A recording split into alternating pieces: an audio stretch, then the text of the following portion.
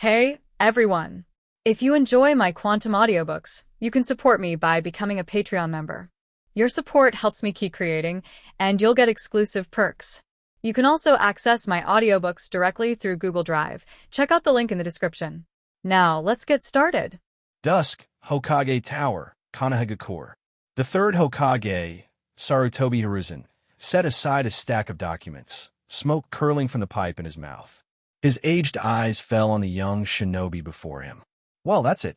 What do you think, Naraku? Shihouin Naraku scratched his messy black hair, a lazy grin on his sharp features. If Hokage-sama has already decided, I've got no objections. Honestly, I could use the break. The medical department's been draining. Hiruzen chuckled, exhaling a puff of smoke. Haha, not quite. The corpse disposal unit and the veterinary team still need you to oversee them. You've proven capable. Damn. Naraku cursed silently, his grin stiff. Stripping the emergency team from me and tossing me the scraps? Disgusting. Aloud, he asked, then who will handle the medical emergency squad? That division is vital. A single mistake could endanger the entire village. As Tsunade's disciple and a man whose family once ran a hospital in his previous life, Naraku knew no one in Konoha could match him in medical expertise. Yes, previous life. Naraku wasn't just a shinobi of the Shihouin clan. He was also a reborn outsider, carrying memories of the Hokage world from his past life. He had entered the academy like any child, but the moment he first touched chakra, those memories awakened. Though disappointed back then that he had no system cheat like in the stories, Naraku quickly discovered his unique soul gave him overwhelming spiritual power. More chakra, finer control, faster learning. Alongside Kakashi, he became Konoha's prodigy. Now, the emergency team he built from the ground up was being taken away. The squad will be supervised by Midokado Hamura and Udatane Koho, Hiruzen said calmly. They already handle Fire Country's budget allocations. Their oversight will strengthen the unit. Naraku's brows furrowed. Strengthen? Those two are bureaucrats. Koharu was once skilled, sure, but times have changed. Medical ninjutsu has advanced. She can't keep up. As insurance, Hiruzen added, Yajiro Jonin will assist them. I see. Naraku's eyes narrowed. Then came the real blow. From today, Shinin Naraku Jonin, you're the deputy head of Konoha's medical department. Naraku forced a smile. By said, that's nothing but a safety net. No real power. But before he could protest, Hiruzen continued. To balance things, you will also serve as deputy captain of the Umbu, commanding Umbu Squad 37. Naraku froze. More than half of Umbu under me? Is this old man insane? Before he could object, it happened. Ding! Promotion system activated. Rule number 1. Lottery mechanism unlocked. Rule number 2. Endless replication. Rule number 9703. Promotion. Rule number 9704. Demotion. Congratulations, host, deputy head of medical department. Congratulations, host, deputy captain of Umbu. You have earned 7 lottery draws. Newbie gift pack, 5 extra draws. Remaining chances, 12. Naraku's body stiffened, heart pounding. Finally, after all this time, the system, suppressing his grin, he straightened, bowing deeply. Crystal clear. I will follow Hokage-sama's orders. From today, I'll dedicate everything to Konoha, without fail. Hiruzen blinked in surprise. Just moments ago, Naraku looked indifferent. Now he brimmed with conviction. Am I getting senile, or did this boy's attitude just flip? Still, the third was pleased. Good. Focus on the Umbu, and make sure no accidents occur. Your responsibility is heavy, don't let me down. But Naraku barely heard him. His mind spun with excitement. A promotion system, tied to rank? With this, no one will stop me. Not the elders. Not even fate.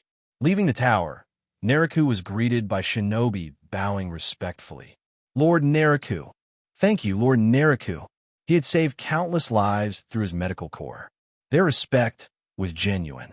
But today it felt different, because Naraku now knew this was just the beginning. Shihouin Naraku made his way home, nodding to the flood of greetings from passing shinobi. But his mind was elsewhere, completely consumed by the system that had just awakened. The moment he entered his quiet room, he shut the door, sat cross-legged, and whispered, "System. Ding. Promotion system at your service." The familiar chime rang in his mind. Naraku let out a breath of relief. So it wasn't a hallucination. He focused and began to unravel the system's functions. As its name suggested, everything revolved around promotion. A new appointment, a lottery, a transfer, 2 spins, a demotion, a fixed draw. But promotion gave the biggest rewards, anywhere from 3 to 5 pulls, depending on the rank. And what did the lottery grant? Treasures, techniques, bloodlines, and artifacts not limited to the Hokage world. Naraku's heart pounded. So every step upward in rank brings me closer to invincibility? All right, show me what you've got. In his mind, an enormous roulette wheel flared to life.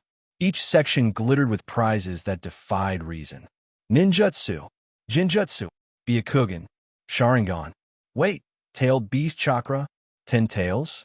Are you kidding me? Hold on, Devil Fruits? Zampakuro, Dragon Slayer Magic? Kaioken. Naraku's eyes widened as the list sprawled endlessly. Senzu beans, somersault clouds, powers from across countless worlds. This is insane. I want everything. For the first time, Naraku couldn't keep his calm. The sheer scope of the promotion system was absurd. As Tsunade's disciple, his skills in medicine were already unmatched, but his combat ability, while formidable, was capped. His clan had no Kekkei Genkai, no bloodline advantage. He had always known there was a ceiling, but now, that ceiling had shattered. System, how many draws do I have? Host currently has 12 draws available. Friendly reminder, 10 pulls have a higher chance of rare rewards. Naraku clenched his fists. 12 draws, 7 from his new appointments, 5 from the newbie pack. Then let's do it. 10 pull. Ding. Beginning first 10 consecutive draws. The roulette wheel spun wildly, flashing across treasures that made Naraku's pulse race. He stared without blinking. This was the turning point of his life. Congratulations, host, you've received. Excellent shuriken times 5. Military rations pills times 5. 1,000 Ryo paper. Fire style, head hard jutsu. Fire style, extinguish the flames. 100 Ryo coins. Lightning style, thunder strike. Chakra, all 7 attributes, fire, water, wind, lightning, earth yin-yang. Devil fruit, Maramara no Mi. Water style, exploding water colliding wave. Ding. Host has learned 4 new jutsu. Ding. Host has unlocked all chakra attributes. Items materialized before him.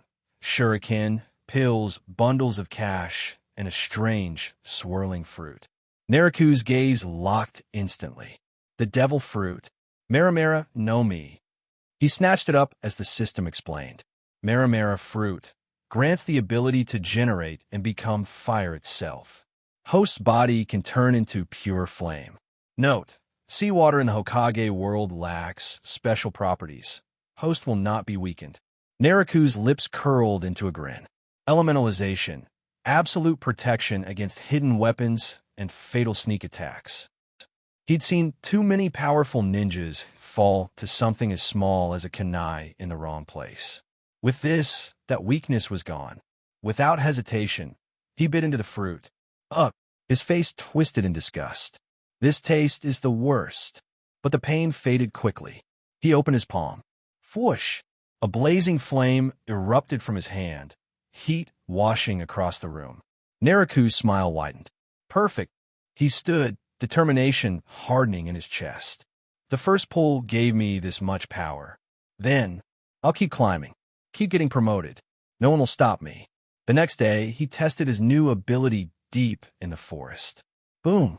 The ground erupted in fire, gravel scattering as shockwaves tore through the clearing. Flames consumed everything, leaving behind only charred earth and smoldering air. Naraku clenched his fists, satisfied. This strength, already close to Kaga level. And my fire style, unmatched.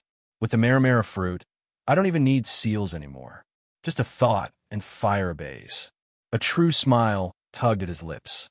From today, every promotion is a step toward invincibility.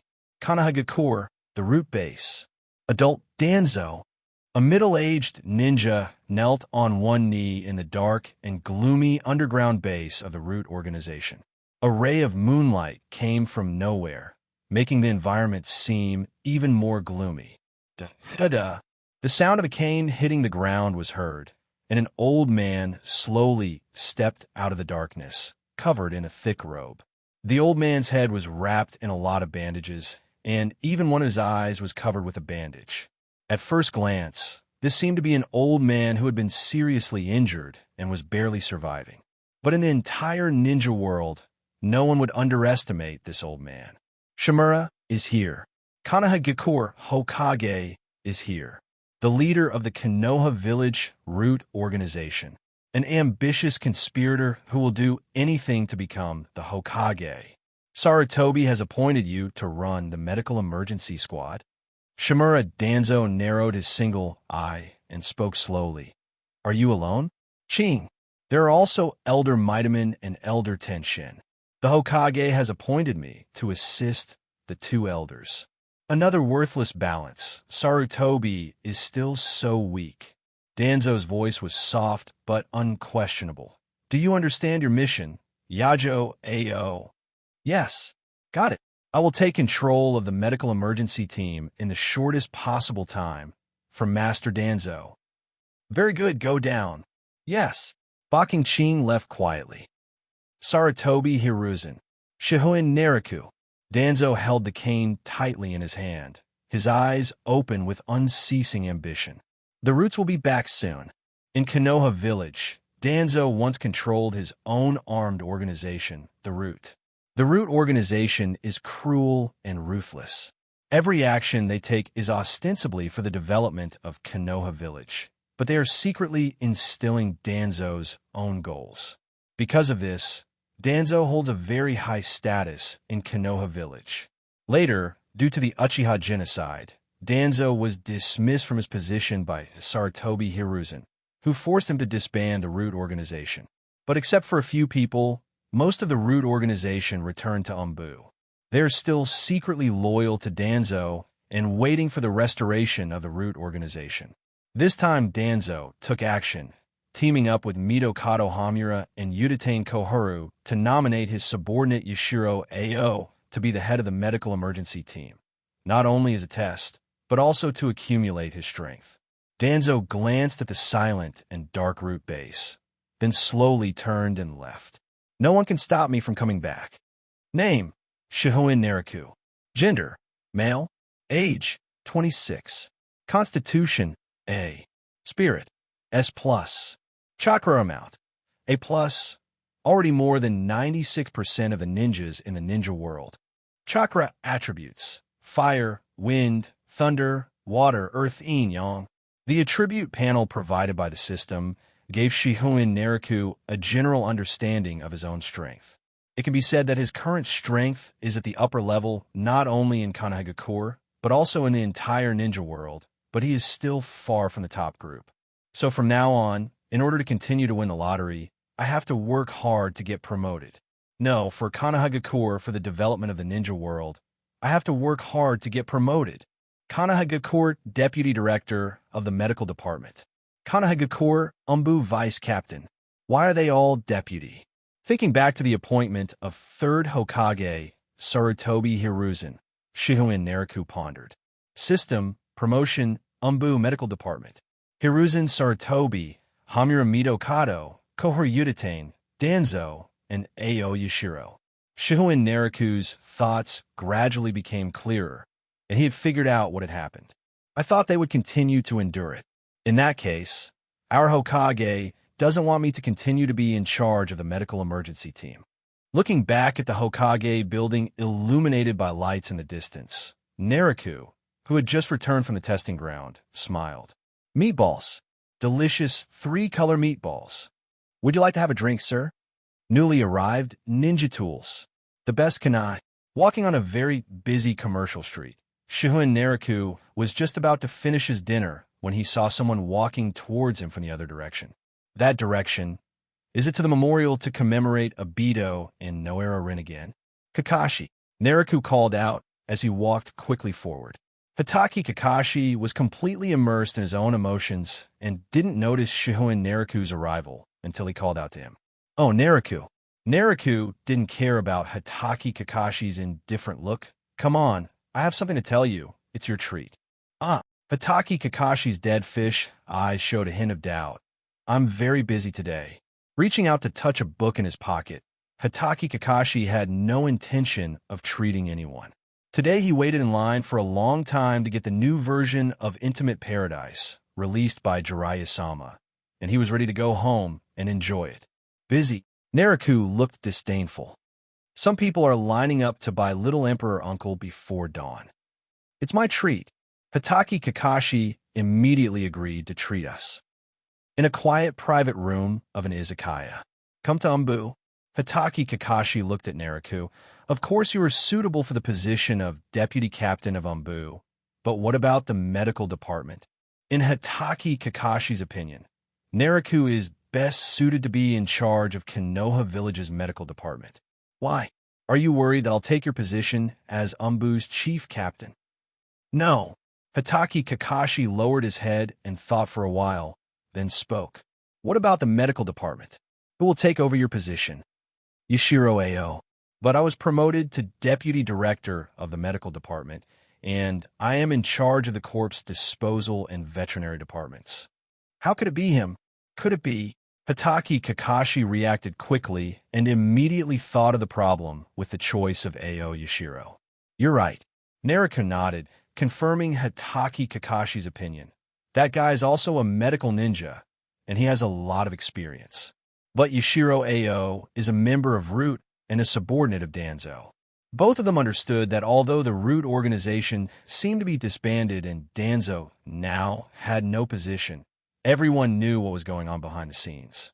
Hatake Kakashi dislikes Danzo and the way the Root organization does things. Yes, Hatake Kakashi was once a member of Root.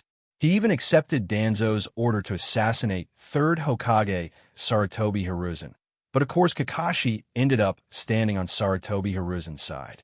Because of this experience, Hatake Kakashi is very familiar with the Root organization.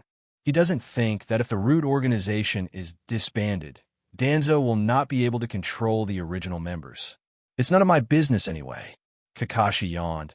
It just so happens that you came to Umbu, which can save me a lot of trouble. At this time, Hatake Kakashi was the captain general of Umbu. Apart from the 3rd Hokage, he had the greatest power in Umbu. However, Hatake Kakashi does not care about these. For him, in addition to normal tasks and work, he would rather read more books in his free time. You have a good idea, but forget it. Looking at Kakashi's face hidden by the mask, Naraku asked, I came to you to find out about Umbu. I see. There is really nothing that cannot be said about Naraku's identity here, except for some particularly secret ones. Hatake Kakashi had no intention of hiding anything. With more than 10 years of experience in Umbu, it could be said that few people knew this department better than he did. Baking Ching assists the two elders. Hatake Kakashi and Shihouin Naraku chatted for a long time before the meal ended. After Hatake Kakashi had no choice but to pay for the meal, Naraku let him go. No, he got a promotion. Why should I treat him? On the way home, Kakashi finally realized, I helped him understand his new job. Forget it. I'll let Yamato treat me the next time. After returning home and washing up, Kakashi recalled his conversation with Naraku when he lay on the bed. Naraku is such a good guy. Those people can't wait to snatch the medical emergency team. As a peer of Shihouin Naraku, Hatake Kakashi knows the other's excellence very well. If everyone thought Kakashi had the upper hand over the other when they were both geniuses when they were young, Shihouin Naraku completely caught up with him and surpassed him when they grew up. Especially because of the suicide of his father Hatake Tsukumo, the deaths of his teammates and companions, Obito and Noera Rin, and the deaths of his master Namikaze Minato and his wife Uzumaki Kushina on the Night of Nine Tails. This series of blows completely destroyed Hatake Kakashi, and its strength has not improved at all over the years. At the same time, Shihouin Naraku, who became Tsunade's personal disciple, was growing rapidly and soon became the backbone of Konoha village. When Tsunade left, Shihouin Naraku became the sole person in charge of Konoha village's medical emergency team. After taking office, Shihouin Naraku, with the help of his experience of running a hospital in his previous life, vigorously developed the emergency department of the medical department. The discovery of new types of herbs, the reform of the hospital, and the development of medical technology quickly made Konoha Hospital a well-known institution in the ninja world. Later on, not only the ninjas and civilians of Sunagakure, but also the daimyos and nobles of the Land of Fire often came to Konoha Hospital for medical treatment and recuperation, and even the daimyos and nobles of other countries began to come here in admiration. Obviously, the medical emergency team is a subordinate organization of the medical department, but in Shihouin Naraku's hands, everything seems to be turned upside down, and the medical department is serving him instead. Before Shihouin Naraku took over the medical emergency team, Konoha Village had to invest a large amount of money in the medical department every year. After all, the cost of medical treatment and hospitalization for the ninjas and civilians in the village was very low, and all of this had to be borne by the village. But after Shihouin Naraku took over the Konoha Village Hospital, with the emergence of foreign daimyo, nobles, and wealthy merchants, the medical department turned losses into profits and earned a large amount of money to be handed over to the village's treasury. And that's why Danzo and the two elders want to take away the medical emergency class. The administrative department, headed by Midokado Hamura and Yuditane Koharu, is responsible for the connection with the Fire Nation and the flow of funds.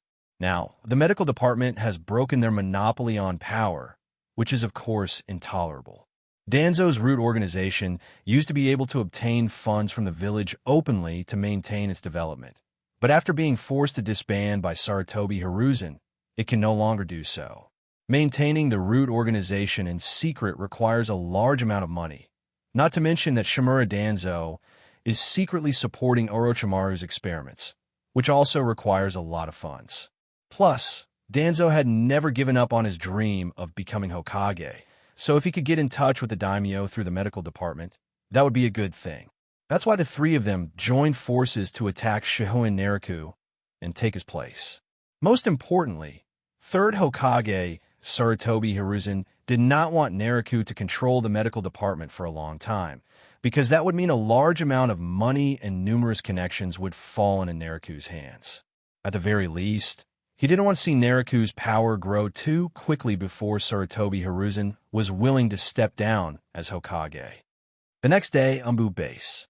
This place is not even as big as the root organization. Shihouin Naraku shook his head, wondering how much of Umbu's funds had been taken away by Danzo. Don't say that. Hatake Kakashi came up from behind him. Today he seemed to be in good spirits, and the sleepiness in his dead fish eyes was gone. Umbu doesn't have the deep pockets of the medical emergency team, so having a base like this is already great. You are not good enough as the Umbu captain. You don't have the money to ask the third Hokage for it. Where does all the money our medical emergency class pays every year go? Okay, I'll leave the application for funding to you from now on.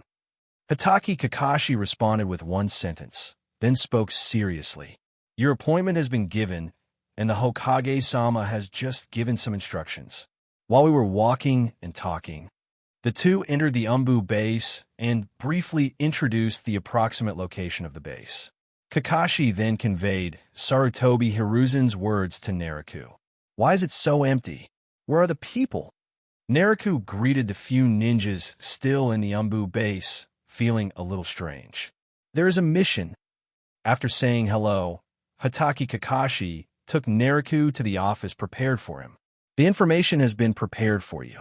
The file is on the table.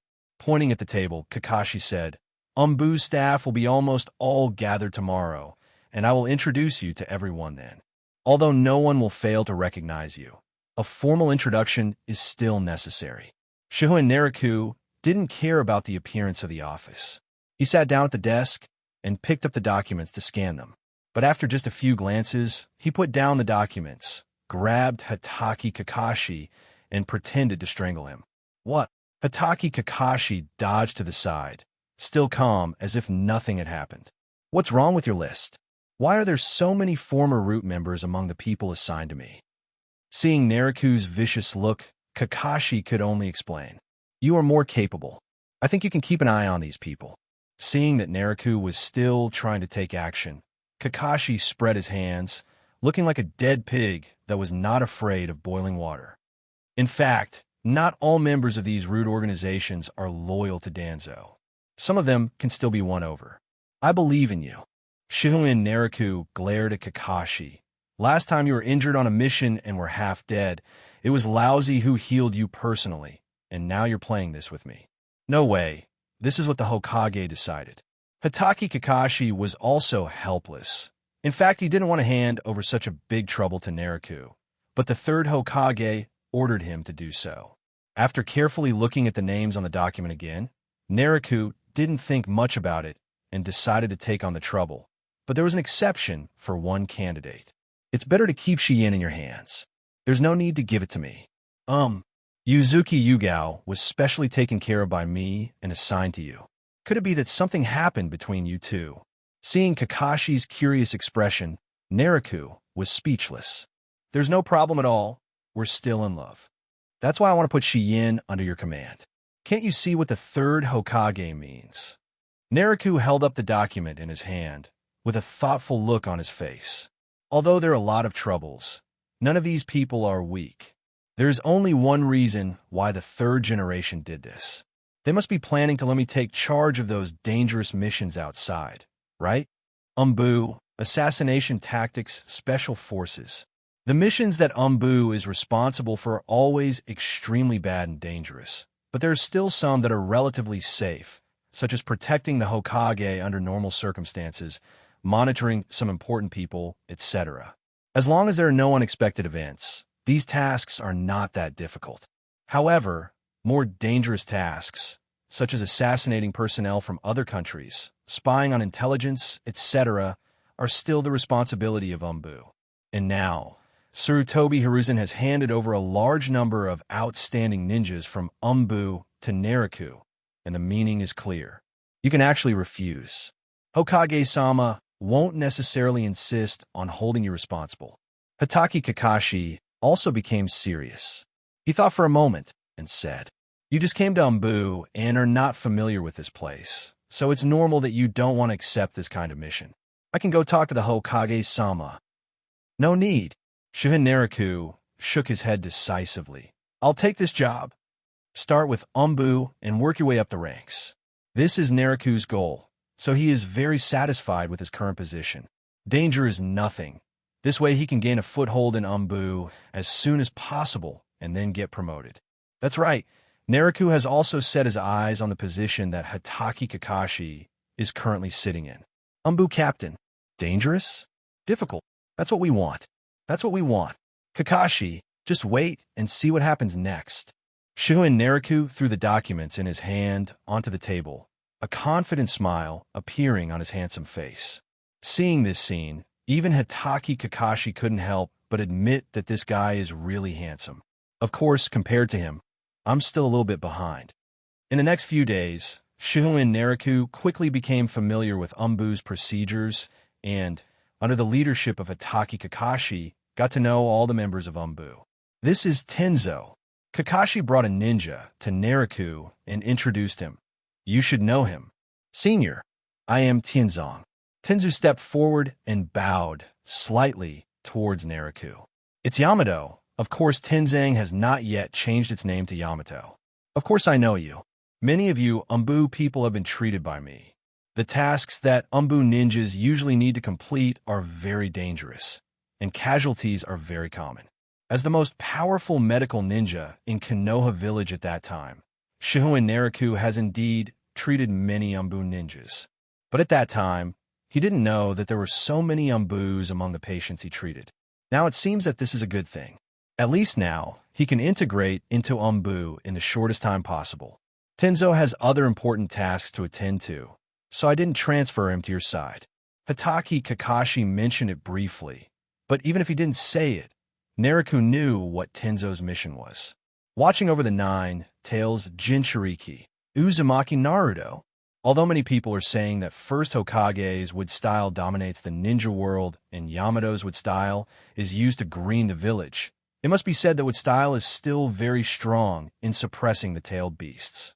It's okay if he's not as good as first Hokage Senju Hashirama. Even if he can suppress the Nine Tails' power for a short period of time and prevent Uzumaki Naruto from going berserk, then Tenzong is the most suitable person to monitor Naruto. So unless there are some urgent and very important tasks, Tenzo is basically monitoring Naruto in Konoha village. After briefly chatting with Hatake Kakashi and Tenzo left Umbu to carry out his own surveillance mission. So busy, Kakashi saw Naraku's confusion and said, Tianzang's mission is very important. He only has a few hours to rest each day. Many times, he doesn't even have time to eat. It's actually pretty good. Umbu ninjas who go out on missions are actually more dangerous. But this is the meaning of Umbu's existence. Our sacrifices are exchanged for the prosperity of the village. Damn, this is too hard. Shihouin Naraku's face turned black. Fortunately, he was only the deputy director of the medical department now. Otherwise, he would be exhausted to death if he had to treat more people. The two continued to talk for a while before Naraku left the Umbu and headed to the Hokage building, where he found Sarutobi Hiruzen, the seal that eradicates the evil of tongue. Sarutobi Hiruzen took down his pipe and tapped it. He knew what Naraku was trying to do. In fact, he did not agree with Danzo's use of the tongue root seal to control the root ninjas, but he did not say much when Danzo did it. I just need the method to remove the seal of the tongue suppression seal. Forget about the specific sealing ninjutsu. Can. Sarutobi Hiruzen agreed and sent someone to bring a scroll. After handing the scroll to Shihouin Naraku, Sarutobi Hiruzen, smoking his pipe, gave a reminder. Get familiar with Umbu as soon as possible. There will be a mission in a few days that requires you to lead people to complete. Clear.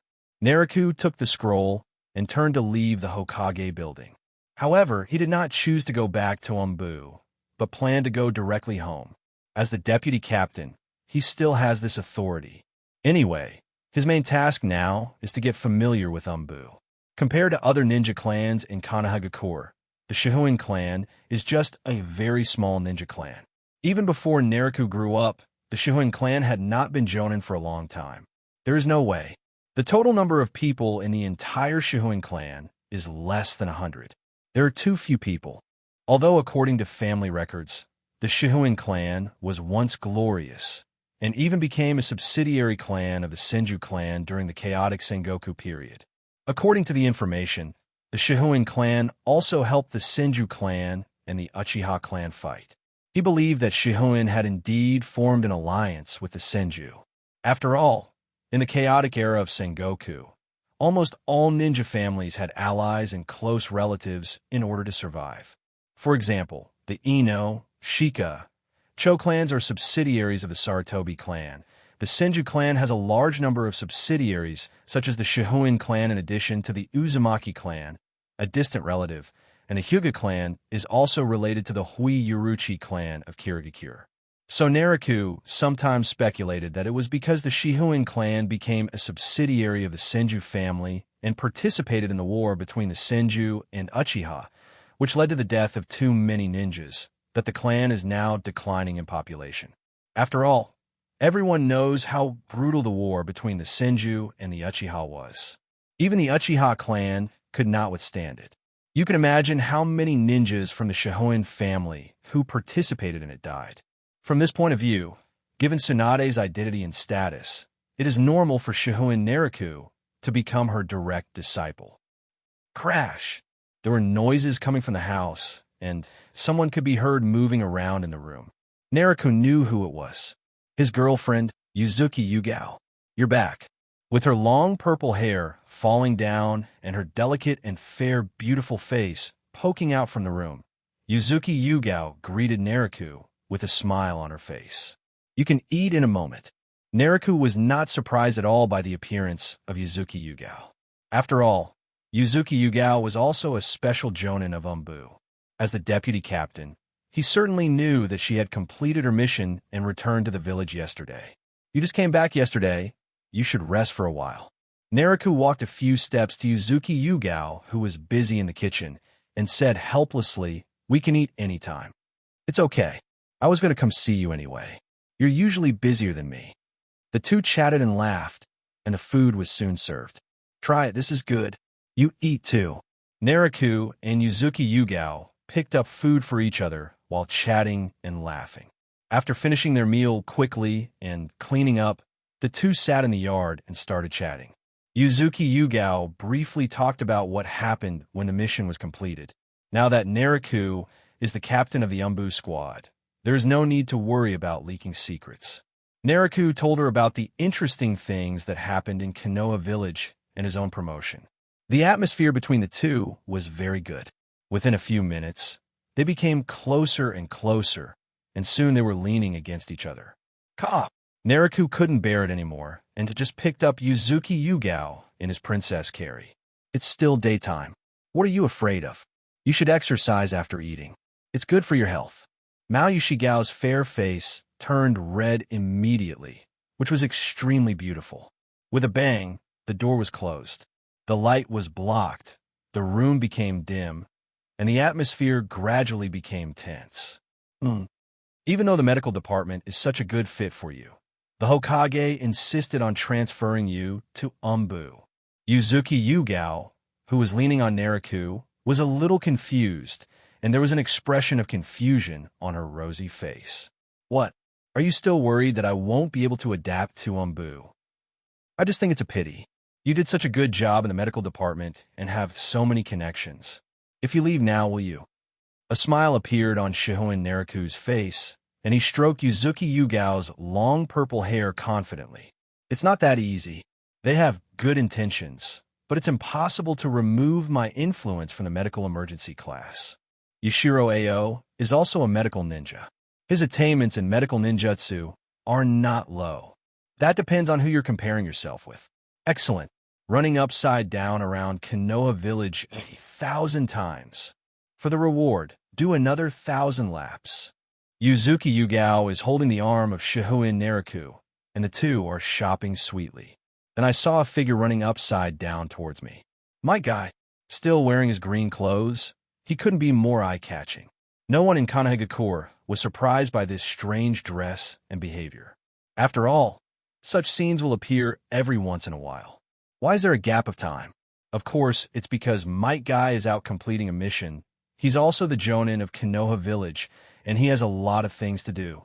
Even though they were all familiar with each other, Shihouin Naraku really didn't want to greet the current Might Guy. It was a bit embarrassing, especially since he was shopping with Yuzuki Yugao. But Might Guy didn't care. The moment he saw Naraku, he greeted him enthusiastically. "Yo, Naraku, guy." Naraku raised his hand helplessly. "How are you?" "Recently." The inverted Might Guy immediately approached, then gave Naraku a thumbs up, and a glimmer of light flashed in the corner of his mouth. "Excellent. Naraku's medicine is really powerful. Can you please stand up straight and talk to me again?" Naraku frowned. "I don't want to talk to you while looking at your crotch." "No problem." Might Guy made an exaggerated leap, struck a pose in midair, and then landed on the ground. "It's true. I can tell by how active you are. This is all because of Naraku." Might Guy looked up at the sky at a 45-degree angle, his eyes wide open and shining, and then he shed tears in an exaggerated manner, and even did not forget to give Naraku a thumbs up. Okay, as long as everything is all right. You continue to exercise, I still have things to do."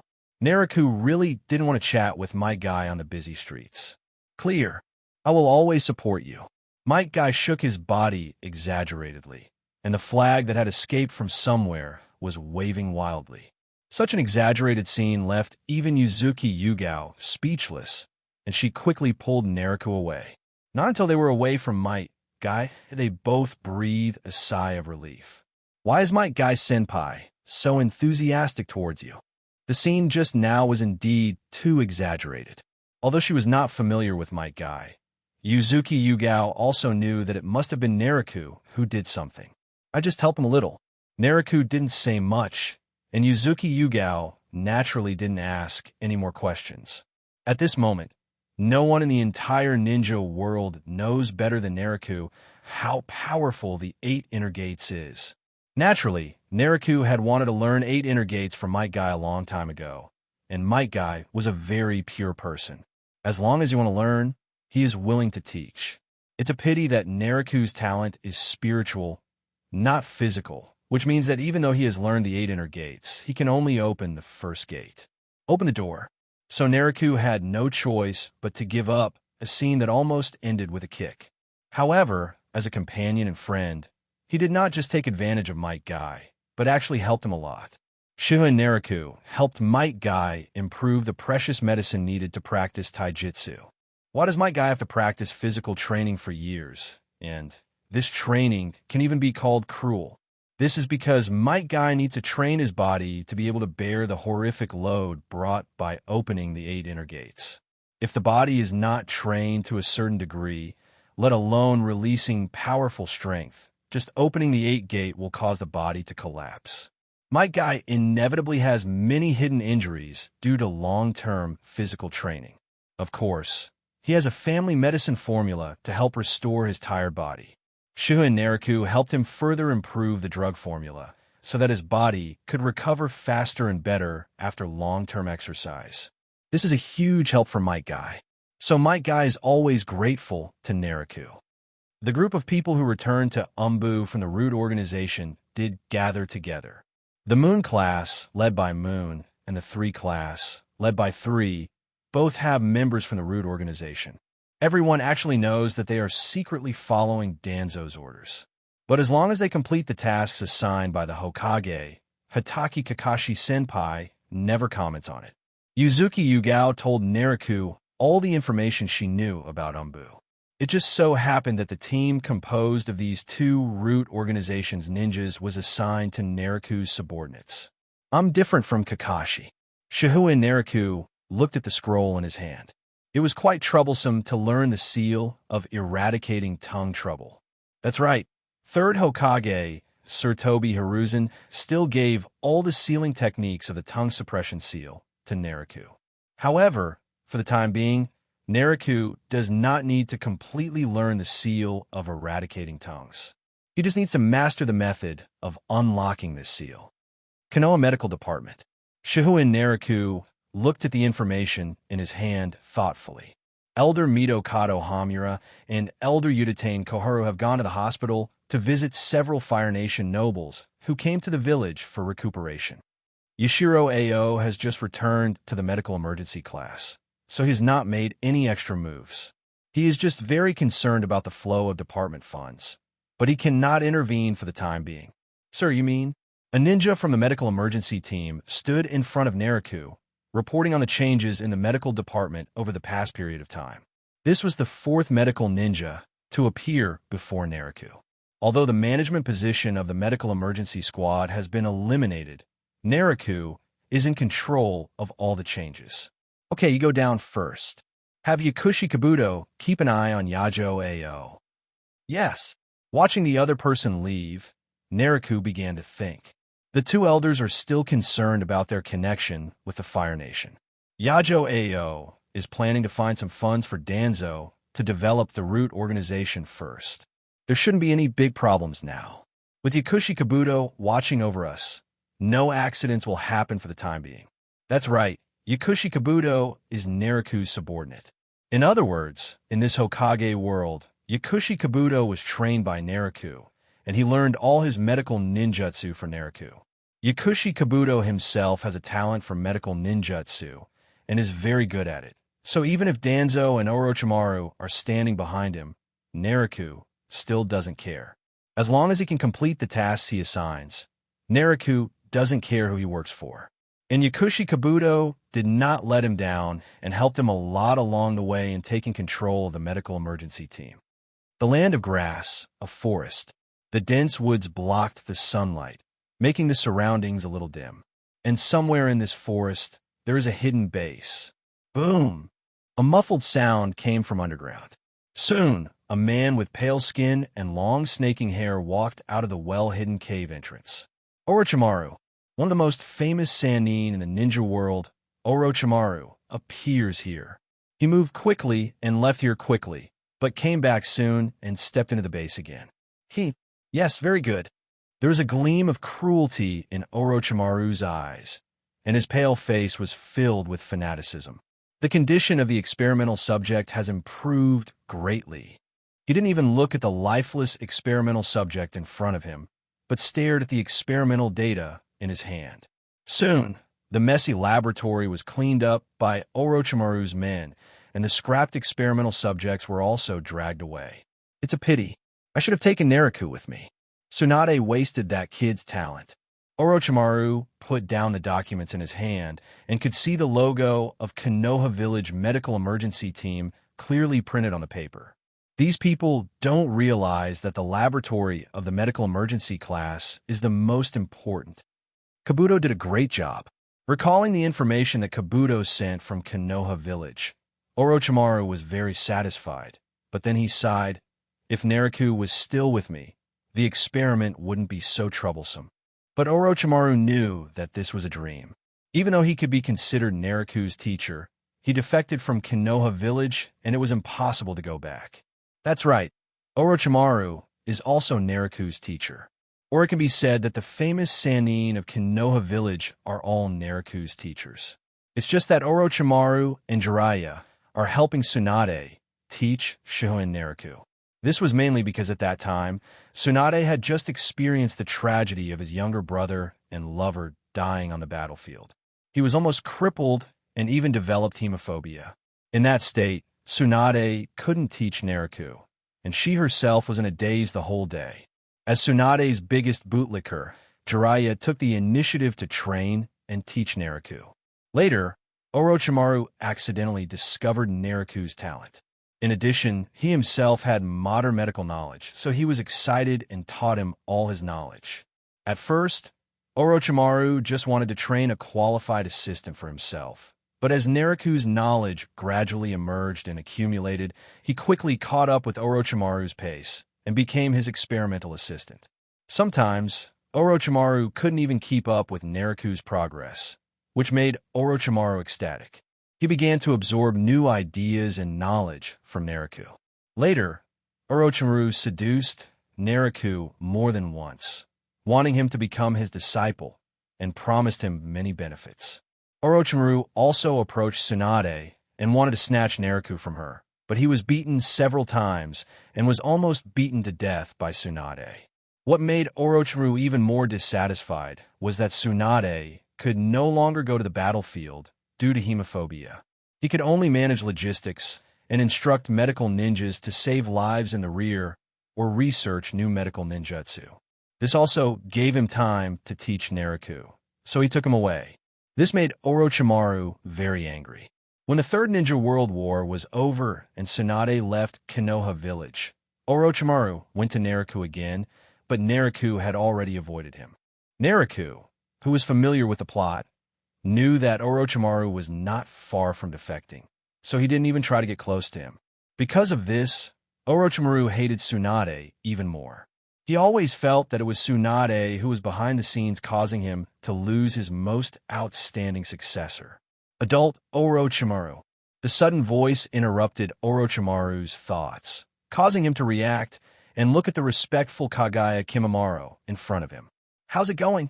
Sir, we have contacted Sunagakure. But the Kazekage is still a little hesitant. He's a little concerned about your identity. Really, Orochimaru had a sinister smile on his face. It doesn't matter. He will be willing.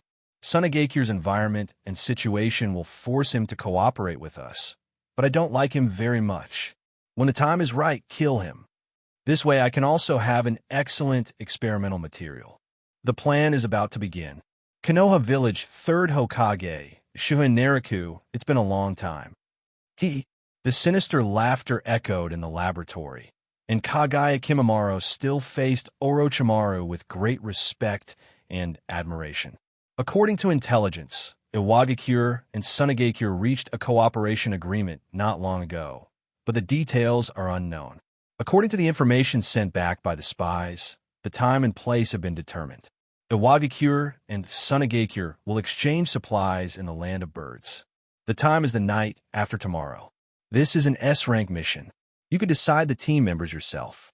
Shihouin Naraku took the mission scroll from 3rd Hokage Tobi Hiruzen and immediately opened it and started reading. This is a typical Umbu mission. It is best to get information from the people of Sunagakure and Iwagakure, but it is not necessary. The most important thing is to kill everyone who goes to exchange supplies.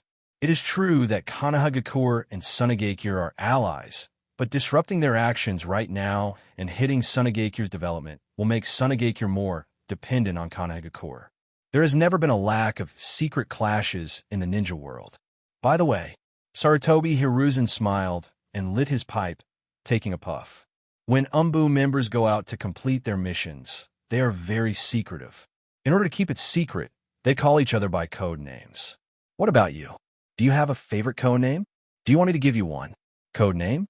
Hatake Kakashi wears a mask and uses Chidori to kill people all day long. Tenzang also happily releases with style. I don't know how they think they can keep their identities secret. However, Naraku also followed suit and gave himself a code name. Dragon. From now on, Shihouin Naraku's code name in Umbu is Dragon. Umbu. Cat. Your class will leave for the Kingdom of Birds immediately. Find out the exact location where Sunagakure and Iwagakure exchange supplies, and be careful to hide. Yes. Back in Umbu, Naraku carefully read the mission scroll and began to issue his orders. He immediately sent out people who were good at collecting intelligence and gathering information, and then he followed with people with stronger combat capabilities. Bird Country. Catban has now arrived in the Kingdom of Birds. After the preliminary intelligence search, the 4 members of the class gathered together and began to exchange information with each other. Soon they determined the location where Sunagakure and Iwagakure exchange supplies. This is normal. After all, these 4 people are all ninjas who are good at gathering information. The ninjas of the 4 families, Hyuga, Yamanaka, Aburame, and Inuzuka, were the most suitable to gather intelligence. After a conversation between the 4, they confirmed that the mission location was in the forest southeast of the capital of the Bird Kingdom. Do you want to set up an ambush in advance? No, there are Sunagakure ninjas hiding in that forest. Going there now would alert them. There's also a ninja from Iwagakure hiding in another direction. He's quite far away, but the bugs have already spotted him. Pass the message to Lord Long. Wait until the reinforcements arrive. Yes. After passing the message on, the 4 of them immediately separated and hid without revealing any flaws. Sir, the information is here. Shihouin Naraku, wearing a white mask, took the information and examined it carefully. There were some special marks on his mask, which vaguely looked like a dragon. Map. Yes. An Umbu member stepped forward and opened the map of the bird country. It's here. It will be much easier once we found the exact location. Naraku thought for a while. You. Kill the guards arranged by Sunagakure and Iwagakure first, and let our people replace them. What do you think? Naraku looked at the Umbu member standing quietly beside him. You was once a member of the reorganization. Sir, we can replace them, but it is difficult to obtain their contact codes and other warning measures in a short period of time. If we kill them rashly, there will be big mistakes. Indeed, time is too tight. Even if they captured those 2 ninjas, it would be difficult for the Yamanaka clan to obtain the key contact codes from their heads in a short period of time. Doing so would alert the subsequent ninjas in Sunagakure and Iwagakure. Glancing at you who had calmed down again, Naraku discovered that these ninjas from the root organization were indeed excellent, and their outstanding qualities could be seen from their performance along the way. But Naraku didn't forget they still followed Danzo's orders. Now he was actually looking forward to whether these people would cause trouble under his command. Under the bright moonlight, several dark figures flashed through the forest. Speed up! A dull voice came from under the white masks that imitated animals. The dark figures that shuttled through the forest were covered in black cloaks and windbreakers. Occasionally, the wind would lift up the cloaks, revealing the combat tights and white suspenders underneath. The Umbu ninjas, led by Shihouin Naraku, rushed through the forest, taking advantage of the bright night to hurry on. At this time, they had crossed the border of the Fire Kingdom and entered the Bird Kingdom, not far from the place where the team would meet up. Call! A breeze blew across the clear lake water, causing ripples to slowly spread out. The early morning sunlight awakens the silent forest that has been sleeping all night, and the sounds of insects and birds begin to sound. Oink, oink! Several figures appeared in a secret place in the forest. Lord Long. In addition to the ninjas in the outer realm, Shihouin Naraku and the Umbu members have arrived in the forest 10 kilometers away from the mission site, waiting for the opportunity to come. Sir, after investigation, we found 3 ninjas on guard in that forest. The areas farther away have not been thoroughly checked yet. The capital of the bird country has a large population, so it is not easy to check. This is also the reason why they have to meet in the forest. Although the capital of the bird kingdom is not big, it has a large population and is too messy, which can easily lead to unexpected situations. Be alert and rest according to the schedule, but also keep an eye on the mission site. Our intelligence may not be 100% accurate. Umbu has its own steps and processes for completing tasks when going out. Just follow the standards, and there will be no changes unless something unexpected happens. However, these dangerous assassination missions still require the ninja's own ingenuity. Shihouin Naraku had also carried out many combat missions, so he was very familiar with this set of tasks. After giving simple instructions, he arranged for the rest of the people to rest. Naraku himself approached the mission site and checked the surrounding environment. He must be aware of what is going on so that he can react if something unexpected happens during a battle. After completing the inspection, he returned to the secret temporary base and rested. The moon hangs high in the night sky. From time to time, the roar of animals could be heard in the quiet forest. Swish! Several figures appeared silently in a relatively wide grassland in the forest. The environment here is clear at a glance. You can see all the surrounding locations and prevent enemy sneak attacks. Several figures suddenly appeared and stood quietly in place, alert to the movements around them and waiting. Time passed little by little, and just when the few people were getting impatient, a rustling sound finally appeared in the forest opposite them. The few people standing there immediately watched with full concentration and vigilance, and some of them had already reached out to touch the ninja tools. Soon, figures jumped out of the forest. Seeing the Sunagakure forehead protector worn on the leader's head, they felt relieved. Looking at Sunagakure's team that fell behind not far away, the few people who arrived first were a little dissatisfied. Why are you so late? We've almost missed the agreed time. You Iwagakure ninjas are always so rigid. It's not even the agreed time yet. Stop talking nonsense and exchange information first. After a few words exchanged between Sunagakure and Iwagakure, the leading ninjas took out the scrolls they had prepared long ago. Throw them together. Good. As soon as the words came out, the 2 leaders threw the scrolls in their hands to each other, and then caught them at the same time. Because they were worried about being deceived, they both opened the scroll and started to check it. In the current situation, it is of course impossible to go through all the information carefully, but as long as we find that there are probably no problems, it will be fine. No problem. The people of Iwagakure behaved well this time. The 2 leaders also spoke to their subordinates, meaning that the other party did not play any tricks this time. The successful exchange of information made both ninjas feel relieved. Next is the exchange of supplies, which is the most important thing. Both sides directly took out a huge scroll, which was specially used to store supplies. The scrolls that ordinary ninjas use to store weapons or other things cannot hold too many things. Only scrolls specifically used to store large amounts of supplies can do so, and these scrolls are very expensive. Ordinary ninjas simply cannot afford it, nor do they have a need to use it. This time when Sunagakure and Iwagakure exchange scrolls, they cannot throw them away. So one side can only send a ninja to take the scroll in exchange. At this moment, both sides quietly reached for the weapons in their pockets to prevent the enemy from causing trouble. But as both sides focus on each other, fire fist, a huge roar suddenly erupted in the dark and silent forest.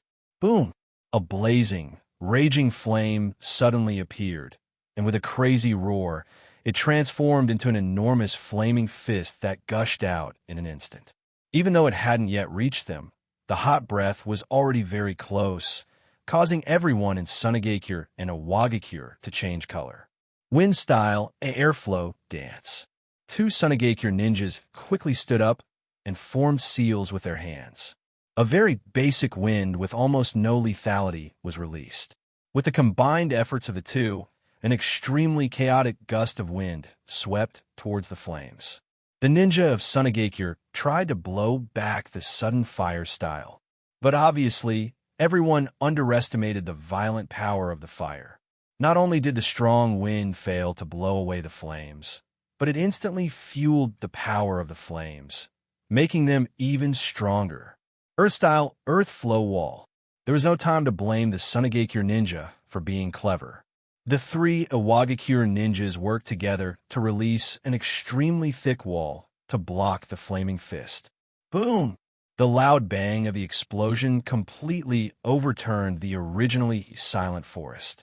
The fist formed by fire smashed all the walls in an instant, and the terrifying impact force directly hit the two ninjas who had no time to escape. The screams continued. Damn it! Who attacked? Looking at the raging flames, the two ninjas who escaped at the critical moment looked at each other vigilantly, then turned and ran. Sniff, sniff. Before the ninjas could wipe the blood from their foreheads, a large number of hidden weapons shot towards them from the front. In an instant, the ninja who had no time to dodge was shot by the hidden weapon and turned into a hedgehog and lost his life in the blink of an eye. Hole. They didn't even see the enemy, and they were about to be wiped out. But before the remaining ninjas could be happy, they were dodging the sneak attack from hidden weapons and were horrified to find that the detonating tags tied to the hidden weapons were burning. Boom! Boom! Boom! A huge explosion sounded again. The fierce burning flames rose into the sky. Debris flew everywhere, and a large amount of smoke and dust filled the air. Cough, cough, cough. There's still people alive? Swish! The Konoha Umbu ninjas who launched the surprise attack finally appeared. They stood on tall trees and looked at the explosion below, which had not yet subsided. Puff! The sound of a blade piercing into the body was heard, and the eyes of a Konoha Umbu standing on a big tree suddenly bulged out under the mask, and behind him, a Sunagakure ninja was holding a katana. Don't underestimate us, Sunagakure. With a bang, the Konoha Umbu whose body was pierced by the sword suddenly turned into a wooden stake. Body replacement technique. Bang! With a dull thud, the Sunagakure ninja was suddenly hit by a knee in the kidney. Such a brutal attack brought severe pain and also deprived the ninja of the last possible chance of counterattack. Laugh! The katana in the Sunagakure ninja's hand was snatched away in an instant, then deflected and pierced into his heart. The Konoha Umbu ninja, who had just dodged the attack using the body replacement technique, immediately counterattacked and slapped the opponent's body, knocking him to the ground. At this time, the ninja on the ground who survived the violent explosion of the detonating tag looked at the corpse being shot towards him and dodged it with a flash. But the fleeting flash of fire was not ignored by him. Damn it! Another detonating talisman. It turned out that the enemies shot down by the Konoha Umbu ninja had detonating tags on their bodies. Boom! A violent explosion sounded again. Water style, water waves. Lightning style, lightning strikes. The ninjas who had managed to survive another explosion of detonating tags were completely dumbfounded. Under the continuous attacks, they had no room to fight back. The only one who found an opportunity was easily dealt with, and his body even became a tool used by the other party.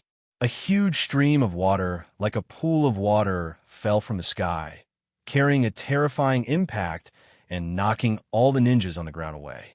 Immediately afterwards, there was a thunderbolt that hit directly into the water. The running electric light wrapped around the bodies of these ninjas, making them tremble uncontrollably. After a while, the vigilant Konoha Umbu ninjas finally fell down from the trees. Clang!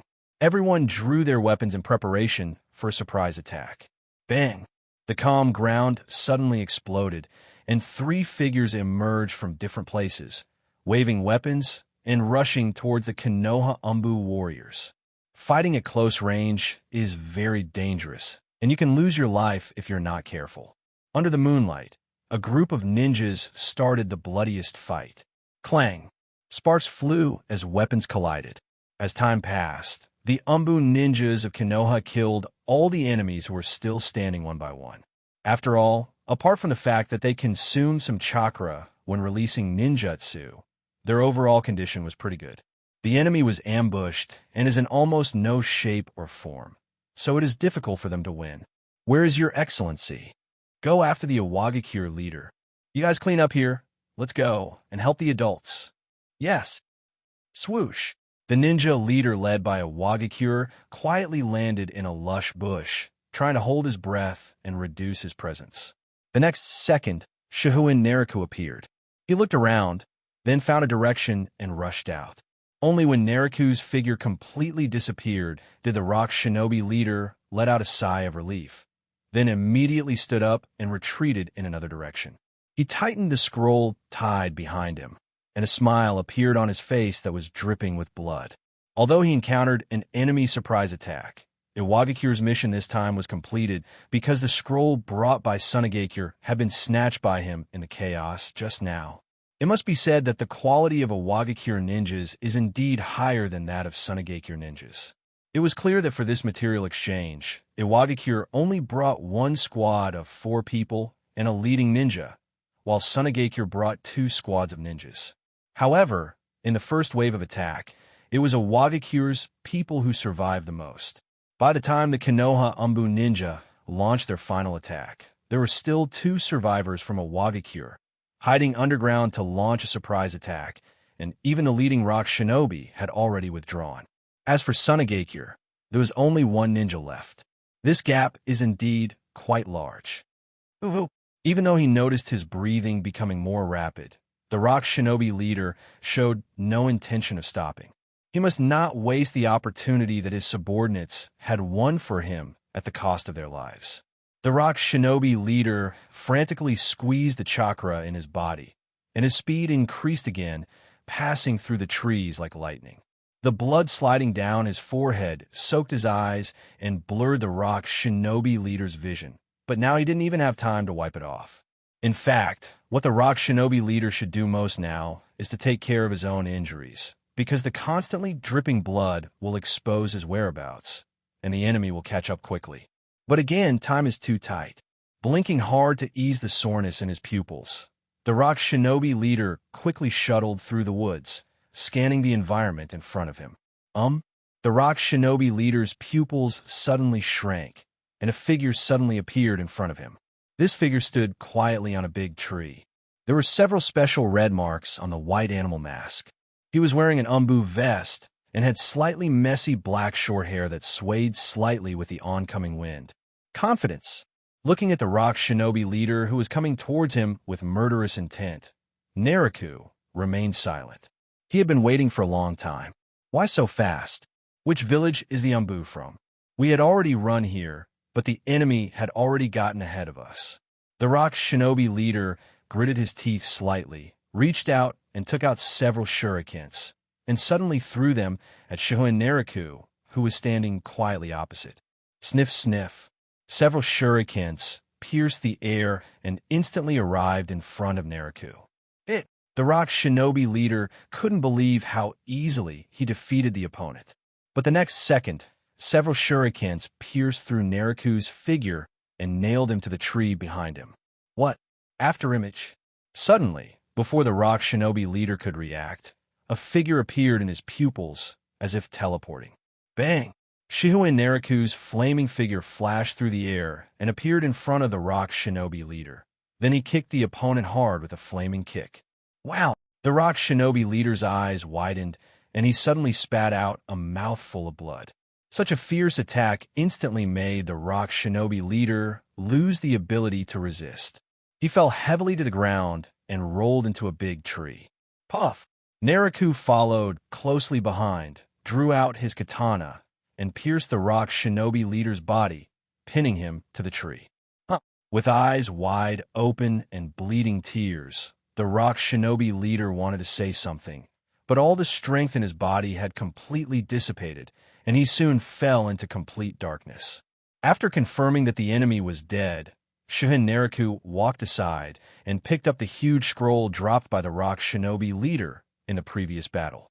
It's gold dust. After opening the scroll, Naraku suddenly realized that the scroll contained a large amount of gold sand. The current Kazekage of Sunagakure is the fourth Kazekage Raza, who is skilled in manipulating gold sand with the magnet style. As the daimyo of the Land of Wind has long reduced the size and funding of the Sunagakure ninja, fourth generation Raza has been relying on collecting and refining gold from underground to barely maintain Sunagakure. Therefore, Sunagakure often traded gold dust with other countries, and Konoha village also received gold dust. Gaara's father is in trouble this time. The gold dust he collected and refined with great difficulty disappeared, and he didn't get the supplies. Naraku shook the scroll in his hand and thought with some amusement. Compared to Konohagakure, Sunagakure is really poor. Adult, Lord Long, are you okay? While Naraku was holding the scroll and thinking, one by one, the Konoha Umbu ninjas caught up and fell behind him. Go back. Naraku casually tossed the scroll to his subordinates and left with everyone. Where's the scroll of Awagakure? After all the Umbu ninjas of Konoha had gathered together, Shihouin Naraku looked up at the members who had been cleaning up the battle area. Sir, it's this scroll. All the Umbu ninjas present did not have the authority to open the scroll and look at it. This was something only Naraku was qualified to do. It's a bit messy. What on earth does Sunagakure want to buy from Awagakure? So much gold dust. Naraku opened the scroll and examined it carefully. The supplies shown on the scroll did look very messy, with all sorts of things. Ninja tools, seeds, and food are. It can be seen from these supplies that Sunagakure is indeed short of resources, and some of the supplies needed for daily life are also scarce. In fact, in the entire ninja world, only the Land of Fire and Konohagakure are rich in resources and have no shortage of various materials. This is why everyone is unhappy with Konohagakure. If they could defeat it, other countries would have divided up the Land of Fire long ago. So that's how it is. Naraku saw the most important material stored in the scroll, chakra metal. Chakra metal is a very unique metal in the Hokage world. Weapons made of chakra metal are not only very sharp and tough, but also can easily add chakra to the weapons, and compared to ordinary ninja tools, the chakra loss is less. It is also because of this that various ninja tools made of chakra metal are very expensive. For example, Sarutobi Asuma, the son of 3rd Hokage Sarutobi Hiruzen, uses a chakra sword made of this special metal. Given his status, he only had to make a pair of smaller swords. You can imagine how scarce and expensive weapons made of this metal are. Awagakure and Sunagakure are at a big loss now. The chakra metal alone is enough to hurt them. Thinking of this, Naraku immediately put away the scroll, handed it to his subordinates, and then ordered, "Follow the original plan. Retreat now." Yes, as the leader in charge of this mission, Naraku walked at the end as the rear guard, allowing the other members to leave and return to the village first. Naraku is confident in his own ability, and what he has snatched is very precious, so he needs to send it back to the village quickly. In fact, as long as we cross the border of the Fire Country, things will be much better. Generally, if there are pursuers, they will not easily step into the Fire Country. Especially for large numbers of troops, it would be tantamount to declaring war directly. Although after the battle, you should take the time to restore your physical strength and chakra, and wait until you are in a better condition before retreating. But Naraku directly ordered a retreat in order to obtain supplies, and the Umbu members must of course obey the order. Watching his men retreating with the supplies, Naraku glanced around at the signs of fighting and then followed. Of course, as the last person to retreat, he kept leaving traps behind him to prevent the arrival of pursuers. Swish! Shu and Naraku dodged and stood on the top of a big tree in the forest, looking behind him. It was already daybreak, and Naraku, who was the rear guard, did not encounter any pursuers. If the support personnel from the two ninja villages don't show up, the supplies will enter the land of fire, and they will never be able to get them back. At normal speed, the Konoha Umbu ninjas who set out first are not far from the border of the land of fire, and they'll be able to go back in an hour or two. Just then, boom, boom, boom, a huge explosion suddenly sounded. Flames and smoke rose into the air in the distance, and the shock wave instantly spread out in a circle. Here it comes. I don't know if they're ninjas from Awadikure or from Sunagakure. Naraku turned around and jumped off the top of the tree, running away immediately. Due to time constraints, Naraku did not try to conceal his whereabouts too much. Any ninja who was good at tracking could easily find various traces. He just tried his best to lead people to his side. Rustle. The sound of light footsteps is hidden among the chirping of insects and birds in the forest. Two teams of Awagakure ninjas walked silently in the forest, carefully paying attention to everything around them. The rock shinobi leader at the head made a few simple gestures, and his subordinates behind him immediately stepped forward. After the trap not long ago, they were now extremely cautious. But time is also very important to them right now. If they take too long, their idea of taking back the supplies will be completely ruined. For the Awagakure ninja, the materials originally intended to be traded to Sunagakure were of considerable value, especially since they contained chakra metal. Now they didn't get the money and instead lost the supplies. This is absolutely intolerable. Suddenly, in front of the rock shinobi leader, the ground at his feet suddenly rippled, and the ground seemed to have turned into water. Then a rock shinobi emerged from the ground and made a gesture to the leader. Then the rock shinobi leader looked at the ninja beside him. The other party knelt on one knee, then put his hand on the ground. The chakra in his body surged, and he began to sense the surrounding environment. Suddenly, he was stunned, and then whispered a reminder. There was some movement just now, about 1 kilometer to the southeast. Set off. Yes. Shihouin Naraku stood on a big tree, and the dense leaves completely covered him. At this time, he didn't know how many ninjas were coming to chase him. This also depends on which side of Sunagakure and Awagakure reacts faster and which side values its own things more. What Naraku is most concerned about now is whether there are any sensory ninjas among the chasing ninjas. If so, when the battle breaks out again, the first thing he will kill is the sensory ninja. Suddenly Naraku frowned. The forest, which was originally full of vitality, with the chirping of insects and birds, suddenly became quiet. The murderous aura was so strong that even a needle falling to the ground could be heard clearly. Here it comes. Earth-style, earth-lung spear. Naraku stood up and jumped up, leaving the spot in an instant. Bang, bang, bang.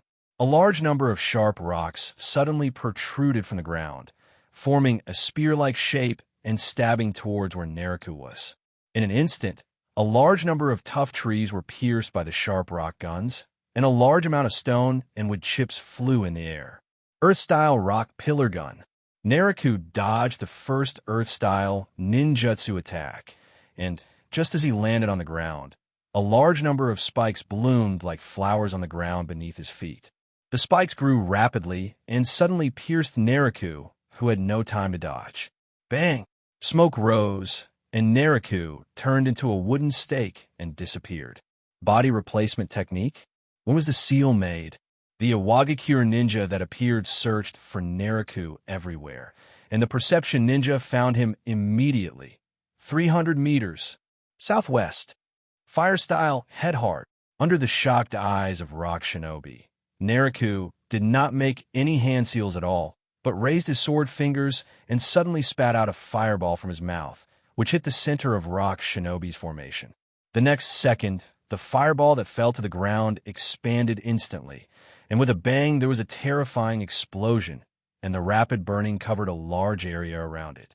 Under the terrifying burning speed, Rock Shinobi didn't even have time to dodge before 3 of them were covered by fire style and turned into ashes with screams. A large area of forest was destroyed in an instant. This fire style attack was too fast and fierce. The terrifying release speed and explosive power caused Rock Shinobi to suffer a great loss. Boom! A huge area of forest was burned up in flames. Not only were 3 of the Iwagakure ninjas directly hit by the fire style and burned to ashes, but several others were injured. Several Rock Shinobi tried hard to suppress the pain in their bodies, sweat dripping from their foreheads. Now that the battle has broken out, there is no need to worry about hiding. The Rock Shinobi leader immediately shouted, "With me as the center. See formation." The fire style just now was too powerful and covered an outrageous area, which directly disrupted the Rock Shinobi's original formation. So the leader shouted for everyone to gather according to the planned formation. Fire style, Enjo Tsuna. With a whoosh, a large amount of crimson flames rose into the air and spread, covering a large area and forming a huge wall of fire that separated the Iwagakure ninjas. Many Rock Shinobi found to their horror that Naraku stepped out from the wall of fire, one of his arms turning into a blazing flame. The flames spread under Naraku's feet, and the ground was torn into dirt, with gravel and flames flying everywhere. Suddenly, in a flash, his figure disappeared. Before Rock Shinobi's sensing ninja could react, Naraku appeared in front of him and swung his arm directly at him. Fire style, Shiranui. The flames on Naraku's arm were thrown out, forming a flaming spear in an instant, and then pierced the vital parts of the Iwagakure sensing ninja's body, and then the flames poured into his body and began to burn violently. Sniff, sniff. A large number of hidden weapons pierced Naraku's body in many places, and then 2 Rock Shinobi rushed forward, swinging their swords and slashing at Naraku. Swish! The sword in Rock Shinobi's hand was like a gust of wind blowing through the forest, cutting through all obstacles and passing through Naraku. When? The 2 Rock Shinobi were stunned, but they didn't realize that Naraku's movements had not stopped. A large amount of chakra quickly surged on his palms, forming 2 extremely sharp scalpels. Chakra scalpel. It was like the sound of moonlight leaking out, like the sound of a knife cutting through the waves on the sea, and the forest returned to peace again. The chakra scalpel in Naraku's hand pierced the hearts of the 2 Rock Shinobi, and severe pain swept through their bodies. This was the only feeling they had left at the moment, because the meridians and muscles in their bodies were cut and broken by the chakra scalpel. Flames ignited on Naraku's body, and the 2 Rock Shinobi stared at him with their eyes wide open, still unable to understand why their attacks just now didn't work. The flames burning on his body disappeared, and Naraku returned to his original state without any injury. This is the elemental ability that the Maramara fruit brings to Naraku.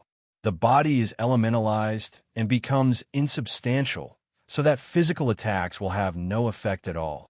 Shihouin Naraku understood the doubts in the hearts of the 2 dead Rock Shinobi, but he was not prepared to explain his abilities to the enemy. There are 2 left. It seemed that the battle lasted a long time, but in reality the battle was just a matter of a moment. And in such a short period of time, only 2 people out of the 8 people in Iwagakure's 2 squads are still alive. Earth-style Talon Giant technique. The only 2 remaining Rock Shinobi popped their heads out from underground. They looked at the scene in shock, unable to understand why their companions had died in such a short time. ****. Damn it. Looking at the 2 angry Rock Shinobi coming out from the ground, Naraku was not surprised by the way they appeared. This is an Earth-style ninjutsu called Tsukuryuin, which allows ninjas to move underground and thereby change their location. That's why they were able to avoid the wall of fire released by Naraku and appear in front of Naraku. Earth-style landslide. The Rock Shinobi leader quickly formed a seal and then punched the ground hard. Terrible spiderweb-like cracks instantly appeared on the ground.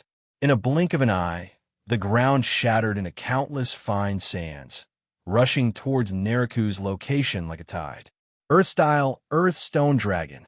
A large amount of chakra poured out, and another rock shinobi formed a seal and roared. Countless rocks and earth caused the earth to shake and crack wildly, and then quickly gathered together to form an extremely ferocious dragon, roaring towards Naraku.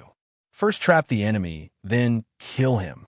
Looking at his feet being covered by the fine sand from erosion, Naraku could feel the restraint, and then the giant dragon formed by earth and rocks was already within reach. It seems that the remaining two should be the strongest among the pursuers this time. Even though a horrific attack was about to happen, Naraku remained indifferent. With a whoosh, a large amount of flames began to burn on Shihouin Naraku's body, and the dancing flames covered his entire body. The rock shinobi on the opposite side all frowned when they saw this scene. No seal. What's with the flames on him? Wouldn't he be hurt by the flames? Fire style, flame commandment, pillar of fire. A large amount of orange-red flames erupted violently, spinning and expanding rapidly with Naraku as the center, and rapid streams of heat gushed out. The dry air instantly baked the ground like a desert, and the flames rising into the sky seemed to have burned the sky red. Carrying a terrifying momentum, the flames formed a pillar of fire that reached the sky and the earth. The burning fire directly cracked the earth and evaporated the air. The earth and stone dragon with great momentum suddenly crashed into the pillar of fire, turning into flying pieces of earth and stone that then fell to the ground.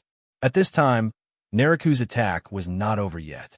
The expansion of the giant pillar of fire finally ended, and then all its energy was poured out in an instant. Boom! The last thing the two rock shinobi saw was the red flames reflected in their pupils and filling the sky and the ground. This attack completely razed the forest within a radius of several hundred meters to the ground. It's over. Naraku looked at the devastated scene around him and couldn't help but sigh at the power of fire. In fact, his original fire style could not reach such a terrifying level, but the appearance of Maramara fruit greatly amplified his fire style, resulting in the current effect. Maramara fruit and fire style are definitely not as simple as 1 + 1 = 2. It took a long time before the surroundings calmed down. Naraku did not stay where he was, but turned and headed towards the land of fire. Iwagakure's pursuing ninjas have been dealt with, and Sunagakure will not be able to catch up in a short time. It can be said that this mission has been a perfect success. Sunagakure, a building. Bang! Scattered documents were flying all over the floor. Tell me, what are you doing?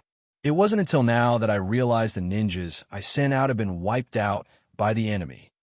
What on earth are you doing? With a white cloth wrapped around his head and his left face covered by a white cloth, Baki, who was wearing khaki Jonin male armor, had a dark face and roared loudly. The several Sunagakure ninjas standing before him remained silent. Where do you think the gold dust came from? That was extracted from the ground by Master Fengying after spending a lot of effort in his spare time from his busy work for the development of our Sunagakure. And now tell me, the gold dust was taken away by the enemy? Baki looked at his subordinates. The anger in his heart had broken through his reason, and he scolded them for an hour without any intention of stopping. This time, none of you can escape. Wait for Master Kazakage's orders. In the uncomfortable silence, there was a sudden knock on the door. What's up? Baki had a fierce look on his face, his brows full of anger, and turned to look at the Sunagakure ninja who appeared. Sir, Master Fengying asks you to come over. Today, in Sunagakure, it was unusually silent. Sweat continued to drip from Baki's face, and he didn't dare to look up at the expression of his own Kazakage. He had just scolded his subordinates, and now it was his turn to be scolded by Fengying. Is it that old man from Iwagakure who changed his mind? The deep voice of 4th Kazakage Raza sounded as he asked his question. It shouldn't be. Baki wiped the sweat from his forehead and said. From the traces at the scene, it seems that many Iwagakure ninjas also died. Although we haven't found all the bodies, their losses are definitely not small. which means the information about our transaction has been leaked long ago. Is this a third-party ninja? That should be it. Fourth Kazekage Luo Sha put down the information in his hand, and his mind was full of thoughts. After a while, he spoke. Do you think it was Konoha who did it? Baki thought about the information and answered affirmatively. It should be Konoha. The traces of fire style at the scene are very obvious. We even found traces of releasing fire style in other locations. The meaning of this statement is very clear. In the entire ninja world, Konoha village has the most fire style ninjas. Of course, other villages also have ninjas who know fire style, but Konoha village is highly suspected in this regard. We are staunch allies. Feng Luosha smiled in confusion, but he never took the covenant seriously. Allies are meant to be betrayed. Just like this incident, it's not just Konoha that is causing trouble among the various ninja villages. If he knew the information about Konoha village, he would also send people to kill people and steal supplies. Therefore, this kind of fighting is always hidden in the dark, and no ninja village will condemn it openly. I lost this time. Next time it will be your turn to be unlucky. The entire ninja world has never been peaceful, with conflicts occurring all the time. But even so, Luo Sha still felt a pang of heartache. The gold used for the transaction this time was extracted bit by bit from the ground by him, and it was gone just like that. Sunagakure, who was already penniless, was now even worse off. Send someone to contact Orochimaru and be alert. Luo Sha made up his mind and gave Baki an order. Remember, be careful. Orochimaru is not a person who can be underestimated. In fact, Luo Sha has never made up his mind to cooperate with him, but now he has no choice but to cooperate. Yes, Baki agreed immediately, but he had a guess in his mind that he didn't say out loud, which was that this incident might have been caused by Orochimaru in order to hit Sunagakure's economy and force the two parties to cooperate. But this one might be a little smaller, so Baki didn't say it. Lord Kazekage, actually, Orochimaru has no good intentions. I know. Go down. Yes. Luo Sha knew very well that cooperating with Orochimaru would be like courting disaster, but the situation in Sunagakure was very bad right now. The funding provided by the daimyo of the Land of Wind was getting less and less, so there was no way to train more ninjas or take on a large number of missions. The environment of the Wind Kingdom itself is even worse. With deserts everywhere, there are not many resources to support its own development, and it can only trade with other countries. But they don't have much money. Such a vicious circle is difficult to break. So even though he knew Orochimaru was unreliable, he had no choice but to cooperate with him. And this incident was just the last straw that broke the camel's back. What is that? Shihouin Naraku returned to Konoha village exhausted and looked up at Hokage Rock with squinted eyes. Did I see it wrong? There seems to be a little man jumping around there. Who is so bold? Dare you mess with the statue of your own Hokage? But after thinking about it, Naraku realized that there was only one person who dared and could do this. Uzumaki Naruto. Oh, now I remember. Isn't this the scene when Uzumaki Naruto appears at the beginning of the Hokage story? Naraku couldn't help laughing when he thought of this scene. Really, after a chaotic fight, Yumino Irika appears. Uzumaki Naruto! This roar spread throughout the entire Konoha village. Well, with a resigned sigh, third Hokage, Sir Tobi Hiruzen, turned away from the window and sat down in his seat. After thinking for a while, Sir Tobi Hiruzen took out two documents. One document had a picture of Shihouin Naraku on it, and the other had a picture of Hatake Kakashi on it. Ta-da! Exhaling a puff of smoke, Sir Tobi Hiruzen tapped his fingers carelessly on the armrest of the chair. Forget it. Naruto still has some time to graduate. We need to think carefully about who will be Naruto's teacher. At this time, Sarutobi Hiruzen was already thinking about who would be Uzumaki Naruto's instructor. Even though Uzumaki Naruto's grades are at the bottom right now, and he can't even play a clone well, he will definitely graduate. Can't graduate? No. Sarutobi Hiruzen will not allow Naruto not to graduate. Konohagakure can't allow Uzumaki Naruto to not graduate. Therefore, Sarutobi Hiruzen is already thinking about who will be the instructor of the Uzumaki Naruto ninja team in the future. Because of Uzumaki Naruto Nine Tails Jinchuriki status, being his instructor would mean that person is a candidate for Hokage. Whether it's interests or emotions, the Hokage must be able to influence or control Nine Tails Jinchuriki. This is the bottom line. In fact, it can be seen from the identities of the tailed beast Jinchuriki in other ninja villages that the Kage and tailed beast Jinchuriki of most ninja villages have a relatively close relationship. Fourth Kazekage Sungara is the Jinchuriki of one-tail Shikaku. Kirigakure's fourth Mizukage Yagura might as well be three tails Jinchuriki. The Reikage of Cloud Shinobi Village is simply eight tails Gyuki Jinchuriki Killer Bee's sworn brother. As for Hokage Sarutobi Hiruzen, he would hang around Uzumaki Naruto from time to time, pretending to be a kind and amiable old grandfather, guiding Naruto's character and thoughts. Of course, there are exceptions, but what all the major ninja villages pursue is that their own Kage must control the tailed beast Jinchuriki, and emotions are the most convenient and effective way to do this. And now, Sarutobi Hiruzen is hesitating about who will become the instructor of Uzumaki Naruto, the Nine Tails Jinchuriki, to develop a new bond. On the other side, Naraku, who has returned to Konoha, also finds Sarutobi Hiruzen. Sarutobi Hiruzen had already learned the detailed information of the mission from the Umbu, who had returned to the village earlier, so Naraku only added some general information about his rearguard. They were originally going to return to the village together, but the chakra metal they stole this time was very important, so Naraku ordered the Umbu members to bring the supplies back first. Third Hokage Sarutobi Hiruzen puffed on his pipe, a smile breaking out on his frowning face. Chakra metal was a pleasant surprise. The village can use these metals to create some special ninja tools. This mission was accomplished very well. In fact, the most important thing about this mission is to make the transaction between Sunagakure and Iwagakure fail. Iwagakure was fine, but Sarutobi Hiruzen was well aware of Sunagakure's situation. Sunagakure's loss this time is not small.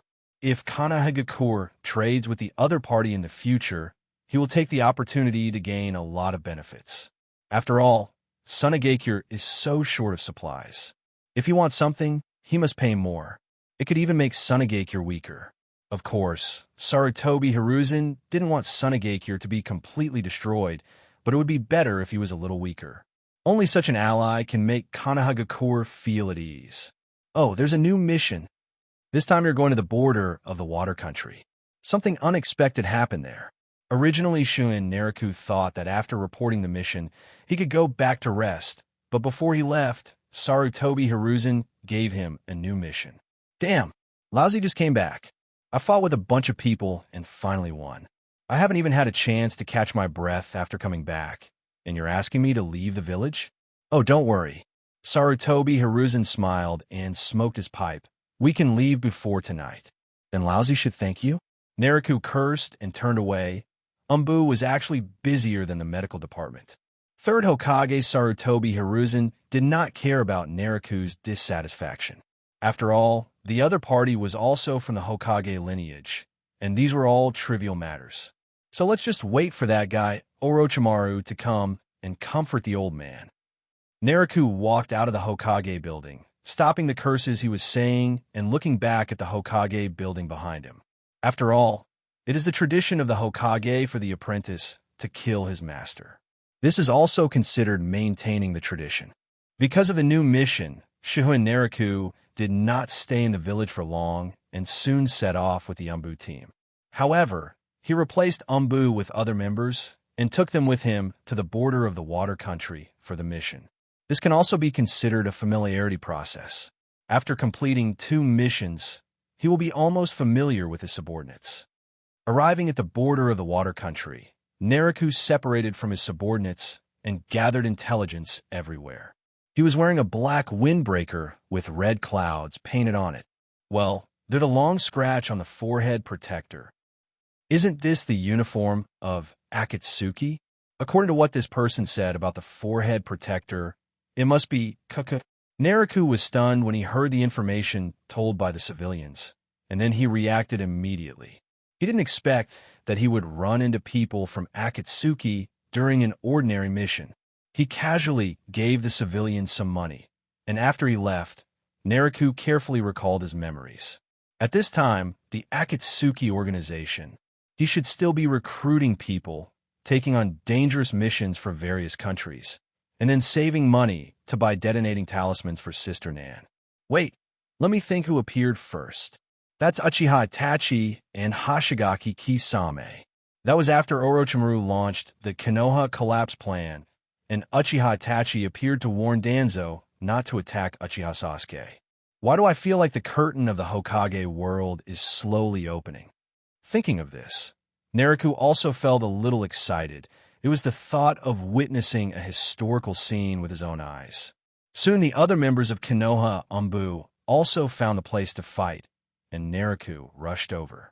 Lord Long, according to our investigation, a fierce battle took place here. Both sides released 4 types of ninjutsu, including lightning style, fire style, water style, and earth style, and also had close combat. When Naraku arrived at the battle site, he realized that it was indeed Kakashi fighting an enemy here. Other ninjutsu are fine, but the damage that fire style caused to the environment here is obviously the result of fire style's hard work. Naraku had just used this jutsu when fighting with the Iwagakure ninja before, so he was very familiar with it. Scanning the traces around him, Naraku looked at them with interest. It's very powerful. This range is outrageous enough, that is. The fire style, headstrong release by Kakashi was indeed very powerful, but Naraku carefully looked at the surrounding environment and felt that it didn't seem to be that powerful either. Is it because of the Maramara fruit's enhancement of fire style? Or did Kakashi not actually use his full strength? After thinking for a while, Naraku suddenly became interested in the ninja who was fighting Kakashi. Who was fighting him? The fact that he could fight to this extent meant that his opponent was at least a Jonin. Otherwise, he would have been killed by the horns long ago, and it would have been impossible for him to cause such great damage to the surroundings. However, at this time, in order to save money, the Akatsuki organization accepted very dangerous missions, some of which were even war level, so it was normal that the opponents were stronger. Of course, in the end, it was clear that Kakashi won. This mission is unexpectedly simple. That's not right. If they had shown up earlier, they would have most likely run into Kakashi directly. Then the mission this time is not easy at all. In the early stage, Naraku had a conflict with Kakashi, and he didn't know whether he could defeat him. However, he is very aware of Kakashi's weaknesses, and if he is careful and unintentional, he still has a good chance of winning. After continuing to gather intelligence with his subordinates, Naraku brought Umbu back to Sunagakure. In the following days, Naraku began to go on missions frequently. It was indeed tiring, but he managed to get all the information about his subordinates in the shortest possible time. On this day, Naraku had been busy for a long time and finally had some free time. After 2 days of good rest and deepening his relationship with Yugao, Naraku began to get busy with his own business. After visiting the ninja tool shop and buying the materials he needed, Naraku returned to Umbu. After some adjustments and using the purchased ingredients, Naraku made a small bottle of red juice. This red juice is one of the necessary props to unlock the seal that will eradicate the root of tongue troubles. Dusk, Hokage Tower, Sunagakure. The third Hokage, Tobi set aside a stack of documents, smoke curling from the pipe in his mouth. His aged eyes fell on the young shinobi before him. Well, that's it. What do you think, Naraku? Shihouin Naraku scratched his messy black hair, a lazy grin on his sharp features. If Hokage-sama has already decided, I've got no objections. Honestly, I could use the break. The medical department's been draining. Hiruzen chuckled, exhaling a puff of smoke. Haha, not quite. The corpse disposal unit and the veterinary team still need you to oversee them. You've proven capable. Damn. Naraku cursed silently, his grin stiff. Stripping the emergency team from me and tossing me the scraps? Disgusting. Aloud, he asked, then who will handle the medical emergency squad? That division is vital. A single mistake could endanger the entire village. As Tsunade's disciple and a man whose family once ran a hospital in his previous life, Naraku knew no one in Konoha could match him in medical expertise. Yes, previous life. Naraku wasn't just a shinobi of the Shihouin clan. He was also a reborn outsider, carrying memories of the Hokage world from his past life.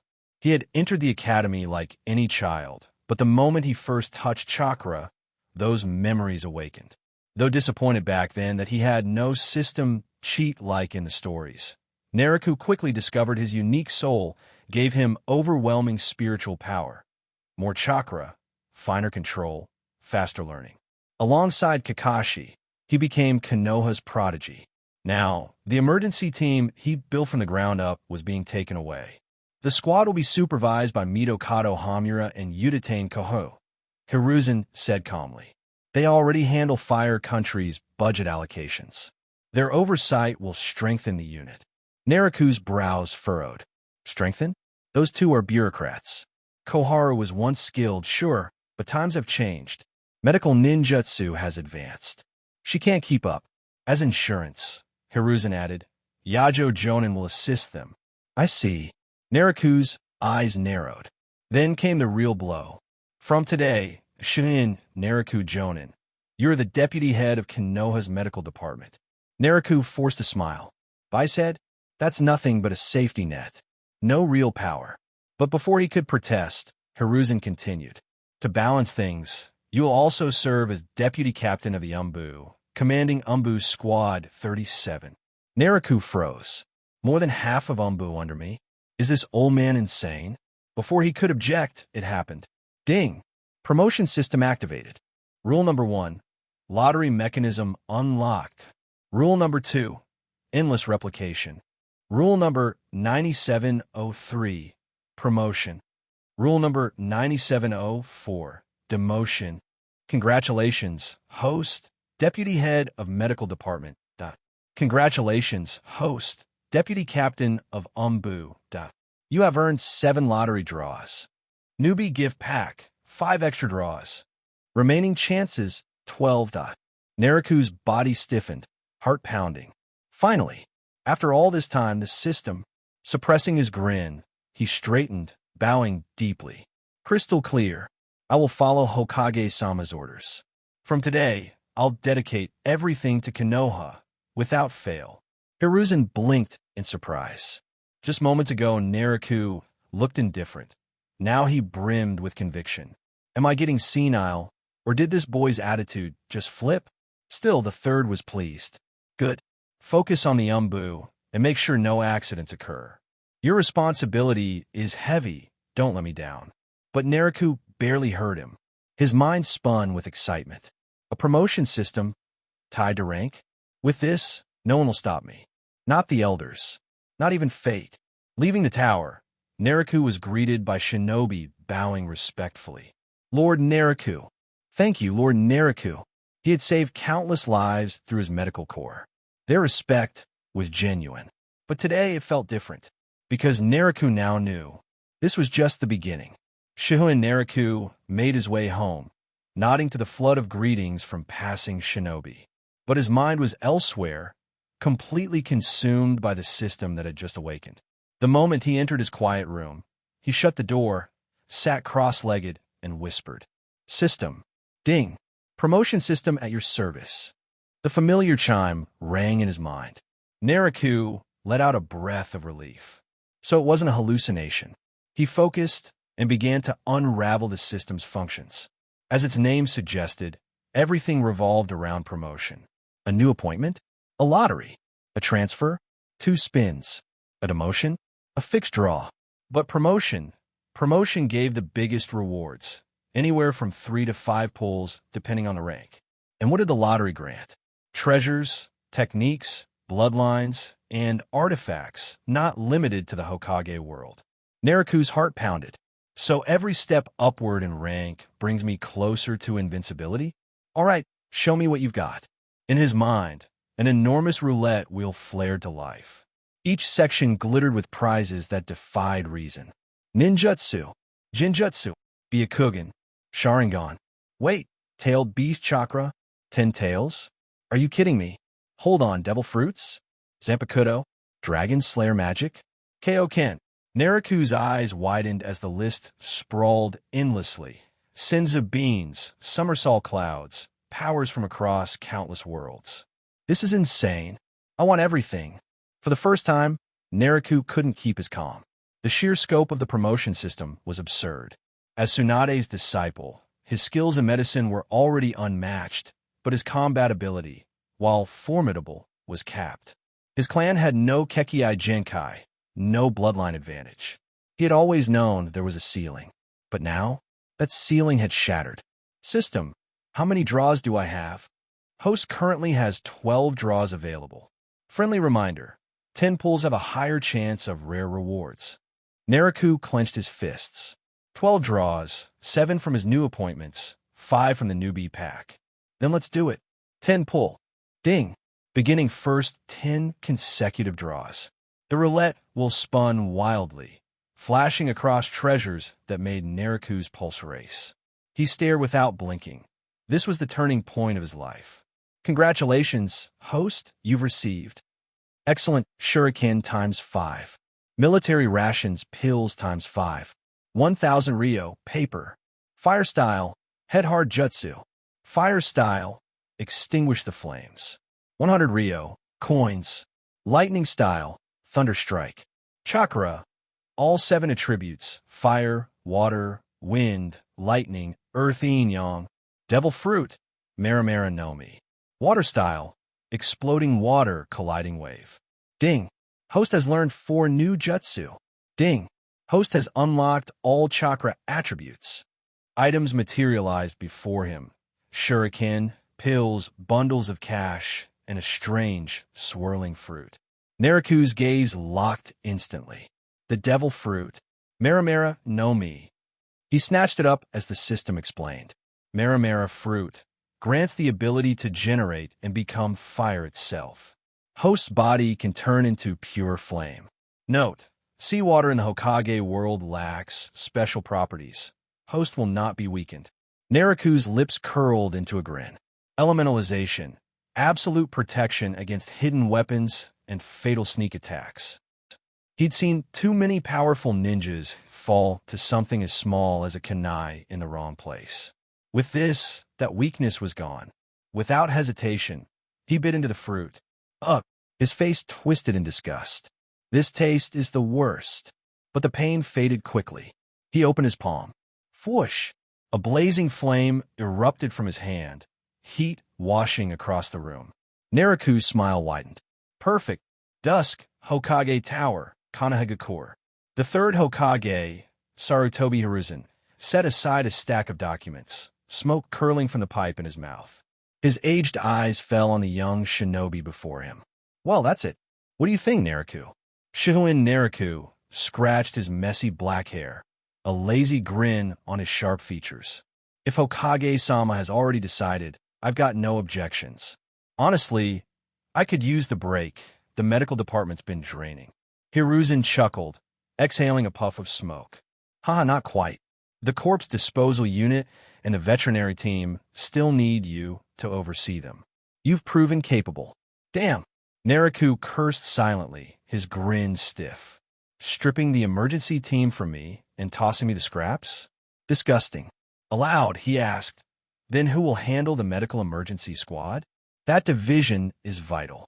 A single mistake could endanger the entire village. As Tsunade's disciple and a man whose family once ran a hospital in his previous life, Naraku knew no one in Kinoha could match him in medical expertise. Yes, previous life. Naraku wasn't just a shinobi of the Shihouin clan. He was also a reborn outsider, carrying memories of the Hokage world from his past life. He had entered the academy like any child, but the moment he first touched chakra, those memories awakened. Though disappointed back then that he had no system cheat like in the stories, Naraku quickly discovered his unique soul gave him overwhelming spiritual power. More chakra, finer control, faster learning. Alongside Kakashi, He became Konoha's prodigy. Now, the emergency team he built from the ground up was being taken away. The squad will be supervised by Midokado Hamura and Udatane Koho, Hiruzen said calmly. They already handle Fire Country's budget allocations. Their oversight will strengthen the unit. Naraku's brows furrowed. Strengthen? Those two are bureaucrats. Koharu was once skilled, sure, but times have changed. Medical ninjutsu has advanced. She can't keep up. As insurance, Hiruzen added, Yajo Jonin will assist them. I see. Naraku's eyes narrowed. Then came the real blow. From today, Shihouin Naraku Jonin, you're the deputy head of Konoha's medical department. Naraku forced a smile. Bai said, that's nothing but a safety net. No real power. But before he could protest, Hiruzen continued. To balance things, you will also serve as deputy captain of the Umbu, commanding Umbu Squad 37. Naraku froze. More than half of Umbu under me? Is this old man insane? Before he could object, it happened. Ding! Promotion system activated. Rule number 1. Lottery mechanism unlocked. Rule number 2. Endless replication. Rule number 9703.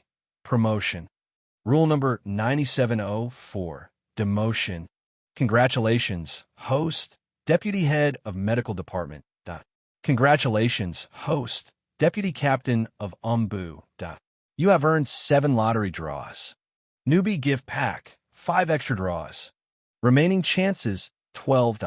Naraku's body stiffened, heart pounding. Finally, after all this time, the system, suppressing his grin, he straightened, bowing deeply. Crystal clear. I will follow Hokage-sama's orders. From today, I'll dedicate everything to Konoha, without fail. Hiruzen blinked in surprise. Just moments ago, Naraku looked indifferent. Now he brimmed with conviction. Am I getting senile, or did this boy's attitude just flip? Still, the third was pleased. Good. Focus on the Umbu, and make sure no accidents occur. Your responsibility is heavy, don't let me down. But Naraku barely heard him. His mind spun with excitement. A promotion system, tied to rank? With this, no one will stop me. Not the elders. Not even fate. Leaving the tower, Naraku was greeted by shinobi bowing respectfully. Lord Naraku. Thank you, Lord Naraku. He had saved countless lives through his medical corps. Their respect was genuine. But today it felt different, because Naraku now knew this was just the beginning. Shihouin Naraku made his way home, nodding to the flood of greetings from passing shinobi. But his mind was elsewhere, completely consumed by the system that had just awakened. The moment he entered his quiet room, he shut the door, sat cross-legged, and whispered, System. Ding. Promotion system at your service. The familiar chime rang in his mind. Naraku let out a breath of relief. So it wasn't a hallucination. He focused and began to unravel the system's functions. As its name suggested, everything revolved around promotion. A new appointment? A lottery. A transfer? 2 spins. A demotion? A fixed draw. But promotion gave the biggest rewards, anywhere from 3 to 5 pulls, depending on the rank. And what did the lottery grant? Treasures, techniques, bloodlines, and artifacts not limited to the Hokage world. Naraku's heart pounded. So every step upward in rank brings me closer to invincibility? All right, show me what you've got. In his mind, an enormous roulette wheel flared to life. Each section glittered with prizes that defied reason. Ninjutsu, Jinjutsu, Byakugan, Sharingan. Wait, Tailed Beast Chakra, 10 tails? Are you kidding me? Hold on, Devil Fruits? Zampakuro, Dragon Slayer Magic? Kaioken. Naraku's eyes widened as the list sprawled endlessly.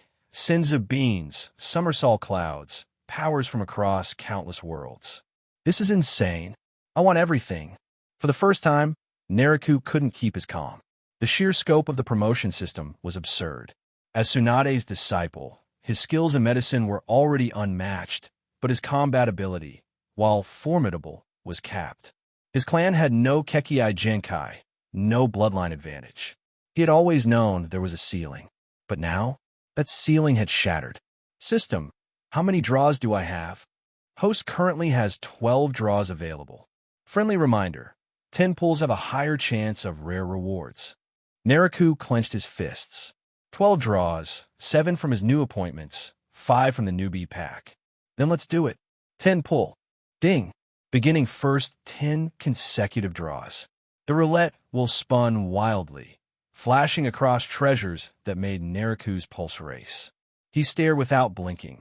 This was the turning point of his life. Congratulations, host, you've received. Excellent shuriken times 5. Military rations pills times 5. 1,000 Ryo paper. Fire style, head hard jutsu. Fire style, extinguish the flames. 100 Ryo coins. Lightning style, thunder strike. Chakra, all 7 attributes, fire, water, wind, lightning, earth yin yang. Devil fruit, Maramara no Mi. Water style, exploding water colliding wave. Ding. Host has learned 4 new jutsu. Ding. Host has unlocked all chakra attributes. Items materialized before him. Shuriken, pills, bundles of cash, and a strange, swirling fruit. Naraku's gaze locked instantly. The devil fruit. Maramara no Mi. He snatched it up as the system explained. Maramara fruit grants the ability to generate and become fire itself. Host's body can turn into pure flame. Note: seawater in the Hokage world lacks special properties. Host will not be weakened. Naraku's lips curled into a grin. Elementalization. Absolute protection against hidden weapons and fatal sneak attacks. He'd seen too many powerful ninjas fall to something as small as a kunai in the wrong place. With this, that weakness was gone. Without hesitation, he bit into the fruit. Ugh! His face twisted in disgust. This taste is the worst. But the pain faded quickly. He opened his palm. Whoosh! A blazing flame erupted from his hand, heat washing across the room. Naraku's smile widened. Perfect. Dusk, Hokage Tower, Konoha. The third Hokage, Tobi Hiruzen, set aside a stack of documents, smoke curling from the pipe in his mouth. His aged eyes fell on the young shinobi before him. Well, that's it. What do you think, Naraku? Shihouin Naraku scratched his messy black hair, a lazy grin on his sharp features. If Hokage-sama has already decided, I've got no objections. Honestly, I could use the break. The medical department's been draining. Hiruzen chuckled, exhaling a puff of smoke. Haha, not quite. The corpse disposal unit and the veterinary team still need you to oversee them. You've proven capable. Damn! Naraku cursed silently, his grin stiff. Stripping the emergency team from me and tossing me the scraps? Disgusting. Aloud, he asked, then who will handle the medical emergency squad? That division is vital. A single mistake could endanger the entire village. As Tsunade's disciple and a man whose family once ran a hospital in his previous life, Naraku knew no one in Konoha could match him in medical expertise. Yes, previous life. Naraku wasn't just a shinobi of the Shihouin clan. He was also a reborn outsider, carrying memories of the Hokage world from his past life. He had entered the academy like any child, but the moment he first touched chakra, those memories awakened. Though disappointed back then that he had no system cheat-like in the stories, Naraku quickly discovered his unique soul gave him overwhelming spiritual power. More chakra, finer control, faster learning. Alongside Kakashi, he became Konoha's prodigy. Now, the emergency team he built from the ground up was being taken away.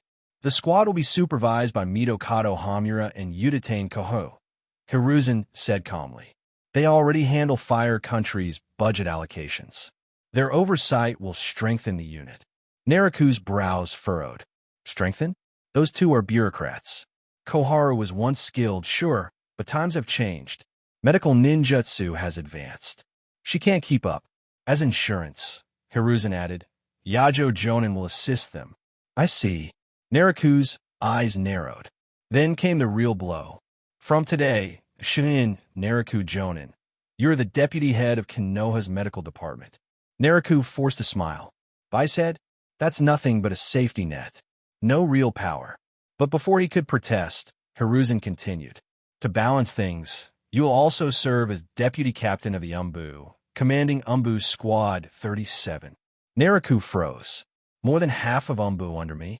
Is this old man insane? Before he could object, it happened. Ding! Promotion system activated. Rule number 1. Lottery mechanism unlocked. Rule number 2. Endless replication.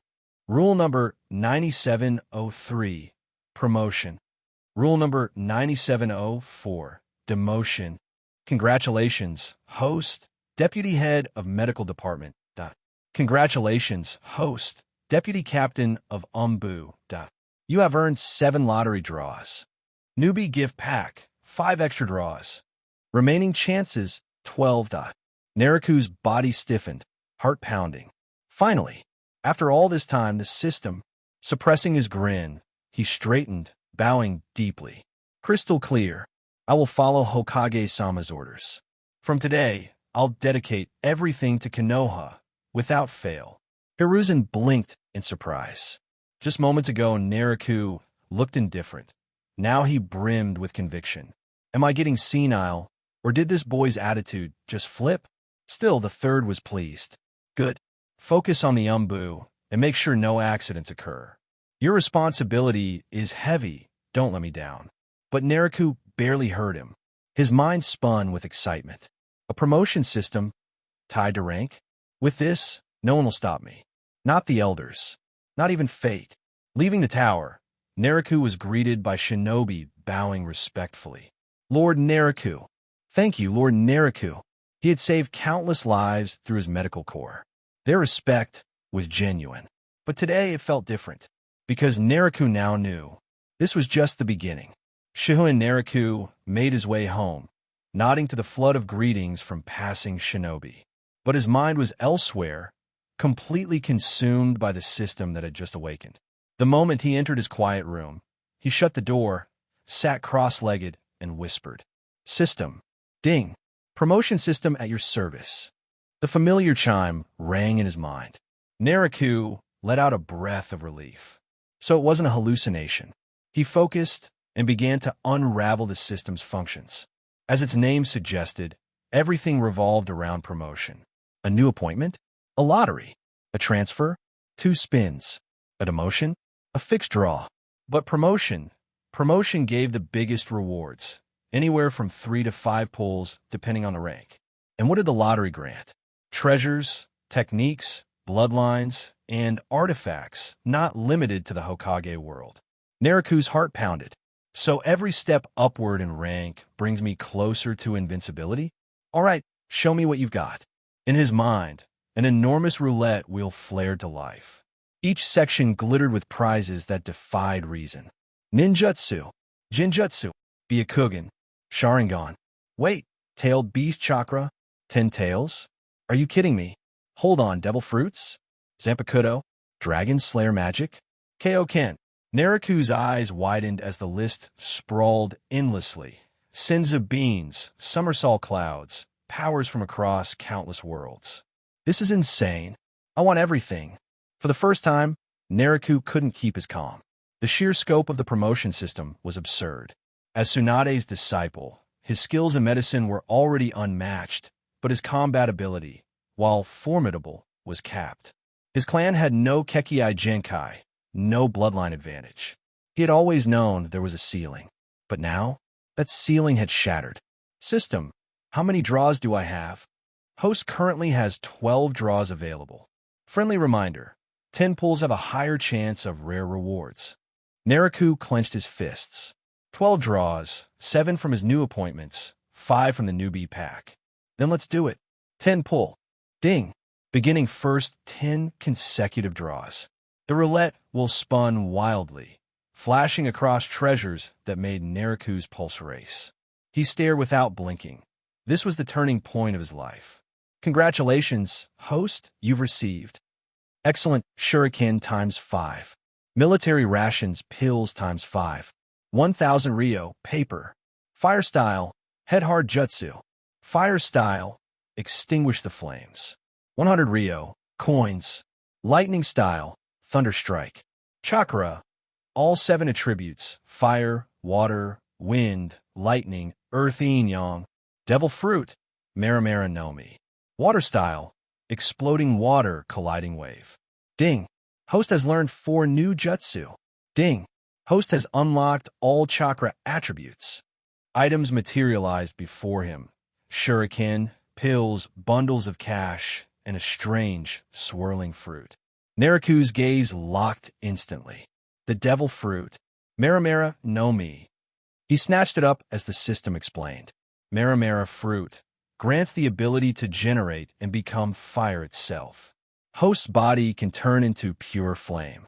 Note: seawater in the Hokage world lacks special properties. Host will not be weakened. Naraku's lips curled into a grin. Elementalization.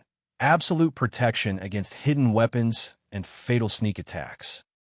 He'd seen too many powerful ninjas fall to something as small as a kunai in the wrong place. With this, that weakness was gone. Without hesitation, he bit into the fruit. Ugh! His face twisted in disgust. This taste is the worst. But the pain faded quickly. He opened his palm. Whoosh! A blazing flame erupted from his hand, heat washing across the room. Naraku's smile widened. Perfect. Shihouin Naraku and Hatake Kakashi chatted, and soon arrived at the meeting place of the Jonin class. Hey! As the two stepped into the meeting room, a green figure jumped over and almost knocked Naraku and Kakashi down. Let's burn together. Today's youth. Might Guy, who was always excited, jumped out. Naraku quickly left him to Kakashi and went to greet his other friends. Kakashi wanted to leave with him, but was entangled by Might Guy. He had no choice but to stare at Might Guy with dead fish eyes. My eternal rival, Hatake Kakashi, are you ready for a long-awaited fight? Don't want. Hatake Kakashi simply waved his hand to refuse. He had no intention of fighting with Might Guy. After a fierce battle, Kakashi had back pain for several days, but he didn't want to suffer anymore. Naraku, who had just finished greeting his companions and friends, was about to sit down on a chair, but before he could sit still, a figure bumped into him, causing him to almost stumble and fall. What again, Anko? Naraku turned his head and found Mitarashi Anko close to him. Don't be like that. Although Mayu Yugao hasn't arrived yet, she will appear at any time. Don't get too close to me. Sit still. The meeting will start soon. Cut. Mitarashi Anko sat up straight, bit off the last meatball, and chewed it. Those guys are so slow. It's still too early for the meeting to start. After the meeting is over, do you want to go eat meatballs? It's your treat. Naraku turned his head and looked Mitarashi Anko up and down. At this moment, she was young, beautiful, and had a good figure. I'm telling you, if you keep eating like this, you'll become a fat girl sooner or later. Mitarashi Anko has a huge, sweet tooth, and most of the time when she sees him, she'll have a skewer of glutinous rice balls in her mouth. That is to say, as a ninja, he has to be very active. Otherwise, Anko would have become extremely fat. You must be joking. Anko didn't care about Naraku's reminder at all. However, from this conversation, it can be seen that the relationship between the two is good. The main reason is that both of them have been taught by Orochimaru. Since Orochimaru's defection, Anko has encountered a lot of troubles because of her identity as Orochimaru's student. Naraku is different. He is indeed Tsunade's student. He just learned knowledge from Orochimaru and was not affected. He also helped Anko several times, which made the relationship between the two very good. There were many people around chatting like Naraku and Anko, and everyone was chatting with their familiar and close friends. As time passed, the members of the Jonin class gradually gathered. Except for a few who could not come due to very urgent missions, all the other Jonin in Konoha village were present. Narashikaku also arrived and began to preside over the meeting. Hatake Kakashi, who tried to cheer himself up, was also called up, and after being announced as the vice class leader of the Jonin class, the meeting continued. Some important matters were quickly resolved through meetings. By the second half of the meeting, all that was left were trivial troubles. The Jonins began to go their separate ways and busy themselves with their own affairs. Narashikaku was also helpless. Some of the Jonin sitting below had more seniority than him, so what could he say? Naraku was equally bored, his mind already wandering as he thought about his plans. It was a long time before the Jonin class meeting ended. Because of the mission, many Jonin hadn't seen each other for a long time, so everyone decided to go out for dinner. Shihouin Naraku, Hatake Kakashi, Might Guy, Sarutobi Asuma, and several others came to the hotel together. Among them, Naraku is followed by Yuzuki Yugao and Mitarashi Anko. Yuzuki Yugao is his girlfriend, and Anko is his fan. Tenzo Yamato followed Hatake Kakashi, still looking a little reserved. Sarutobi Asuma was chatting quietly with Kurenai Yuhi. From Kurenai Yuhi's red face, it could be seen that Asuma was doing something dirty. Might Guy was alone, also jumping happily. Not long after everyone sat down in the restaurant, Marino Ibiki, Yamashiro, Aoba, Shinui Gima, and others also arrived, and everyone started to have dinner together. These Jonin before him occupied the middle and high levels of Konoha, and even the third Hokage sometimes couldn't ignore their opinions. Of course, some people here are not qualified to participate because of their strength or qualifications. For example, Anko and Yuzuki Yugao have good qualifications, but they lack strength. Tianzong has enough strength, but his qualifications are very poor.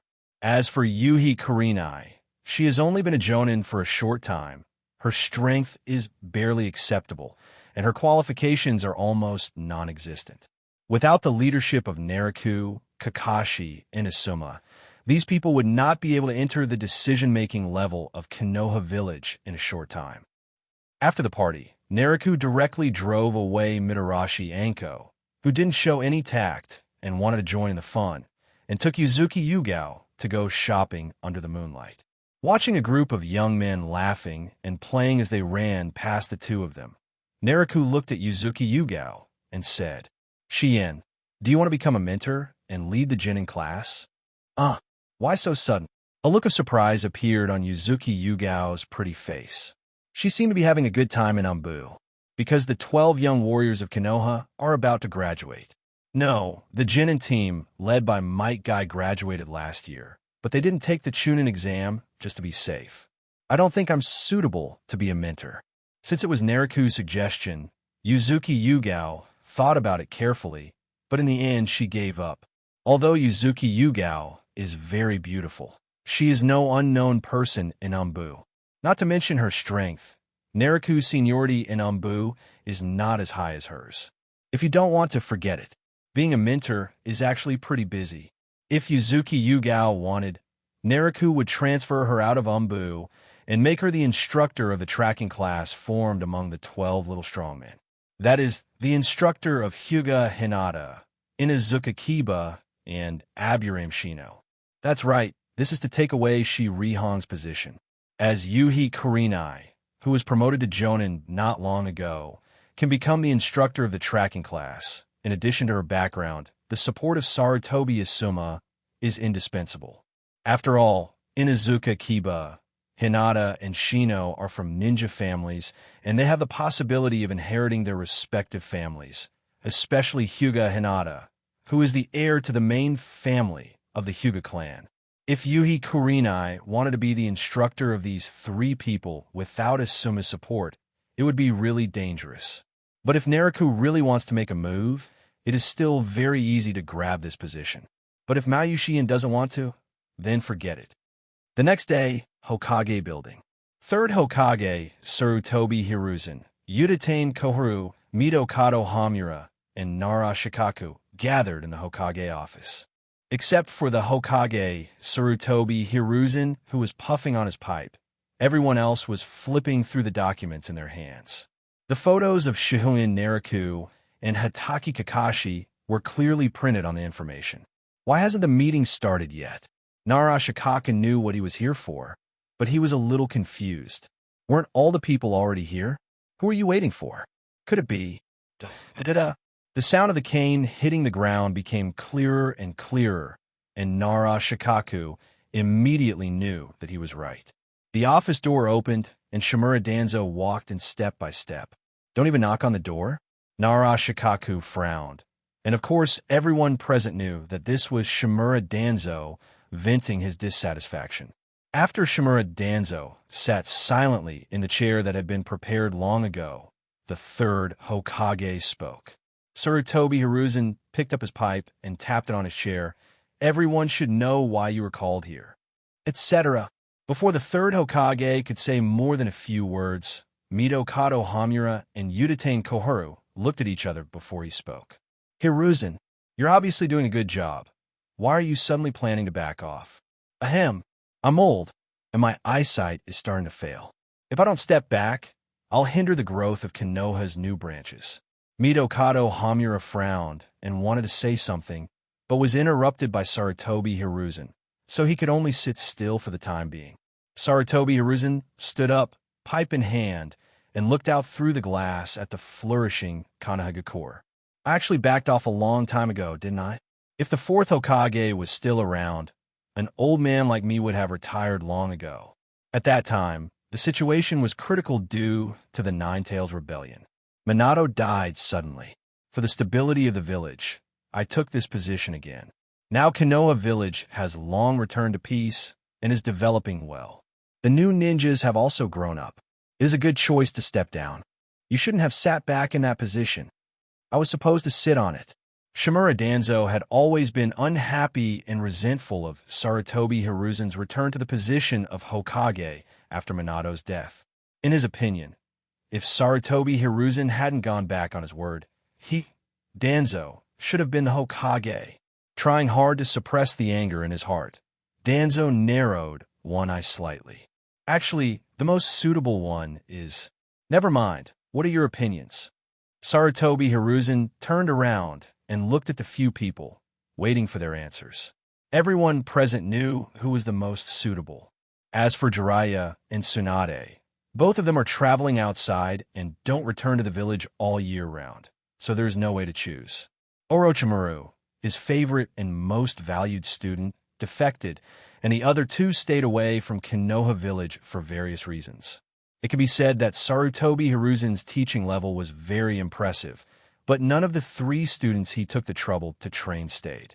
The departure of Jiraiya and Tsunade was a big blow to Tobi Hiruzen. What I meant to Koharu is that Hatake Kakashi is a more suitable candidate for Hokage. Since they knew Tobi Hiruzen had made up his mind, Midokado Hamura and Udatain Koharu didn't waste any time. The two had discussed it long ago and directly chose to support Hatake Kakashi. Of course, Naraku is not bad either, but he not only has to deal with the medical department, but he also has to manage Umbu. If he becomes a candidate for Hokage, he will need to temporarily step down and become an instructor, which will delay a lot of things. This is an excuse. An excuse everyone knows. Midokado Hamura and Udatain Koharu are absolutely unwilling to let Shihouin Naraku become the fifth Hokage. As Tsunade's direct disciple, Naraku has connections with the Fire Country daimyo and nobles, and he maintains these relationships very well through his own medical department. And Naraku can also get funds from the medical department, plus he is now entering Umbu. Naraku has it all: connections, money, and force. If he were to become Hokage, Shihouin Naraku would seize power in the shortest possible time and kick these two elders out. When fourth Hokage Namikaze Minato took the position, he didn't have such amazing resources as Naraku. This is absolutely not possible. At least for now, the two elders, Midokado Hamura and Udatain Koharu, are unwilling to give up their power. The decision of the two did not surprise Tobi Hiruzen, so he looked directly at Naraku. Naraku pondered for a while before speaking. Whether it is Hatake Kakashi or Shihouin Naraku, they are both suitable candidates. "You're talking nonsense." Several people present were somewhat dissatisfied. "This is not the time for you to talk nonsense. But I think Shihouin Naraku is relatively more suitable." Naraku gave his answer and then kept silent. The third Hokage took a drag on his cigarette, a small smile on his face. "Shikaku, tell me your reasons." "Yes," the Hokage requested, and there was no way Naraku could refuse. "Hatake Kakashi and Shihouin Naraku are both capable and experienced. But the most important thing is that Kakashi's character is a little flawed. If he becomes Hokage, Naraku didn't finish his words, but everyone understood what he meant. This problem does exist. Everyone here is a high-ranking official of Konoha village, and you are all aware of what happened to Hatake Kakashi. You also know that after experiencing many misfortunes, his personality changed a lot, and he was unable to get out of the shadow for a long time. In particular, third Hokage Tobi Hiruzen discovered more than once that Hatake Kakashi would go to the memorial to pay tribute to Uchiha Obito and Noara Rin from time to time. Being a little soft-hearted sometimes is not a bad thing, but if your character is too fragile, there will be big problems in becoming a Hokage. Of course, the main reason why no one knows at this time is that after becoming the instructor of Naruto and Sasuke, Hatake Kakashi will gradually begin to get over his emotional problems and shine with his own brilliance. The problem is that in everyone's eyes, Kakashi is now a person who has been hit by all kinds of hardships and cannot stand up. So at this time, Tobi Hiruzen was also hesitating, otherwise he would not have called several people over. At least now, he was still hesitating in his heart. Danzo, what do you think? The third generation finally set their sights on Shimura Danzo, who took the pipe from his mouth and exhaled a puff of smoke. Snort. Choose these two guys as Hokage. Choose a shit. I am the most suitable candidate. Everyone looked at Shimura Danzo, but all they heard from him was a cold snort and no other words. Not hearing the expected answer, Tobi Hiruzen's smile gradually disappeared and his expression began to become serious. You guys go ahead and do your work. Danzo, stay. Yes. Good. Naraku left first. Mido Kato, Hamura, and Udatane Koharu hesitated for a moment. But looking at the expressions of Tobi Hiruzen and Shimura Danzo, they still didn't say anything and could only leave helplessly. The former companions are now drifting further and further away. The three men left, and the office fell into an unbearable silence. Well, Danzo, I know you are unhappy with me for removing you from your position, but you did make a mistake at the time. The Uchiha clan could have saved themselves from such great sacrifices. Sure, Sway had already. The Uchiha clan cannot be trusted. Danzo finally stopped being silent, with no hesitation on his face. That's what Tobirama-sensei taught us. Since Uchiha Madara, that family has never been trustworthy. I personally made the plan to eradicate them. It was a necessary sacrifice for the village. We all knew at the time that the Uchiha were planning a coup. You never vetoed my plan. You'll never see how much I've done for this village. The anger that had been suppressed in his heart was finally no longer hidden, and Shimura Danzo poured out all his dissatisfaction. Tobi Hiruzen also looked at Shimura Danzo seriously and said in a firm tone, I didn't reject your plan, but I also asked you to wait. Everything could still be salvaged, but you just launched the plan on your own. Shimura Danzo laughed, but his laughter was unusually unpleasant. Wait? Wait for what? How long do you want me to wait? If you had listened to me earlier and not been so indecisive, the Uchiha clan wouldn't have gotten to that point. I cleared up everything for you. As if hearing something behind Tobi Hiruzen's words, Shimura Danzo became even more resentful. You're too paranoid to listen to anything anymore. Tobi Hiruzen shook his head. He understood that their relationship could no longer go back to the past. Shimura Danzo wanted more. Whatever you want to do, Danzo.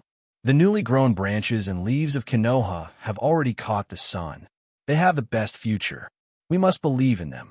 Where the leaves dance, the fire will live. The flames will.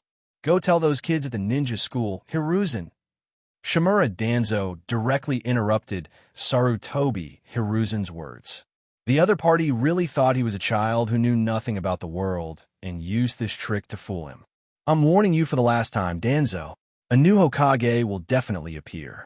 If I find out you're up to something again, don't blame me for not valuing our friendship. The previous Hokage gave their all to build Konoha, and we will never allow you to mess around. Tobi Hiruzen gave Shimura Danzo an ultimatum, and the determination in his tone was very clear. Hiruzen, You're going to regret this. Shimura Danzo threw off his robe, turned around, and walked away with his cane. Danzo, you have to understand that I am the Hokage of Konoha Village. Staring at Shimura Danzo's departing figure, Tobi Hiruzen spoke with great determination. Bang! The door was slammed shut, and Shimura Danzo disappeared behind it. Alas, Tobi Hiruzen let out a long sigh. He knew that he was still a little soft-hearted. The older people get, the softer they become. No one saw what happened in the Hokage's office, so no one noticed that the two senior officials of Konohagakure had any dispute. After leaving the Hokage building, Shimura Danzo quickly approached Midokado Hamura and Yuditane Koharu. Danzo, you shouldn't treat Hiruzen like that. After all, he's also the Hokage of Konohagakure. As soon as they met, Shimura Danzo heard Midokado Hamura's implicit accusations. His face turned completely dark. He especially couldn't stand anyone talking about Hokage in front of him. Yuditane Koharu stopped Midokado Hamura. She could see the anger brewing in Danzo and changed the subject. So, has Hiruzen really decided to nominate a candidate for Hokage? Humph. He has already made the decision. What do you mean by listening to our opinions? You just informed us. Danzo snorted. Even though the relationship between the two was irreparable, he knew Tobi Hiruzen too well and could already tell that the other party had made up his mind. Yuditane Koharu frowned, and a look of hesitation appeared on his old face. Then, Hatake Kakashi and Shihouin Naraku. Shihouin Naraku can't be Hokage. Shihouin Naraku definitely not. Midokado Hamura and Shimura Danzo both voiced their opposition. If Shihouin Naraku really gets promoted, they will suffer a great loss. Even though he was confident in Shimura Danzo, he didn't think he would be a match for Shihouin Naraku once he became Hokage. Then choose Hatake Kakashi. Midokado Hamura was also a very good ninja in his youth, and he did not lack determination at critical moments. Hatake Kakashi. Shimura Danzo frowned. This candidate was a bit troublesome for him. Because of the suicide of Hatake Kakashi's father, Hatake Sakumo, he also contributed a little behind the scenes. After all, at that time, the momentum of Konoha's White Fang was too outrageous. Even the famous Sannin were just small fry in front of Konoha's White Fang. In terms of strength, qualifications, and prestige, Konoha's White Fang at that time was impeccable in every aspect. Especially during the war, Hatake Sakumo made great contributions to Konohagakure. If Shimura Danzo didn't make trouble at that time, there would be no need to choose the next Hokage, and Hatake Sakumo would just take the position. So Shimura Danzo took action, and Hatake Sakumo committed suicide. Otherwise, with Hatake Sakumo's prestige and qualifications at the time, he would not have committed suicide even if the mission was important, especially since his companions, whom he would rather fail the mission than save, also stood up to accuse him. In the entire Konohagakure, there are only a few people who can create such a stir. But now there are some problems. Shimura Danzo has to watch Hatake Kakashi become Hokage. If the other party finds out something, can he let him go? Perhaps after such a long time, Hatake Kakashi has let it go. But Shimura Danzo will not believe it. Doran himself is extremely suspicious and cautious, so he will not let go of his suspicion of others. But if he had to choose between Shihouin Naraku and Hatake Kakashi, he would rather Hatake Kakashi become Hokage. But who says it has to be the two of them? Hokage has long been a hidden obsession in Shimura Danzo's heart, and he will not give up until he dies. In the dark secret base, Shimura Danzo stood there holding a cane, thinking about something.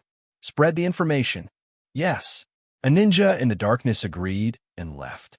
In a blink of an eye, the transmitted information arrived at the Grass Kingdom. Hiss, hiss, hiss. Hearing the hissing sound, Orochimaru, who had just completed an experiment, looked down and saw a cute little white snake coiled at his feet. It was obviously not much bigger than chopsticks, but the little white snake spit out a palm-sized scroll from its mouth. No one knew how it got it into its stomach. Orochimaru picked up the scroll and began to read it. In addition to the usual inquiries about the progress of the experiment, the rest of the news cheered Orochimaru up. Are they about to start selecting the next Hokage? Time flies so fast. I wonder if Sensei misses me. This is where things start to get interesting. It's really exciting. Orochimaru's long tongue licked the corner of his mouth, and his eerie and cold laughter echoed in the underground base. As time went by, Shihouin Naraku's influence in Umbu expanded rapidly. He personally asked 3rd Hokage Tobi for funds to improve the treatment of Umbu members. With the addition of upgrades and maintenance of various equipment, it can be said that Umbu has been completely transformed. As a result, Shihouin Naraku was able to gain a foothold in Umbu in a very short period of time and developed his own power. As the deputy captain of Umbu, Naraku does not need to go out as frequently as other members. He will only lead the team to complete very important and dangerous tasks personally. The reason why he was so busy in the beginning after joining Umbu was mainly because Naraku was getting familiar with Umbu's working methods and getting to know his subordinates. Once things were on track, time was not so tight. After Umbu's matter came to an end, Naraku turned his attention to the medical department. After all, he also served as the deputy director of the medical department. Sir Naraku, this is the detailed information of the medical emergency team in recent period. Elders Midokado Hamura and Udatain Koharu have already begun arranging for people to enter the Kinoa hospital.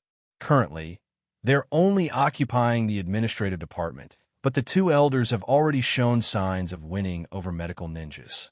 In the emergency department, Yajiro Ao initially wanted to take over the medical funds, but he failed and was blocked by his subordinates. I thought that Baking would continue to test him, but I didn't expect him to shift his focus to the medical laboratory. I thought that Baking should have helpers in the laboratory, but I haven't found out who it is yet. Shihouin Naraku finished reading the information in his hand. He was very satisfied with his subordinate's work, and a smile appeared on his face. You're doing great. Keep it up. Yes, sir. Over at the laboratory. Just continue your investigation in secret and don't make it public for now. Yes. After the confidant reported his work, he turned and left, and then other people appeared in front of Naraku. The one who came to find Naraku was Inuzuka Tsumuji of the Inuzuka clan, and she was also the mother of Inuzuka Kiba, one of the 12 ninja warriors of Konoha. Inuzuka Tsumuji is the class leader of the animal taming and rehabilitation class in the medical department. Just by listening to the name, you can tell what this institution does. So, the class leader of this class has always been a ninja from the Inuzuka clan, without exception. After all, this family is good at dealing with ninja beasts. This class is also the one with the lowest presence in the medical department, and is even more low-key than the corpse handling class. So Inuzuka didn't have much work to report, and she left soon. The 3rd person who appeared in Naraku's office was Yakushi Kabuto, leader of the corpse disposal squad. In the original plot, at this time, Yakushi Kabuto is following Orochimaru's orders, hiding in the Konoha medical department while learning medical ninjutsu and helping Orochimaru gather intelligence. In order not to attract attention, he deliberately suppressed his own strength and failed the Chunin exam 7 times in a row. But Naraku didn't care what Orochimaru's plan was. He directly brought Yakushi Kabuto to himself and began to train him. Up to now, Yakushi Kabuto has become the Jonin of Konoha village and is also in charge of the corpse disposal team. Yakushi Kabuto also brought a lot of rewards to Naraku.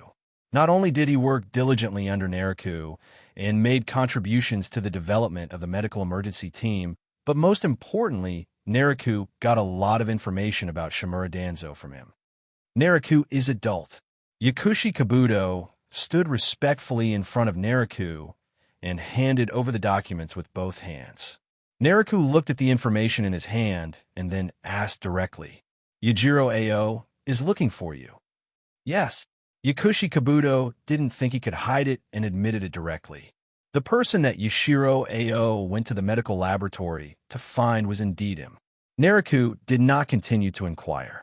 It was normal for Yajiro Ao to find Yakushi Kabuto, because Kabuto himself was a triple agent, with Shihouin Naraku, Shimura Danzo, and Orochimaru standing behind him.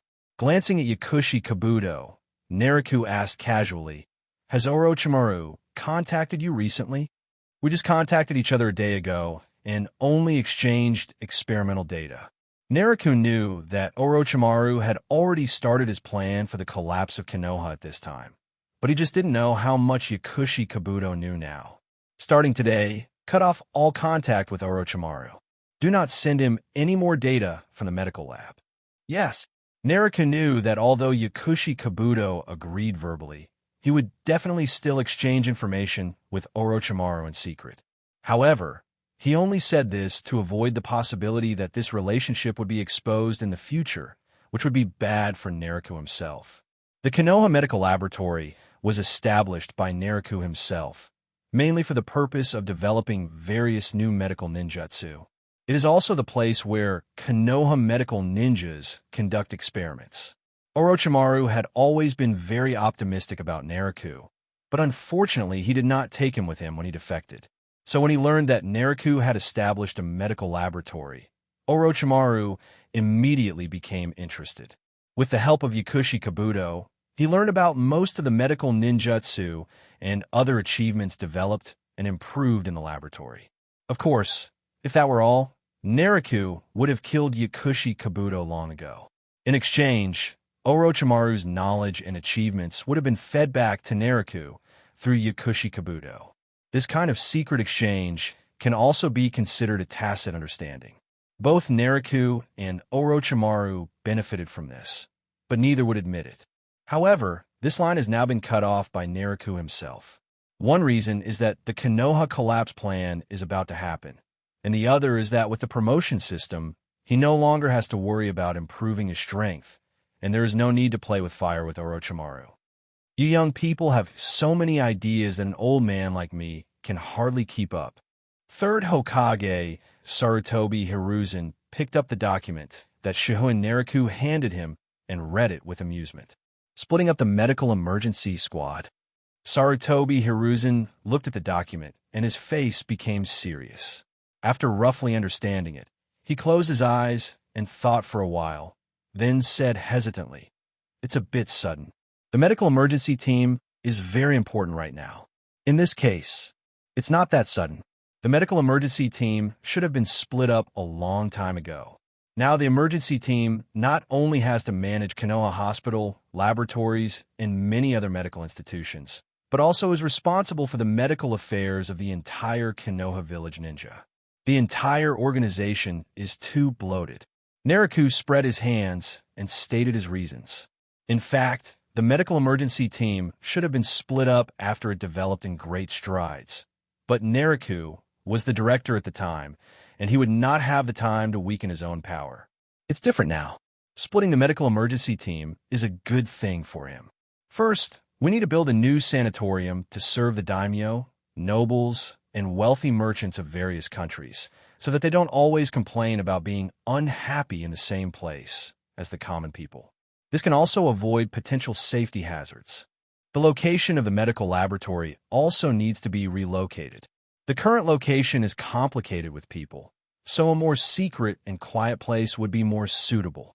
Many ninjas are not suitable for treatment in open hospitals due to their identities and other reasons. Safety and confidentiality are equally important. The medical ninja training institution set up by teacher Tsunade also needs to be improved. There are still too few medical ninjas in the village. Shihouin Naraku talked incessantly about his plan, and by the end, Tobi Hiruzen's eyes were wide open, not knowing how to react. "You said it very well. Let's do as you said." Tobi Hiruzen came back to his senses and heaved a sigh of relief when he saw Naraku finally finished speaking and immediately agreed. He might not know as much as Naraku about professional matters, but after being the Hokage for decades, he could still see how much benefit it would bring to Kinoa Village if the medical emergency squad was improved according to Naraku's plan. Of course, if the plan described in the document is actually completed, Naraku's prestige in Kinoa Village will definitely rise to a higher level. Tsunade found a good student. Sarutobi Hiruzen was still somewhat proud. After all, Shihouin Naraku was also a talent in the Hokage department. But this is troublesome. Naraku now fully meets the requirements of Hokage. Strength, qualifications, prestige, and connections. Shihouin Naraku has all of them. Sarutobi Hiruzen himself didn't think that when he first took office, he had the conditions that Naraku has now. But in this case, Sarutobi Hiruzen was secretly worried. If Naraku really became Hokage, would there be anyone who could check and balance him? This idea came about because Sarutobi Hiruzen sensed a threat from Shihouin Naraku. Even if Naraku was not Tsunade's student, a junior of the Hokage, secret suppression had already occurred. Hatake Tsukumo's rising momentum was so terrifying that Shimura Danzo suppressed him and forced him to commit suicide. Did Sarutobi Hiruzen really not know? Perhaps it is possible that Hatake Tsukumo was also a threat to the third Hokage at that time. Sarutobi Hiruzen has agreed, and Shihouin Naraku's plan has begun to be implemented in full swing. As a boss, he is actually not too busy. As long as he takes care of the big picture, his subordinates will naturally do the specific things. Chief, oh, Baihoi, you're here. Shihouin Naraku looked at his clansman, a middle-aged ninja who is no longer young. How's it going, Baihoi? Is there still hope? Clan leader, I'm sorry to disappoint you. My talents are not enough to become a Konoha Jonin and share your worries. Seeing Shihouin Baihoi's ashamed look, Naraku could only scratch his head helplessly. The Shihouin family was not sure of resources now, and since it still didn't work, maybe this guy really had no talent for ninja. Since you're not cut out to be a ninja, then become the dean. Shihouin Baihoi was a little confused and didn't know what his family leader meant. You should have heard about the reorganization of the medical emergency team. You should take charge of the sanatorium center established for the daimyo and nobles of various countries. Although Mito Kato Hamura and Yuditane Koharu would definitely intervene, he was not prepared to hand over the position of dean to their people. After all, everyone could see how lucrative this position was. Yes, I understand. Shihouin Baihoi nodded immediately. This was a good job, and he would definitely not refuse it for the sake of his family. Are the others okay? I haven't paid much attention to the medical emergency team recently. Has anyone caused trouble because of my change in position? Shihouin Baihoi immediately shook his head and said to Naraku with pride, The tribesmen are very good. Even after the chief left, no one dared to say anything to us. Since Naraku mastered the medical emergency class, he arranged some people from the Shihouin family to be in it. Even if they couldn't learn medical ninjutsu, it would be easy for them to be simple nurses and administrative staff. The treatment is good and the danger is greatly reduced. The Shihouin family never had such a good thing before. But unfortunately, even with his care, the Shihouin family did not have a few more powerful ninjas. There is no way. There are still too few people. Remember one thing. Naraku patted Shihouin Baihoi's shoulder and reminded him, There will definitely be someone who covets your position, but no matter who it is, you are not allowed to give it up. Yes, I understand. Okay, get busy. Naraku continued to deal with family matters, and it didn't take long to resolve them all. After all, it was a small family. Although the Shihouin clan can't help much at the moment, Naraku still supports everyone in the clan because they are really willing to die for Naraku. Because all the members of the Shihouin family understand who made their lives better. The Sunagakure gate is always crowded with people. Civilians, ninjas, nobles, merchants, etc. can enter and exit through the gate after registration.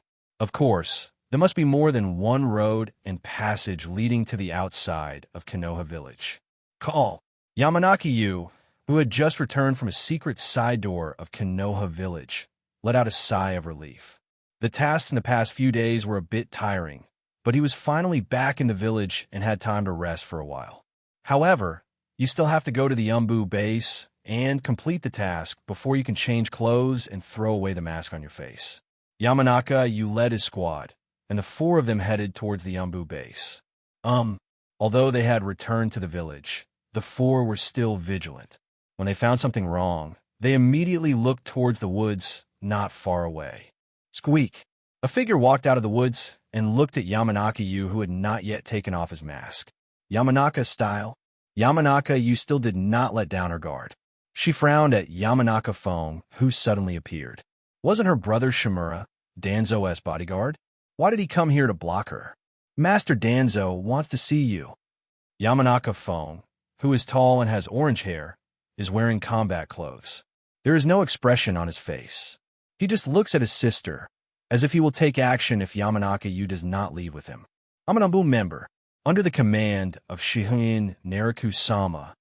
I will not go with you without the order from Lord Naraku and Lord Hokage. Yamanaka-Fong raised his eyebrows slightly, raised his black-gloved hands, and spread them out towards Yamanaka-Yu. Just because of a disagreement, you have to fight? Clang! Yamanaka-Yu and the Umbu ninjas behind her all drew their swords and aimed at Yamanaka-Fong. The air was filled with murderous intent between the two sides, as if a life-and-death battle would break out in an instant. Don't get excited, Wind. Shimura Danzo slowly walked out of the dark woods with a cane, and behind him was a guard, Aburame Togen of the Aburame clan. Trouble. At this time, an Umbu ninja behind Yamanaka-Yu retreated silently, and when he was about to turn around and leave, he found that there was a ninja behind him who was looking at him. Can I ask for help? Without looking back, Yamanaka-Yu knew that it was no longer possible to ask for help. Various strategies flashed through her mind rapidly, but she rejected them all one by one. Da-da-da! Shimura Danzo stepped closer with his crutches. The pressure from him became stronger and stronger, and sweat began to drip from Yamanaka-Yu's forehead. Bang! The cane slammed hard on the ground, and Shimura Danzo said without question, You are a root. Yamanaka-Yu remained silent. Shimura Danzo never liked being questioned by others, but when he saw this scene, he remained calm and composed, as if he had everything in the world under his control. It seems that you have all forgotten the strict laws of the root organization. Then Shimura Danzo fell silent, and then looked at Yamanaka-Yu and the other three calmly. He believed that soon they would kneel before him and surrender again. 1 second, 2 seconds, 3 seconds. There was a suffocating silence. A crow cackles in the air. Why no response? A flash of surprise and doubt flashed across his eyes, and Shimura Danzo immediately understood what had happened. The seal of eradicating tongue evil has been unlocked. The other techniques hidden in the sealing technique also disappeared. Who untied it? Everyone present suddenly woke up. The light reflected in the pupils was like the rising sun with flames. The shadows faded away little by little, and the coldness went away silently. Everyone present swallowed involuntarily, and a hot breath came towards them. Boom, boom, boom. The steady and powerful footsteps gradually approached. Everyone narrowed their eyes slightly. The sunlight slanted, and the person who came finally revealed his full appearance. Confidence. With one hand in his pocket and a smile on his face, Naraku walked closer and stood in front of Shimura Danzo. Patting the jumping flame on his shoulder, Shihouin Naraku looked at Shimura Danzo curiously. What are you doing here, Danzo-senpai? Do you have something to ask my subordinates? Then you can ask me directly. I know more. Shimura Danzo's expression remained unchanged, but the veins on his palms, which were tightly gripping the cane, were now visible. You should call me sir. That's right. Naraku nodded seriously. It's called by position in public, I understand.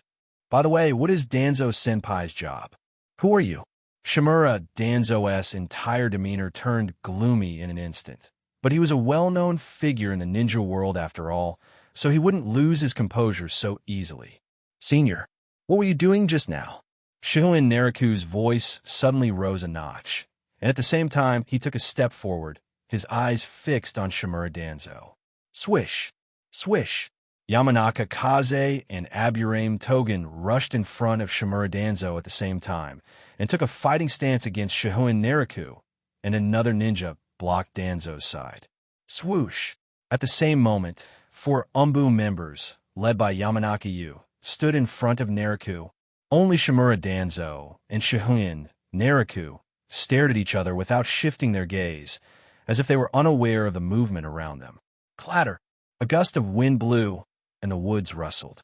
Shihouin Naraku and Shimura Danzo stood there, staring at each other calmly. The two leaders did not speak or move. Yamanaka Yu and the Umbu members stood in front of Shihouin Naraku without hesitation. Now that they had made their choice, they had to walk down that path firmly. Even if the hostile ninja standing opposite her was her brother, she would not back down. The sun in the sky had been blocked by clouds at some point, and the light shone through the clouds onto the earth. A cold atmosphere filled the surroundings. Shihouin Naraku and Shimura Danzo were still staring at each other. No one was going to back down, and the atmosphere began to become increasingly solemn and dangerous, with the two of them at the center. Yamanaka Yu tightened the sword in his hand, ready to strike at any time. Yamanaka Kaze and Aburame Togen beside Shimura Danzo bent down slightly, ready to fight at the same time. "Fong, you guys retreat." Perhaps because he did not intend to turn against each other at this time, or perhaps because he lacked confidence, Shimura Danzo finally took a step back. As Yamanaka Fong and Aburame Togen were completely brainwashed, they immediately withdrew and retreated behind Danzo after hearing his order. Shihouin Naraku raised his eyebrows, which was both reasonable and unexpected. Maybe Shimura Danzo had seen that he would never give in, so he gave up. Anyway, Naraku is young, so it's understandable that he is more arrogant. After all, if you're not young and energetic, how can you still be a young person? Shimura Danzo had already retreated, and Naraku had no intention of dealing with him here and now. So he waved his hand, and Yamanaka Yu and the others retreated behind him. "You've grown up so fast. I should have asked you to be my subordinate." Shimura Danzo looked at Naraku with no change in expression, and the cane in his hand paused slightly on the ground. Danzo's hidden meaning was very clear. "Naraku, even if you wanted to join the root organization, I would not have looked down on you. That's a shame, but I don't like roots. No, it's not that I don't like it, it's that I hate it." Shihouin Naraku was harsh in his words. "Where's the root organization now? You're telling me this." He didn't plan to continue talking nonsense with Shimura Danzo. Their relationship was not going to get better anyway, so he might as well just see who would win in the end. Just when Naraku was about to turn around and leave with his subordinates, he saw Shimura Danzo wave his hand, and Yamanaka Fong and the other two immediately dodged and retreated, disappearing in the blink of an eye. "What's the meaning? Is there something you want to tell me?"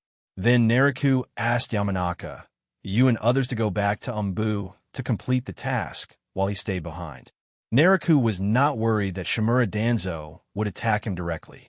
As a well-known figure in Kinoa village and a person who held a high position, if Shimura Danzo killed him, it would mean betrayal of the village. If Danzo wants to get rid of him, he can only indirectly cause Naraku's death like he did with Hitaki Tsukumo. "What do you want to say?" Shihouin Naraku spoke directly. Since there were only two of them here, he meant to speak his mind. But suddenly, Naraku's hair stood on end, alarm bells rang in his mind, and he entered a state of combat. In an instant, violent, murderous intent was about to spread out. But fortunately, Naraku regained his composure the next second. Shimura Danzo looked at Naraku's reaction with some confusion, and put down his hand that was touching his bandaged right eye. What's with Naraku's reaction? Wait, did he know something?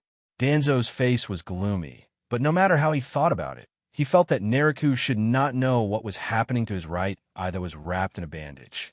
I thought you were going to take action." Naraku waved his hands casually. His reaction just now was indeed a bit excessive, but there was nothing he could do. Shimura Danzo had a Mangekyo Sharingan in his hidden right eye. Those were the eyes that Danzo stole from Uchiha Shursui.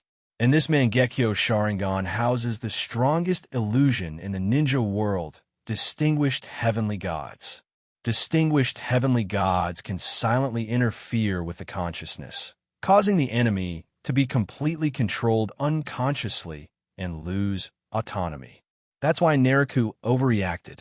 He thought Shimura Danzo was going to use distinguished heavenly gods on him to control his consciousness, so he was ready to kill him in an instant. There was nothing wrong with Naraku's answer, and Shimura Danzo reluctantly put aside his doubts.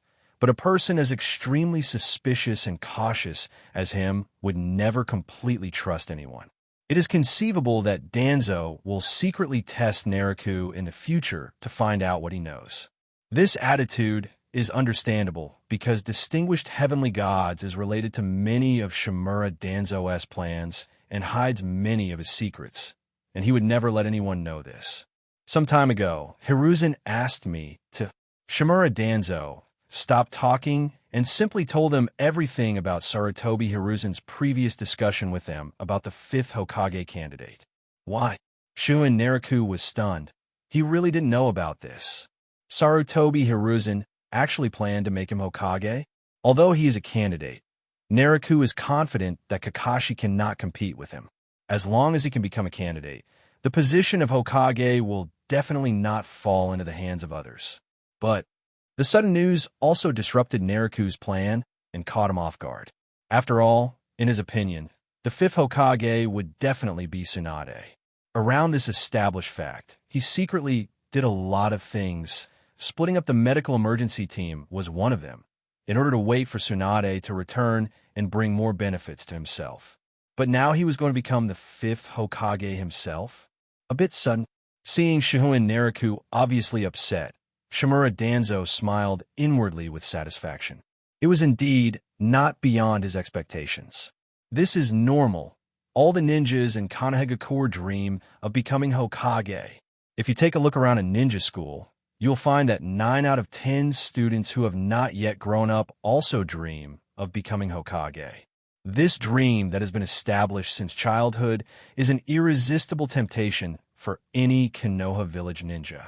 Even Shimura Danzo himself is like this. In his heart, becoming Hokage is an unshakable obsession, and he doesn't care about giving up anything for it. So in his opinion, Shihouin Naraku would certainly not be immune, and the opponent's current performance was indeed correct.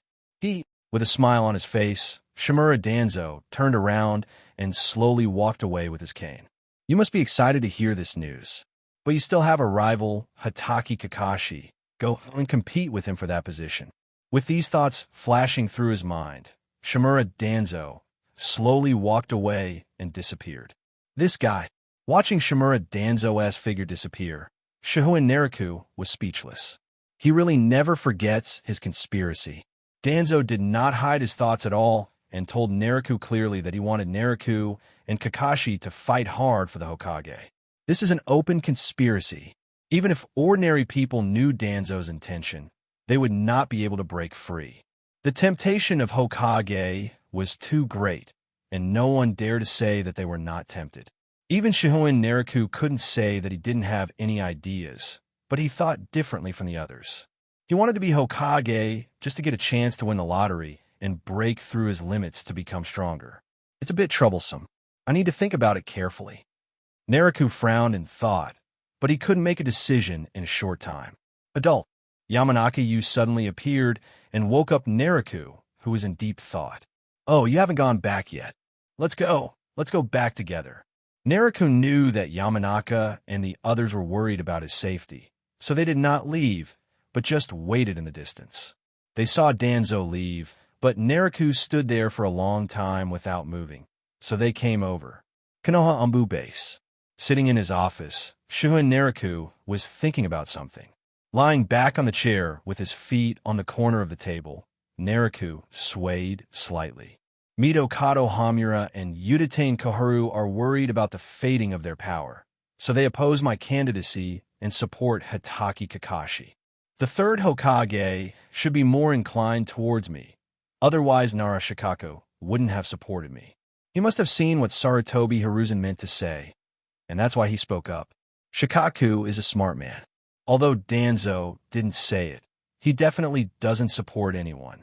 He himself wants to be Hokage. The information that Shimura Danzo told Shihouin Naraku was not very detailed, but Naraku eventually guessed the general details. So, my chances of becoming Hokage are actually greater than Hatake Kakashi. Wait, am I going to be an instructor to Uzumaki Naruto and the others? Naraku scratched his head, looking annoyed. The news immediately disrupted his plans. No, the Konoha collapse plan will happen soon. No matter who is chosen, Tsunade will still be the 5th Hokage. Not necessarily. After the Konoha collapse plan took place, Konohagakure suffered great damage. According to the original work, it lost a large number of outstanding ninjas, led by 3rd Hokage Tobi Hiruzen, and more than half of the combat power of the entire Konoha village disappeared. This kind of extremely heavy loss was really not something that Hatake Kakashi could handle. In addition, he had not been the instructor of the Uzumaki Naruto ninja team for too long at that time. In several aspects, he was indeed not as good as Tsunade in becoming Hokage. But now, with Shihouin Naraku, the situation is different. With him, the losses in Konoha village will definitely not be as great as before.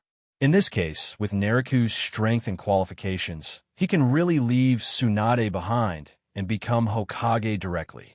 Anyway, the 3rd Hokage would have died by then, and the dire situation in Konoha village would not allow for any delay. In this way, Naraku might really become the 5th Hokage. After all, there is a difference between Shihouin Naraku and Hatake Kakashi. What the hell, the more I think about it, the more likely I am to become Hokage. Various thoughts were running through Naraku's head. He tried his best to deduce the changes in the future. With him in the world, everything might be different. Actually, I'd be fine with being the Hokage. I have nothing against it, but Naraku's view on the Hokage position is only related to the system lottery qualification, because it has benefits and can improve his own strength. Of course, if he really becomes the Hokage, he will perform his duties normally. System, if I were to be promoted directly from my current position to Hokage, how many draws would I be eligible for? Host can get up to 5 lucky draws. The minimum is 3 times, and the maximum is 5 times. The one who becomes Hokage is the one with the most times. But this is a loss for Naraku. After all, his position could be promoted from Umbu Deputy Captain to Captain, and from Deputy Medical Director to Medical Director. Even if they are the lowest reward qualifications, he can accumulate 6 times. This is the promotion plan Naraku has set for himself. But if you become Hokage directly, there is no need to say more. The most important thing is that after becoming Hokage, you need to stay in Konoha village for a long time. It will be troublesome to do other things because you will be watched everywhere. Thinking of this, Naraku also had a headache.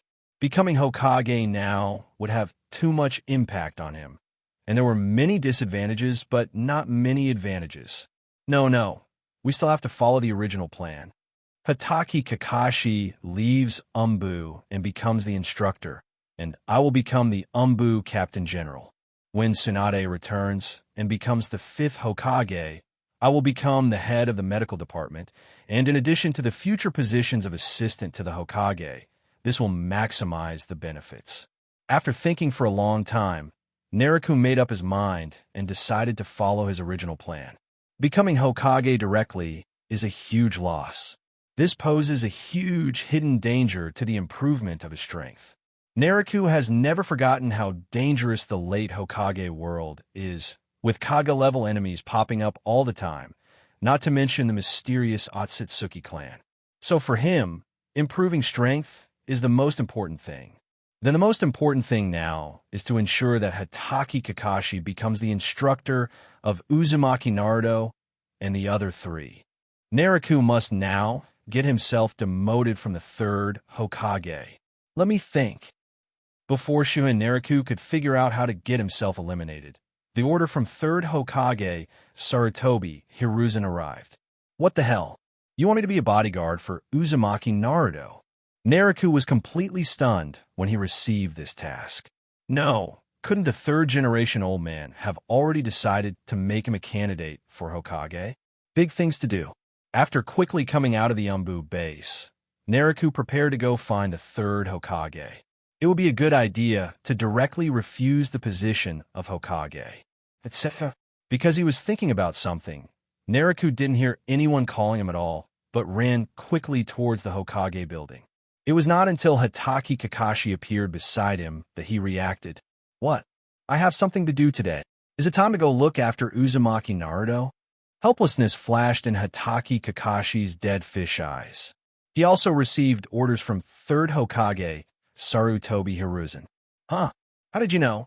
It turns out we all accepted this mission.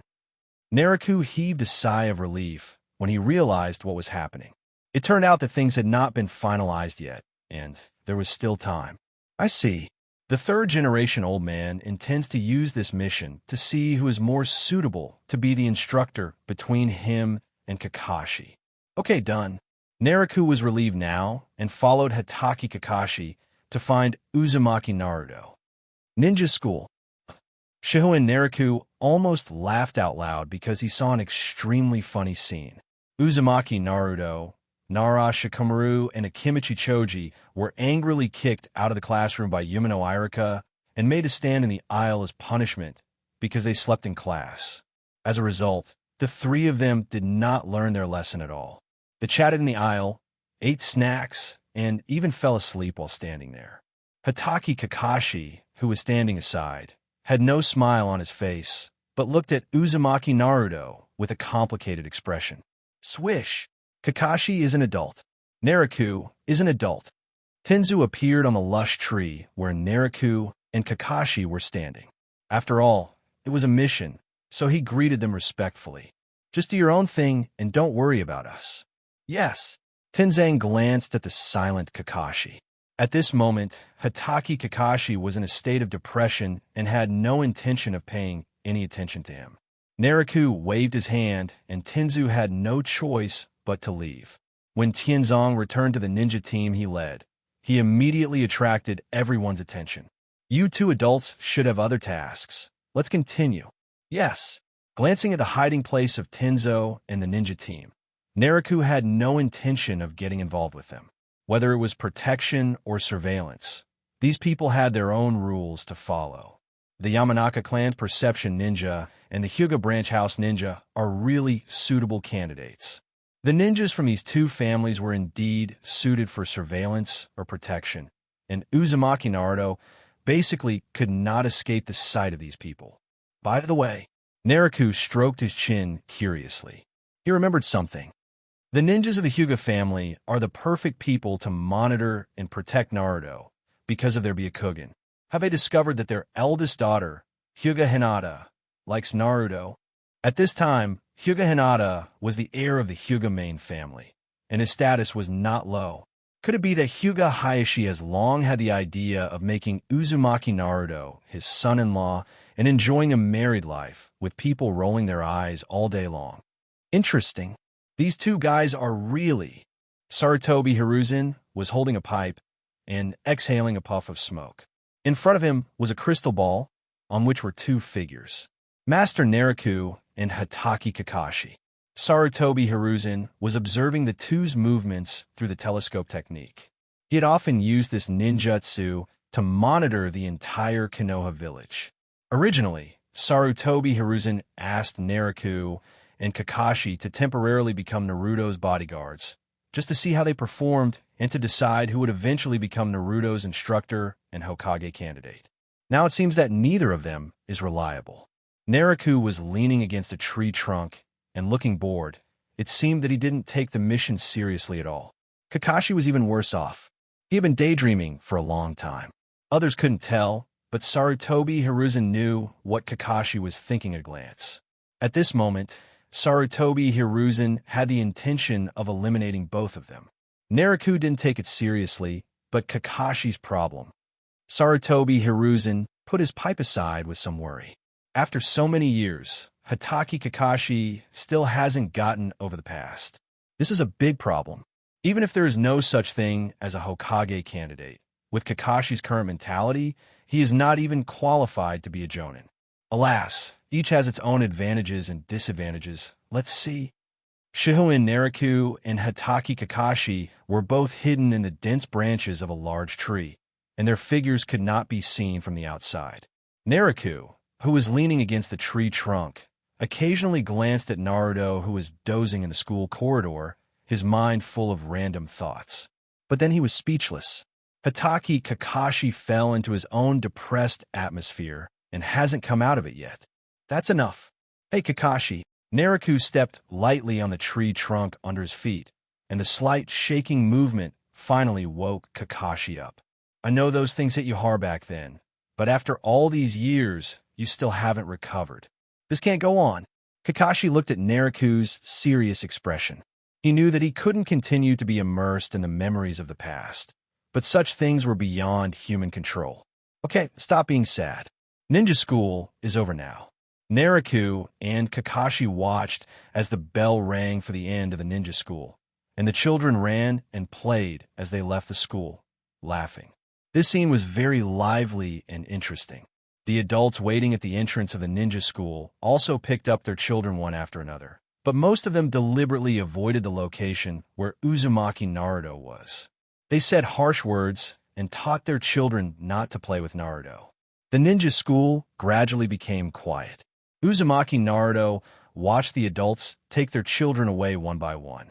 He could only walk home alone. Looking at the lonely figure in the sunset, Naraku frowned slightly and followed Kakashi. Gulp. Looking at the steaming and fragrant street stalls, Uzumaki Naruto swallowed involuntarily.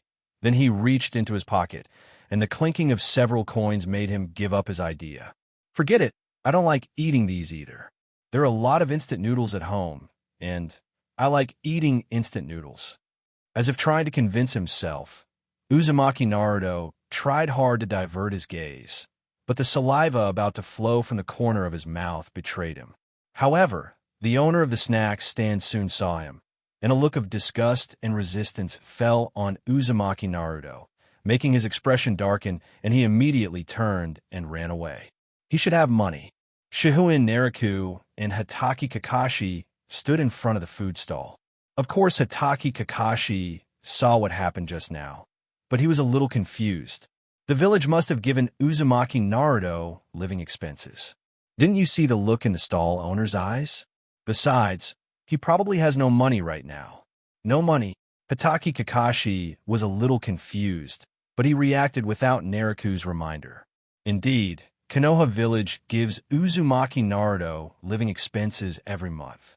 Not to mention his other identities. Just because he is the orphan of the fourth Hokage, no one dares to take the money.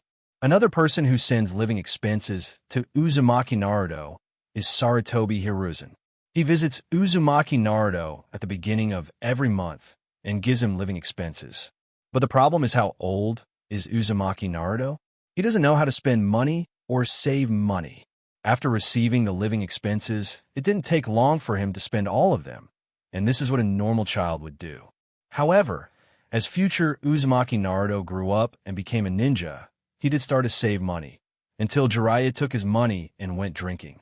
Uzumaki Naruto ran home and ate a simple bowl of instant noodles, then slipped out without staying at home. Because that home was too deserted, Uzumaki Naruto would feel lonely when he stayed there. Only outside could he feel that there were other people in the world, even though those people often looked at him with hatred, disgust, and resistance. Crack!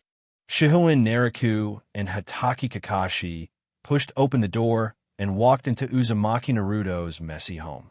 There were sundries piled everywhere, unfolded blankets, and instant noodles with only the soup base left after eating. The chaotic scene that came into view was Uzumaki Naruto's home. It's a little outrageous, but he's only 12 years old, so it's understandable. Naraku looked around the room. It had to be said that the house was not big, but the various living facilities were actually barely sufficient. After all, there was even a refrigerator. Kakashi looked at everything around him silently, then walked in, picked up the bottle of milk that had just been finished on the table, and saw the problem at a glance. What's wrong? This milk is expired. Naraku was stunned. Then he thought he seemed to have seen this scene somewhere before. Third Hokage is going a bit too far. Naraku opened the fridge and looked at the milk filled inside. Uzumaki Naruto's life shouldn't be like this. This is because Uzumaki Naruto's identity is very important.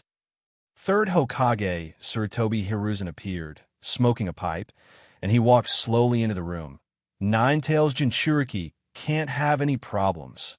Shihouin Naraku looked at Sarutobi Hiruzen with a look of disapproval. He pointed at the scene in the room. In addition to being the Nine-Tails Jinchuriki, Uzumaki Naruto is also the son of the fourth Hokage. The descendants of those who sacrificed for the village should not be subjected to such hardships. Sarutobi Hiruzen's expression gradually became solemn, and he did not continue speaking. The three of them fell silent. To be honest, Shihouin Naraku really couldn't understand how everyone in the ninja world felt about the tailed beast jinchuriki. It is simply unimaginable that they use people as weapons but do not treat them well, allowing the tailed beast jinchuriki to be bullied, hated, and resisted. It is dangerous in itself, and he is desperately stimulating the tailed beast jinchuriki, fearing that this super nuclear bomb will not explode. According to Shihouin Naraku's idea, it is a normal reaction for the tailed beast jinchuriki to go berserk. After all, it would be strange if they could be stable if you treat them like that. I know how important Nine-Tails jinchuriki is to Konoha village, but this treatment is definitely not good. Shihouin Naraku knew Sarutobi Hiruzen didn't like what he said, but he said it anyway. Shihouin Naraku used to be very strange. It would be understandable if Jiraiya was away all year round and didn't know Naruto's life. But Hatake Kakashi is in Konoha village. Why doesn't he care about the son of his master and his mistress? But after arriving in the Hokage world, Shihouin Naraku realized that this was because Sarutobi Hiruzen personally ordered to hide Uzumaki Naruto's identity and forced no one to get close to Naruto. Kakashi was physically and mentally injured due to the successive blows, and coupled with the Hokage's orders, he was naturally unable to take care of Naruto. Only this could explain why 4th Hokage Namake's Minato's companions and friends hadn't shown up, not to mention taking care of Naruto or occasionally lending a hand to help him. But Shihouin Naraku could never understand why Sarutobi Hiruzen blocked the news of Uzumaki Naruto, 4th Hokage's son's identity, but allowed the rumor that he was a demon fox to spread. Sarutobi Hiruzen didn't have much to explain to Shihouin Naraku's confusion. He just looked at him deeply and said, "I am the Hokage. These are the decisions." Hatake Kakashi opened his mouth, but said nothing in the end. After Sarutobi Hiruzen left, Hatake Kakashi sighed with a bad look on his face. "You just said that. I don't think it's anything. It's just the truth." Shihouin Naraku pointed at Hatake Kakashi and looked at him with some ill intentions. "Just wait until Naruto grows up. These things can't be kept secret forever. I'll see how you face him when the time comes." If Blood Red Chili hadn't passed away, do you think Kushina would have beaten you to death with the chakra chains from adamantine sealing chains? Namake's Minato and Uzumaki Kushina were so nice to you and Obito, and you too are ruining their sons. Face it. Hatake Kakashi laughed bitterly. "My life is a mess myself." Shihouin Naraku glanced at Hatake Kakashi with disdain. The two took one last look at Uzumaki Naruto's room and left. Soon, they found Uzumaki Naruto in the hills behind Konoha village. "I just went fishing. Yeah, I'm all wet, and my clothes are hanging on a tree nearby." Seeing Uzumaki Naruto shirtless, already collecting a pile of firewood and preparing to start a fire, Shihouin Naraku thought for a moment and stepped out from his hiding place. It seems that he doesn't really like instant noodles. He just eats them because they are convenient and cheap. "Naraku, what do you say?" While Hatake Kakashi was speaking, he looked to his side and was surprised to find that Shihouin Naraku, who was originally beside him, was gone. Looking back, Hatake Kakashi was horrified to find that Shihouin Naraku was actually walking towards Uzumaki Naruto openly. At this moment, not only him, but even Tianzong and the ninja team who were secretly vigilant were confused and didn't know what to do. "Do you want to stop it?" But Shihouin Naraku and Hatake Kakashi have other missions. "But, really?" Hatake Kakashi scratched his head in annoyance, thought for a while, and sighed, then also walked out from his hiding place. In the Hokage's office, Sarutobi Hiruzen, who had just returned, looked at the scene shown on the crystal ball and smoked his pipe silently. "Hey, why isn't it lit yet?" Uzumaki Naruto scratched his short golden hair, feeling a little discouraged, but he immediately continued to blow air towards the woodpile. In order to make a fire, Uzumaki Naruto made himself a little embarrassed, and his whole face looked like a tabby cat. Perhaps because he was concentrating on making a fire, he didn't even notice that Shihouin Naraku was standing in front of him. You need to leave some space under the woodpile so it can be lit. Ooh, the little yellow-haired boy was startled by the sudden sound. He immediately jumped 3 feet high and shook his head around looking for someone. As a result, Uzumaki Naruto saw a black-haired young man sitting on a rock nearby, holding a branch in his hand, and on the branch was the fish he had just caught with great effort. "Ah, that's my fish. This." Shihouin Naraku waved the branch in his hand and gestured to Uzumaki Naruto. "Yeah, I just caught it." Uzumaki Naruto stretched out his claws, which had turned black, to show that he had indeed caught the fish. As he spoke, Uzumaki Naruto approached Shihouin Naraku tentatively. He was very keen to find that the man in front of him was different from others. There was no hatred or disgust towards him, which made Naruto very happy. Aside from a few people like Irika-sensei and Grandpa Hokage, this person actually doesn't hate him. Do you want to eat it? If you want, I can give it to you. I can catch more. I'm very good at it. I can often catch big fish. Uzumaki Naruto didn't seem to care at all, but the expression on his dark face betrayed his thoughts. Naruto was worried that this person would reject his fish. Shihouin Naraku smirked as he watched Uzumaki Naruto strike a pose showing how impressive he was. "I wasn't planning on paying you back anyway. I'm hungry too." After saying this, Shihouin Naraku placed the branch with the fish on it on a nearby rock, indicating that the fish was his and no one else could take it away from him. It turns out that adults are so cunning. Uzumaki Naruto pretended to be angry, but he couldn't hide the happiness on his face at all. "Oh, who told you that adults are cunning?" Shihouin Naraku snapped his fingers and a flame fell into the woodpile. The flames immediately rose up and began to burn. "Shikamaru told me that adults are very cunning and troublesome," Uzumaki Naruto explained casually, his eyes sparkling as he watched Shihouin Naraku put the skewered fish on the fire and started grilling it. He had just seen it, Shihouin Naraku's action of lighting the fire. This was something only a ninja could do. It must be like this. This sounds a lot like something someone from the Nara clan would say. "Does the uncle know Shikamaru too?" "No, I know Shikamaru's father." "Wait, what did you call me?" Shihouin Naraku suddenly raised his head and looked at Uzumaki Naruto fiercely. He pointed at his face and emphasized, "Look at my face carefully. Am I an uncle?" Hey. Uzumaki Naruto was not afraid at all and still moved closer. He was the best at distinguishing other people's emotions. Although Shihouin Naraku's tone was bad, there was no malice in it. It was more of an attempt to scare the children.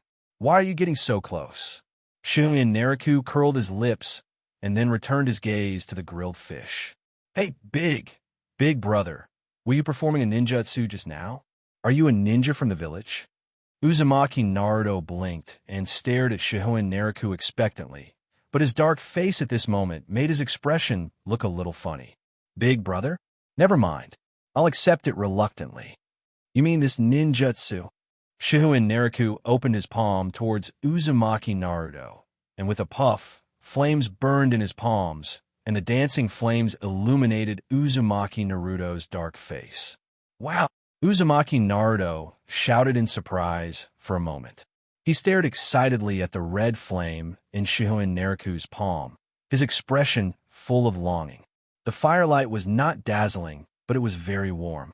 At this moment, the haze in Uzumaki Naruto's pupils was dispelled. The forest behind Kinoa, Shihouin Naraku and Uzumaki Naruto sat in front of a burning bonfire. The firewood in the fire crackled, and the fresh fish that had been grilling for a long time began to emit an enticing aroma. Uzumaki Naruto was talking to Shihouin Naraku with great interest. The sizzling grilled fish did not draw his attention away. At this point, the two had already known each other's names, and to Uzumaki Naruto, he felt he had gained a new good friend. Shihouin Naraku's eyes fell on the grilled fish, and he picked it up and turned it over. "It's almost ready to eat. Go wash your face." "Oh!" Uzumaki Naruto jumped up, ran quickly to the river, scrubbed his face and hands vigorously, and then ran back like a gust of wind. "Get your coat here first. It will dry faster by the fire." "Good." Uzumaki Naruto was really obedient. He would do whatever Shihouin Naraku said, for he was afraid that he would make Naraku angry and lose this new friend. It smells so good. Shihouin Naraku cut the grilled fish in half and ate it without hesitation, while Uzumaki Naruto also held the grilled fish and ate it with relish. It's really strange. Uzumaki Naruto was very curious. Why did the grilled fish he made for so long not taste good?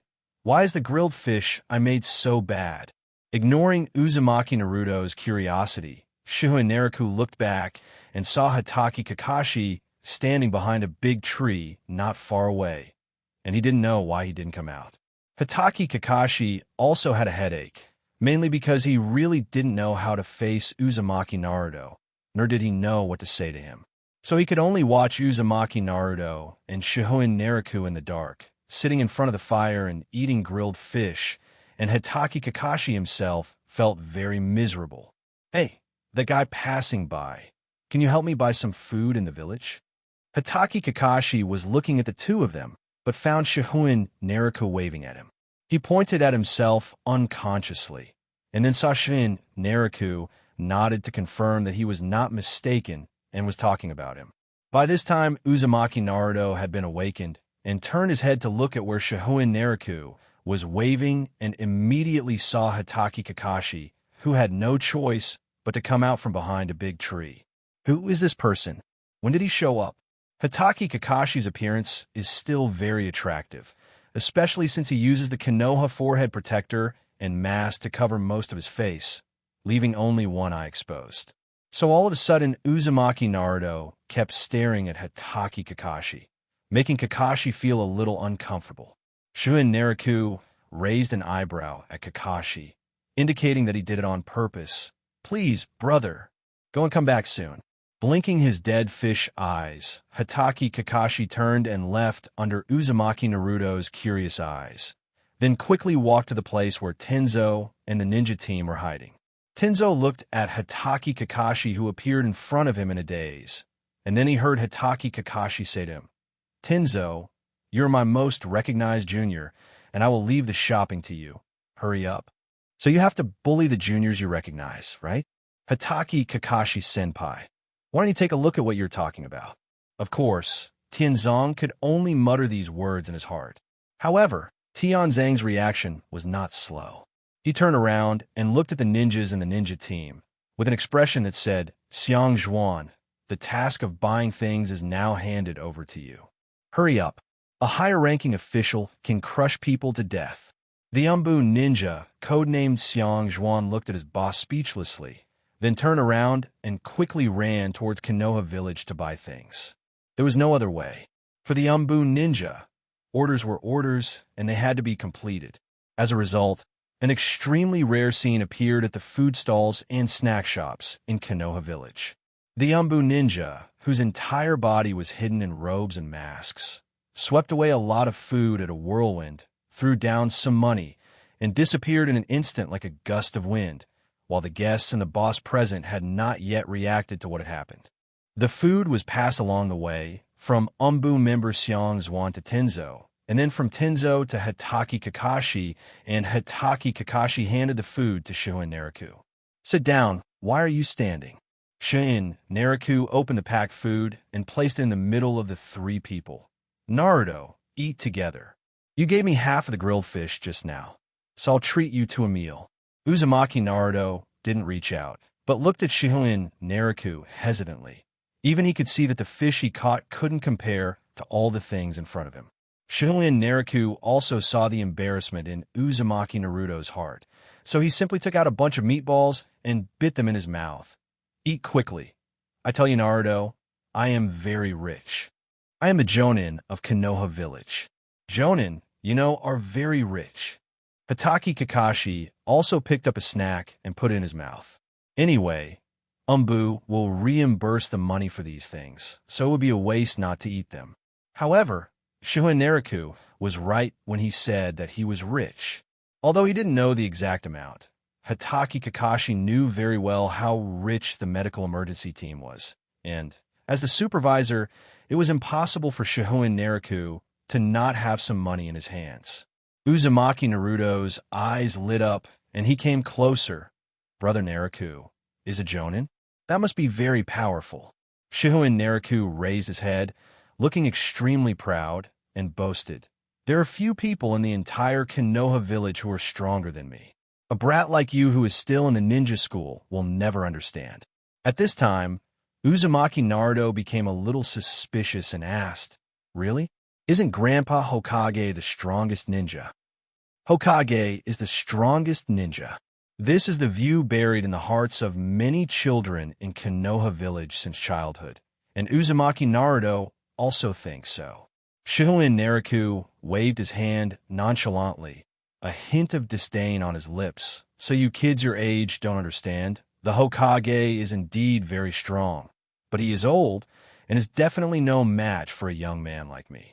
I can defeat the Hokage with just one sneak attack. Shihouin Naraku's blunt words shocked the two people present, as well as Tenzo and Umbu members hiding in the dark. Cough, cough, cough. Through the crystal ball, Tobi Hiruzen, who was here with his helmet, couldn't stop coughing. He was also shocked by Shihouin Naraku's words. This brat is such a liar. I really need to find an opportunity to teach him a lesson. Tobi Hiruzen was so angry that his teeth itched at the fact that he dared to doubt his own strength. Hey, Naraku, don't talk nonsense.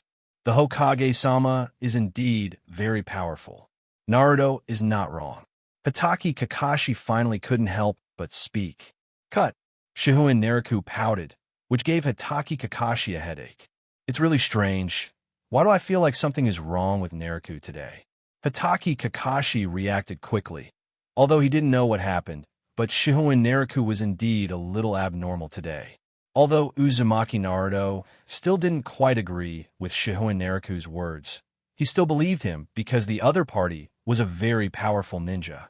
Brother Naraku, do you think I can become a ninja as powerful as you?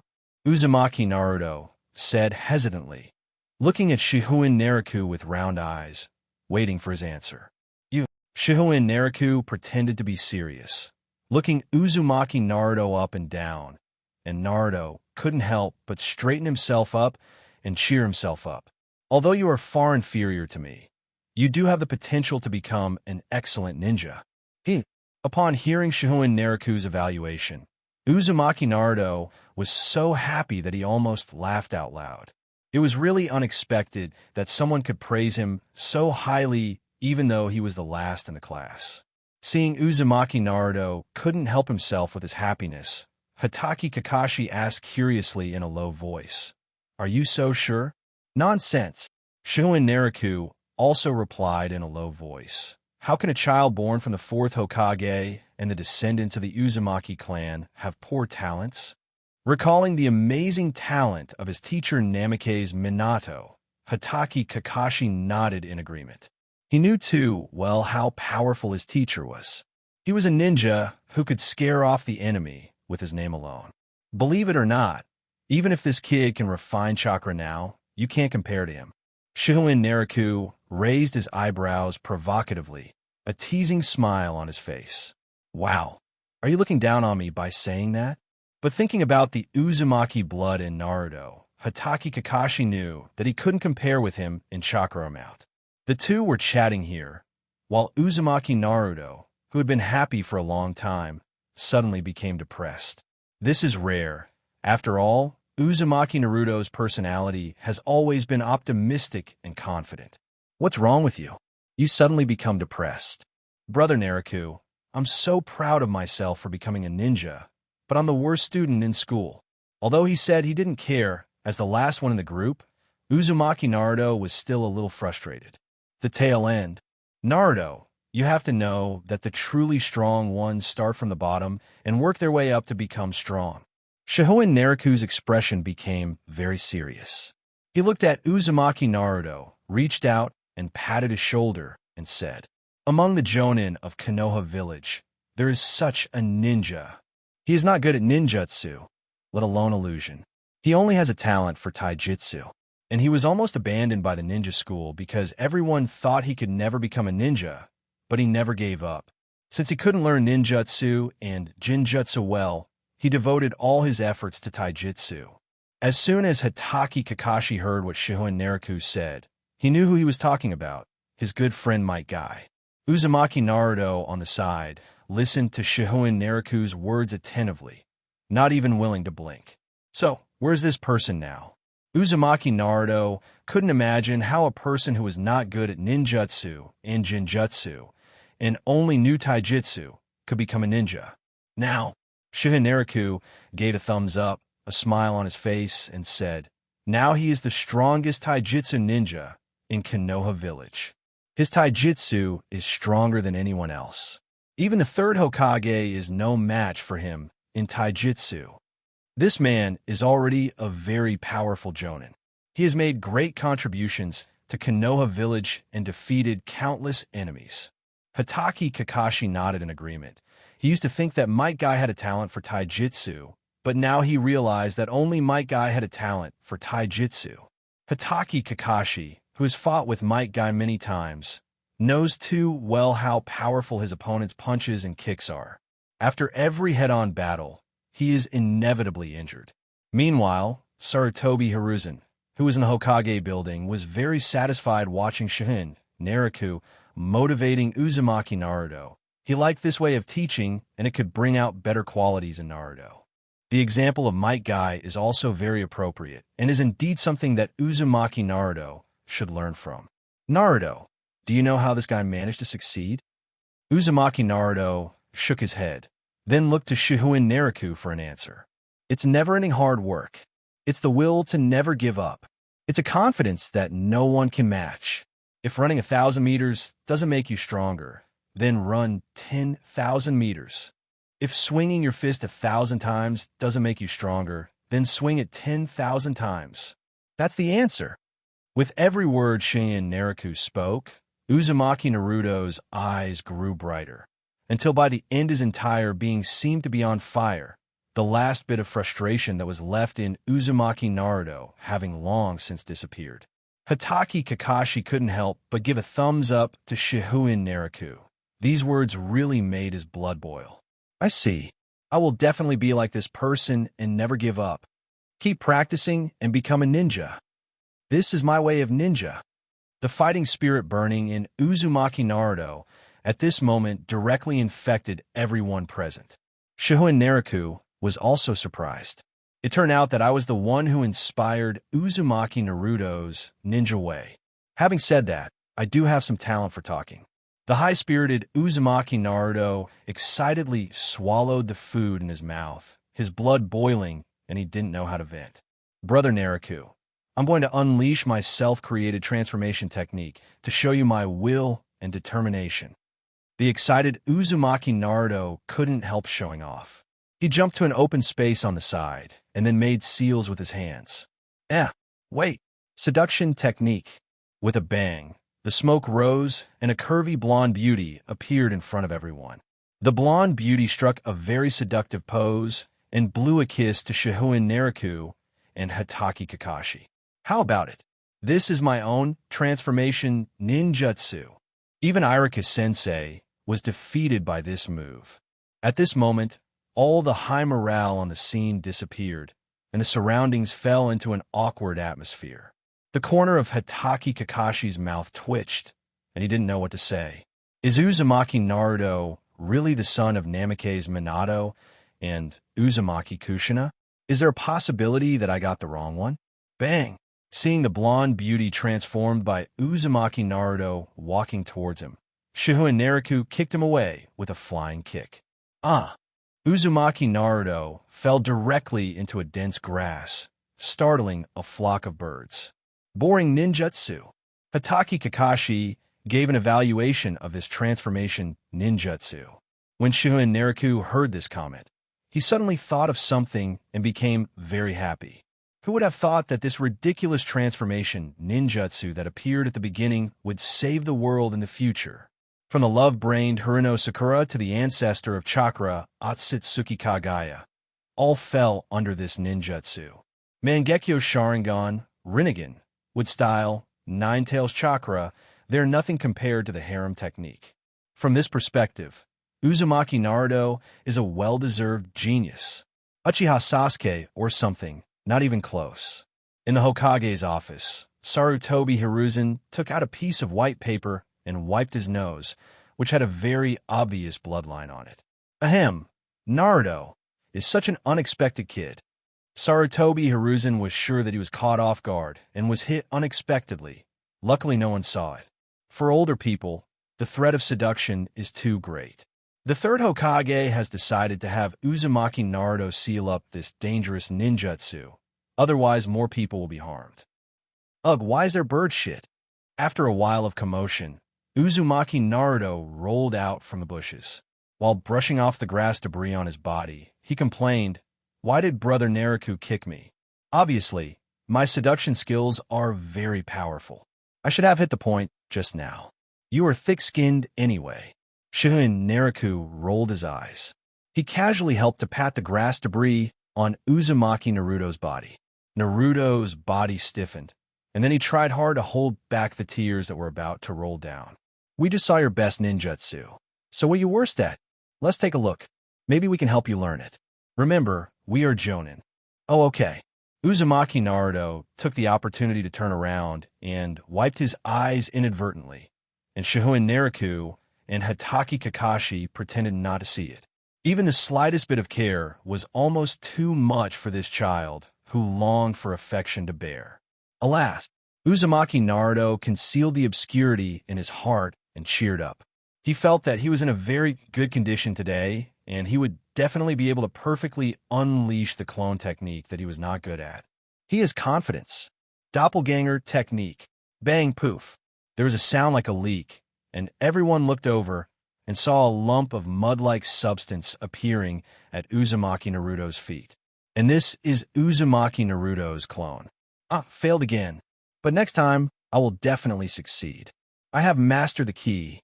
Uzumaki Naruto was cheering himself up, while the others looked dismayed. Third Hokage Sarutobi Hiruzen even slapped him directly on the table. Only Shihouin Naraku looked thoughtful. He understood why Uzumaki Naruto learned the multiple shadow clone technique. So this is it. The third Hokage really put a lot of thought into it. Brother Naraku, give me another chance. I will definitely succeed. It's okay, this clone technique is not suitable for you. Really, Hatake Kakashi also saw the problem. As a ninja who had copied thousands of ninjutsu, he found the key to the problem at a glance. Clone technique was indeed not suitable for Uzumaki Naruto, because the Seal of Nine Tails is located in Uzumaki Naruto's dantian, which is where chakra flows and gathers. The chakra accidentally leaked from Nine Tails will cause disorder, affecting Uzumaki Naruto's inability to accurately control chakra. The key to clone technique is the control of chakra, even if the amount of chakra is not much. These 2 points are exactly the opposite in Uzumaki Naruto. He has an amazing amount of chakra, but his ability to control it is very weak. So repeated releases of clone technique will fail.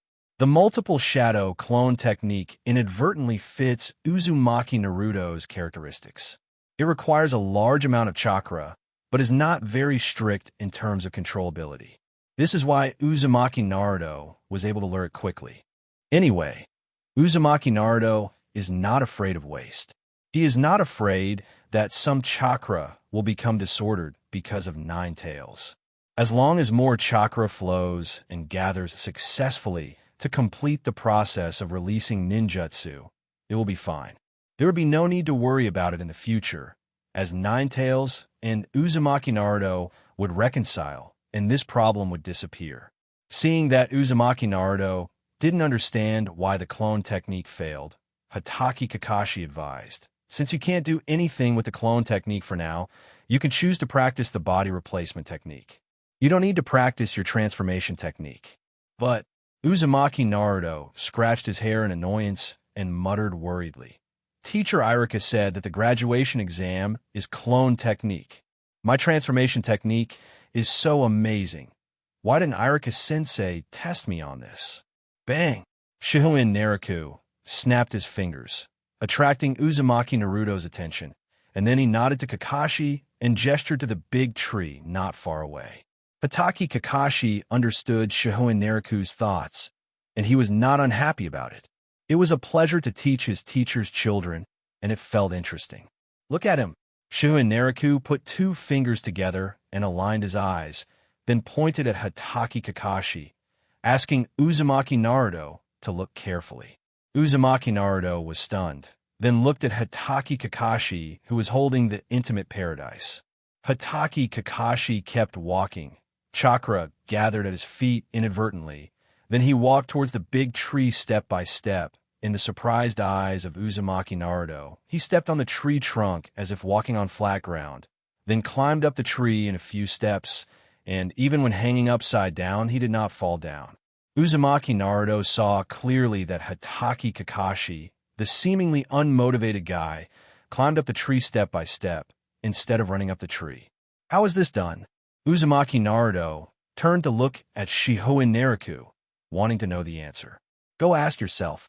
Shihouin Naraku waved his hand, then half lay on the boulder and yawned. Uzumaki Naruto was not afraid of strangers. He approached Hokage Kakashi and started asking for advice.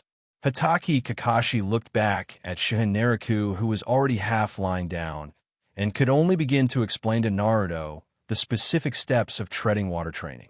Soon, bang, ouch, bang, ouch. Uzumaki Naruto seemed to have no intention of giving up. He rushed towards a tree again and again. Even though he fell and grimaced, he had no intention of stopping to rest. No one spoke. Everyone just watched Uzumaki Naruto fall from the tree again and again. Time passed by, and everyone's eyes gradually began to change. Uzumaki Naruto moved everyone present with his actions of doing what he said and never giving up. Hokage Kakashi, as expected of a teacher's child. Third Hokage, as expected of Namake's Minato's child. Tenzo and Umbu Ninja, as expected of the 4th Hokage's child. Shihouin Naraku. Why talk about others? Even though Uzumaki Naruto is also a cheater, he is indeed walking on the road without stopping. You're not suitable for Umbu. Shihouin Naraku suddenly spoke. Hokage Kakashi was stunned. What is he talking about? Are you, the deputy captain of Umbu, planning to rebel and kill me? The captain who is standing in your way? You know it yourself. Shihouin Naraku continued speaking, then fell silent, continuing to watch Uzumaki Naruto practice by stepping on the tree. Does Hokage Kakashi know that he is not suitable for Umbu? No, this has nothing to do with strength, but with character. But if he doesn't stay in Umbu, Hokage Kakashi doesn't know where to go. At least by staying in Umbu, he can relieve the inner scars through busy tasks and dangerous fights. Hokage Kakashi was thinking about how to get over his emotional knot. He knew that he couldn't continue like this, otherwise he would be ruined sooner or later. So while watching Uzumaki Naruto's tree-stepping training, Hokage Kakashi also remained silent.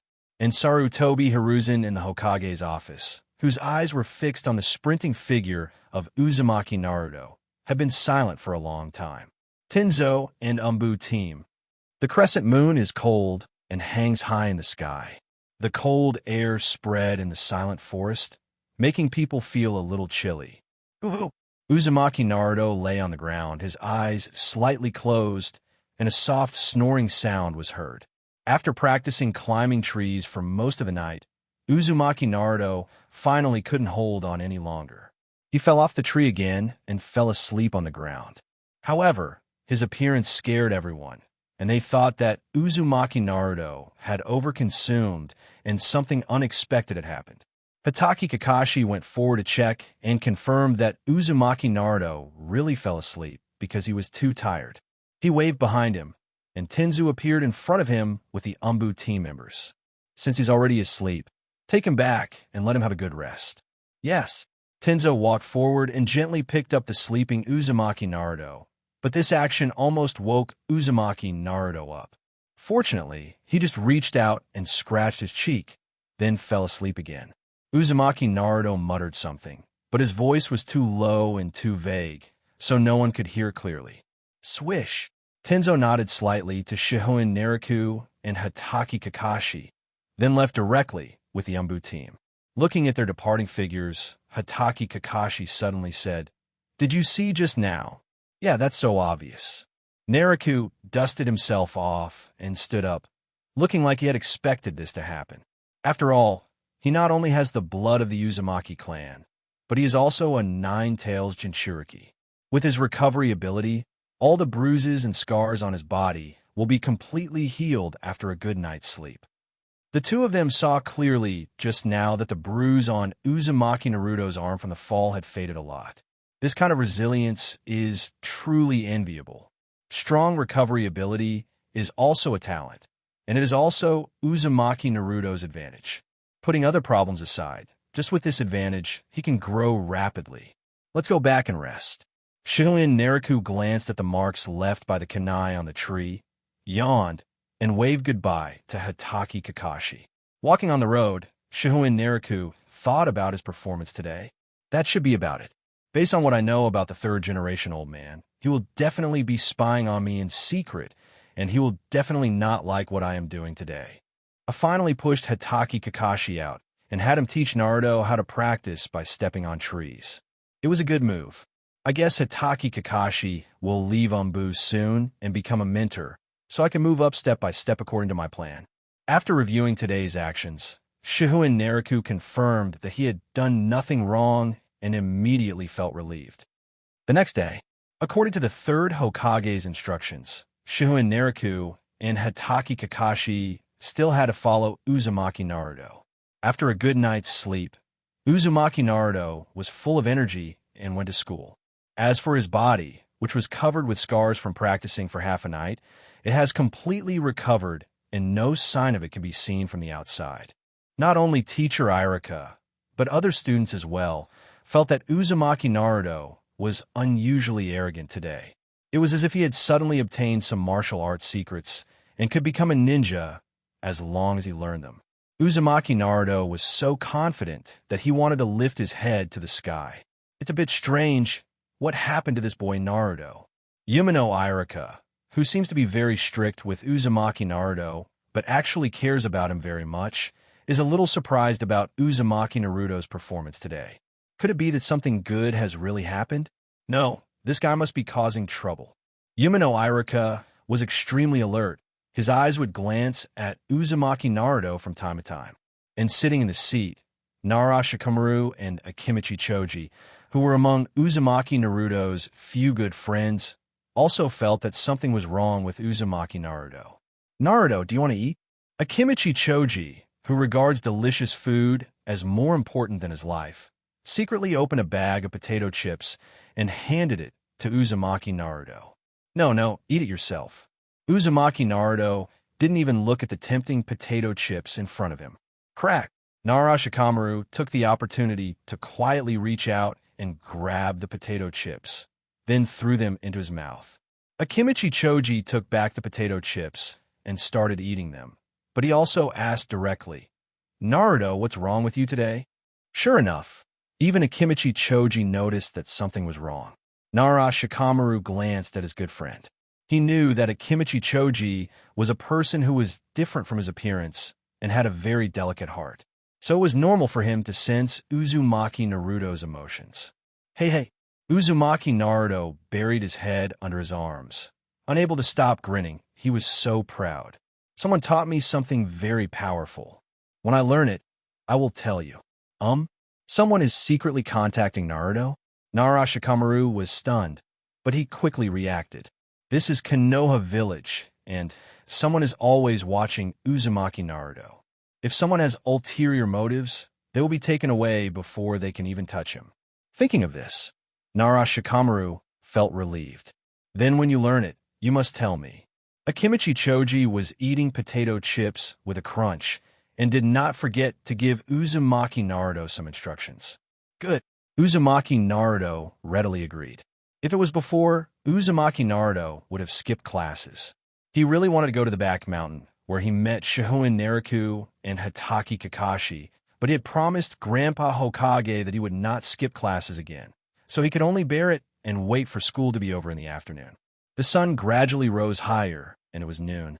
Shihouin Naraku, who was bored, and Hatake Kakashi, who was looking at the little uncle, were slacking off when they received a summons from Sarutobi Hiruzen.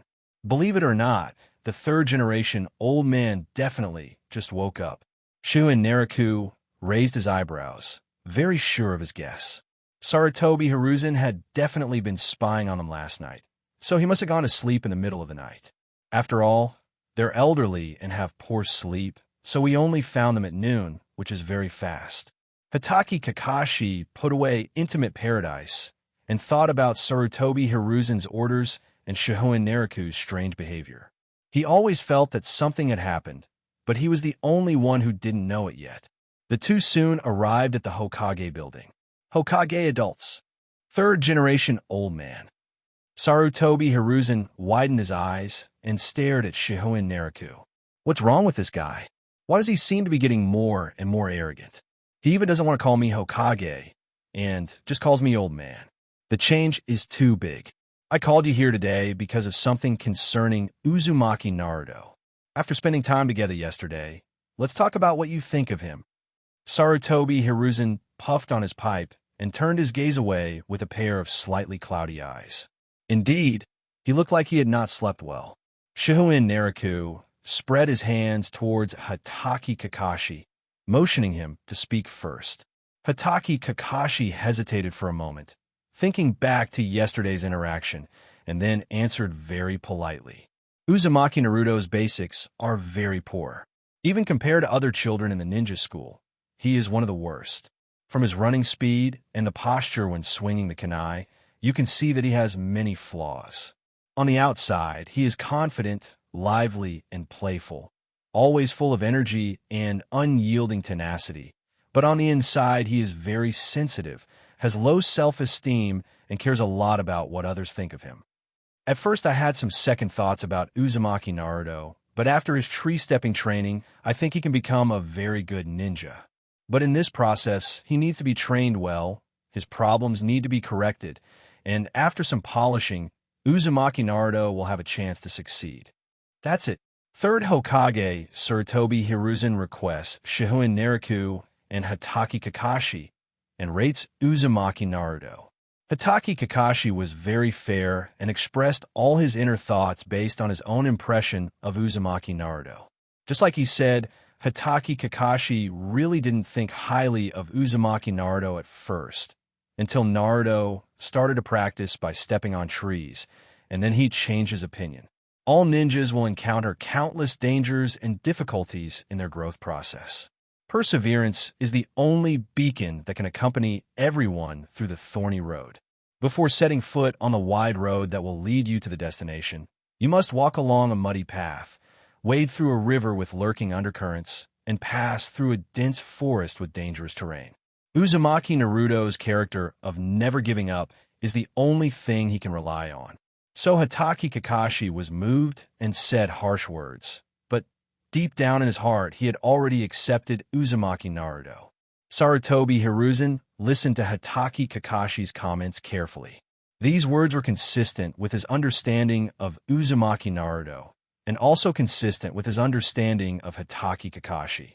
Then both Sarutobi Hiruzen and Hatake Kakashi looked towards Shihouin Naraku, waiting for him to speak. Let me think. How should I put it? Uzumaki Naruto will definitely be the strongest ninja in the entire Kinoa village. No, the entire ninja world.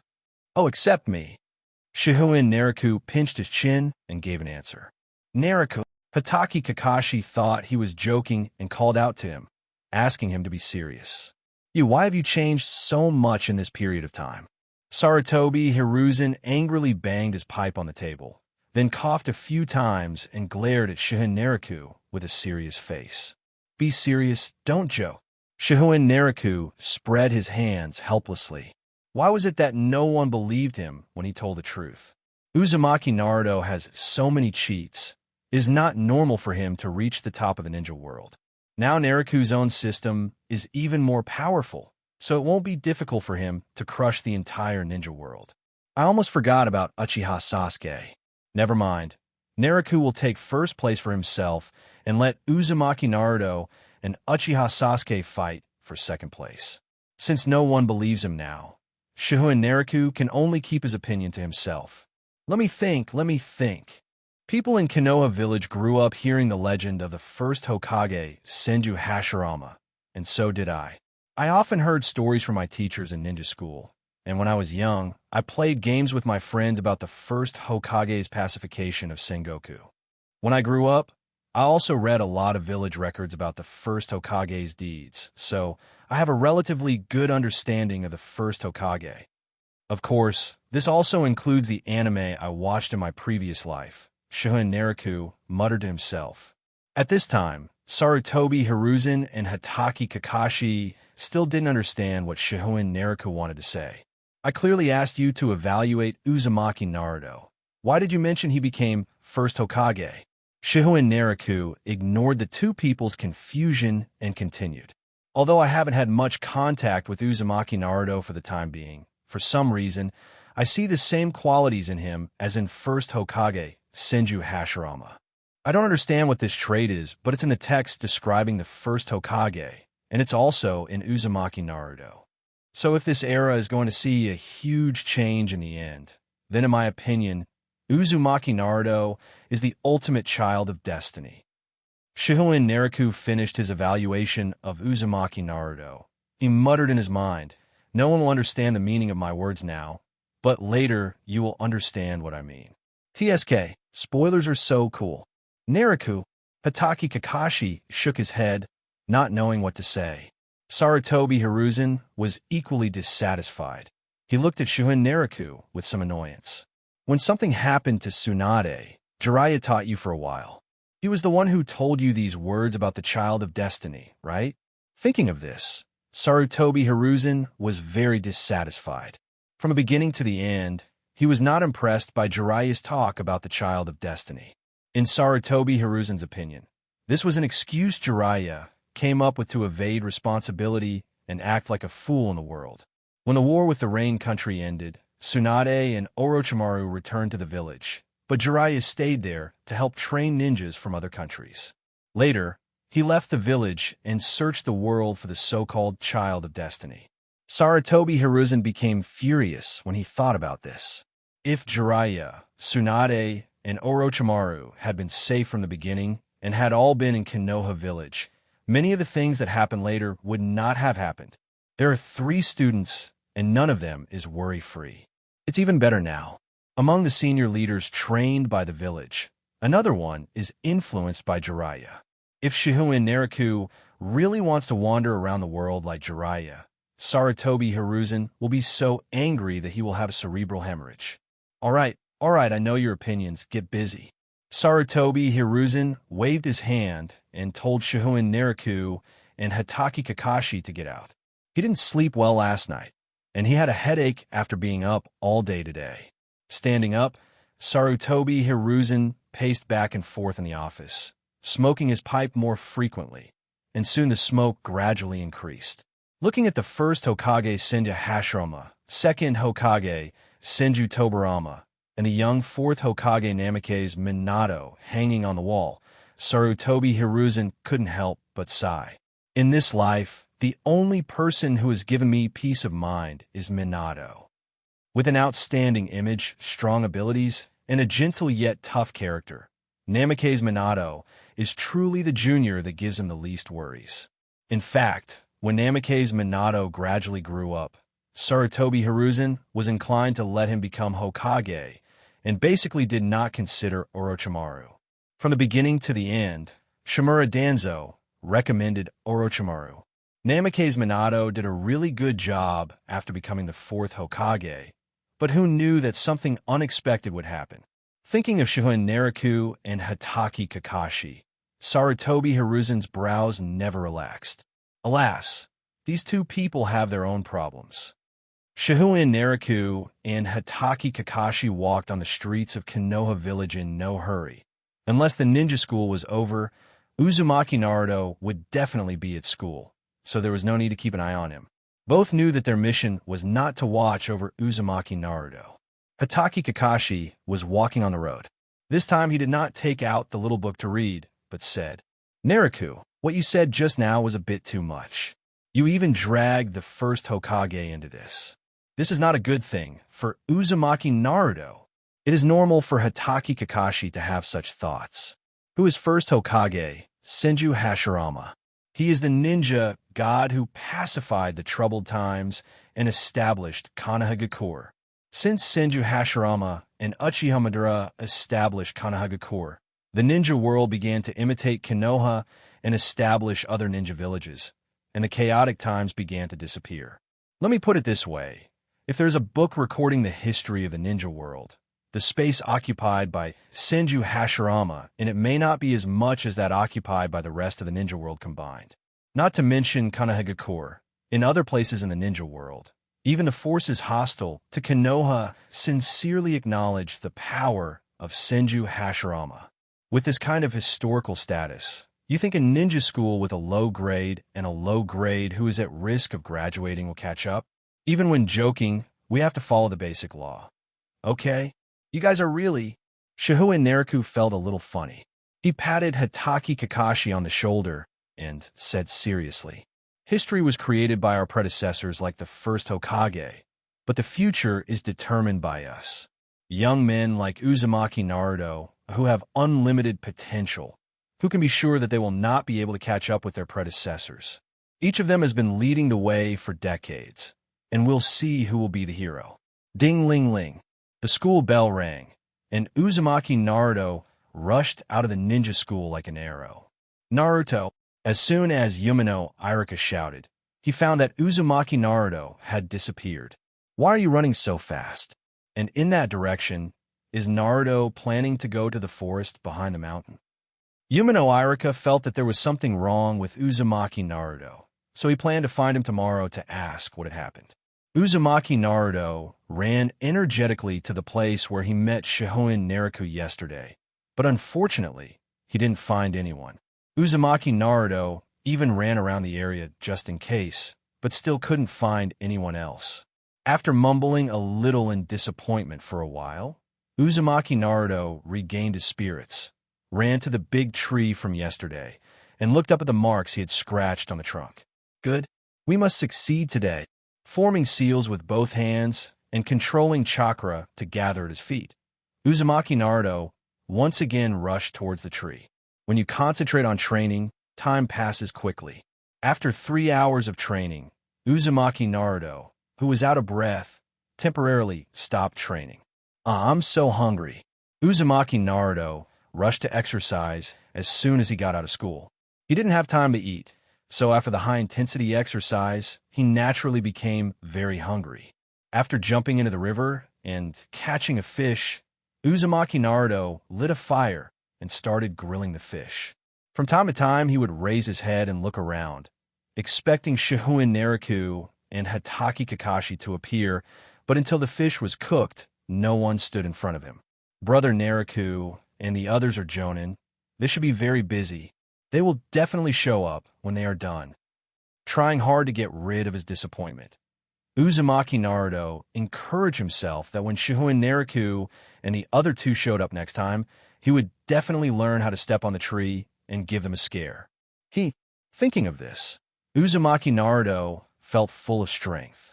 Just as he was about to stand up and continue practicing under the tree, a figure appeared in front of him. Grandpa Hokage. The one who appeared was the third Hokage, with a kind smile on his wrinkled face. He walked up and touched Uzumaki Naruto's head, then sat down next to Uzumaki Naruto like a caring old grandfather. What followed was a caring conversation like that between a grandfather and grandson, and Uzumaki Naruto happily danced with joy as he told Sarutobi Hiruzen everything that had happened around him recently. Shihouin Naraku, who was hiding in the dark and had not appeared, could not help but smack his lips. This old man was really powerful. He made other people in the village reject and hate Uzumaki Naruto, while Sarutobi Hiruzen was like a kind old grandfather who cared about Naruto. This contrast was simply amazing. Over time, the relationship will definitely become stronger. Sarutobi Hiruzen used his own experience to teach Shihouin Naraku a lesson on how to win over others. Hokage adults. Sarutobi Hiruzen and Uzumaki Naruto were chatting happily when an Umbu ninja suddenly appeared with some food in his hands. The Umbu ninja, codenamed Elephant Turn, put the food aside, then turned and disappeared. This was the second time he went to buy food. His mission was to monitor Nine-Tails' jinchuriki, but now he had to buy food for jinchuriki. Come eat with me. I've been busy at work all day, and I haven't eaten yet. Tobi Hiruzen showed off his hard work a little, then took Uzumaki Naruto to start eating. Oh. Uzumaki Naruto took the food handed to him by Tobi Hiruzen and started eating it. Why would Shihouin Naraku and Tobi Hiruzen bring food to Uzumaki Naruto? Because Uzumaki Naruto is now practicing by standing on trees, the consumption of chakra and physical strength will increase. At this time, he must eat enough or even eat better to supplement nutrition. Tobi Hiruzen didn't eat much. Most of the food was eaten by Uzumaki Naruto. Ha, Grandpa Hokage, look at me. After a while, Uzumaki Naruto couldn't wait to show off to Tobi Hiruzen. So he took out a kunai and rushed towards the tree. Laugh! A new scratch appeared on the tree. This time, Uzumaki Naruto reacted quickly.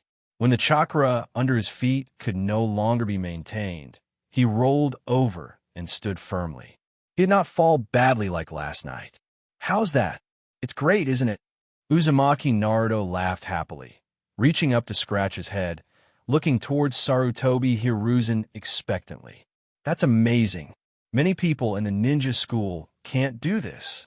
Tobi Hiruzen was not stingy with his praise and said to him with a smile, but you still have to be careful, and be careful not to fall down when you can't hold on.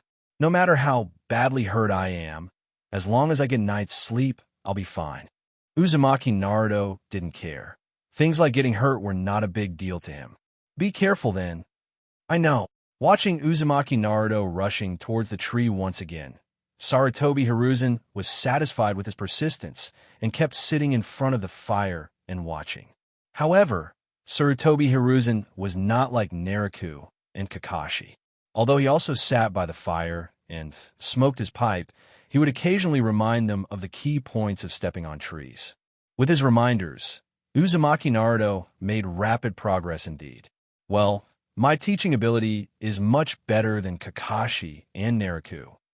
Tobi Hiruzen thought smugly, blowing out a puff of smoke from time to time. This is indeed the case. Everyone recognizes Tobi Hiruzen's teaching ability as he is able to train famous Sannin in the ninja world. Shihouin Naraku leaned against a tree trunk, watching third Hokage Tobi Hiruzen teach Uzumaki Naruto with great interest. Is the third-generation old man trying to compete? After all, Tobi Hiruzen is old and still the Hokage, so he has a lot of things to do, and it is impossible for him to spend all his time with Uzumaki Naruto. So after staying with Uzumaki Naruto for a while, Tobi Hiruzen left, and Naruto continued to practice by stepping on the tree. We will be doing ninja sparring today. Yumino Irika took the cardboard and pen, made a few strokes, and decided on the sparring partner. The students gathered together and whispered, completely unaware of teacher Irika calling for them to line up and assemble. Inazuka Kiba, Uzumaki Naruto, and you. I said assemble. Yumino Irika roared one after another, and was able to calm down these naughty students. The first group of ninjas sparring. Uchiha Sasuke, Nara Shikamaru. As teacher Irika's voice fell, amid the crazy shouts of the little girls, handsome Uchiha Sasuke stood out with his hands in his pockets and a cool expression on his face. Shikamaru, if you dare to hurt Sasuke, it's over. Yamanaka Ino cheered for Uchiha Sasuke while warning Nara Shikamaru not to hit too hard. Oh, what a trouble. Are these women crazy? Nara Shikamaru really didn't want to go out for the sparring, and stood there motionless with a look of resistance on his face. Bang! Someone slapped him directly on the back, pushing the panicked Nara Shikamaru out of the team. Nara Shikamaru staggered and almost fell to the ground. Who is pushing me from behind? Uzumaki Naruto, who was still in the team at this time, shouted, Come on, Shikamaru, defeat that stinky ****. Come on, Sasuke. Sasuke-kun, you must win. Shikamaru, if you dare to win, you'll die. Yumino Irika pretended not to hear the little girl's shouts, watched Uchiha Sasuke and Naraku Shihouin stand up, completed the seal of opposition, and immediately announced the start of the sparring. Start.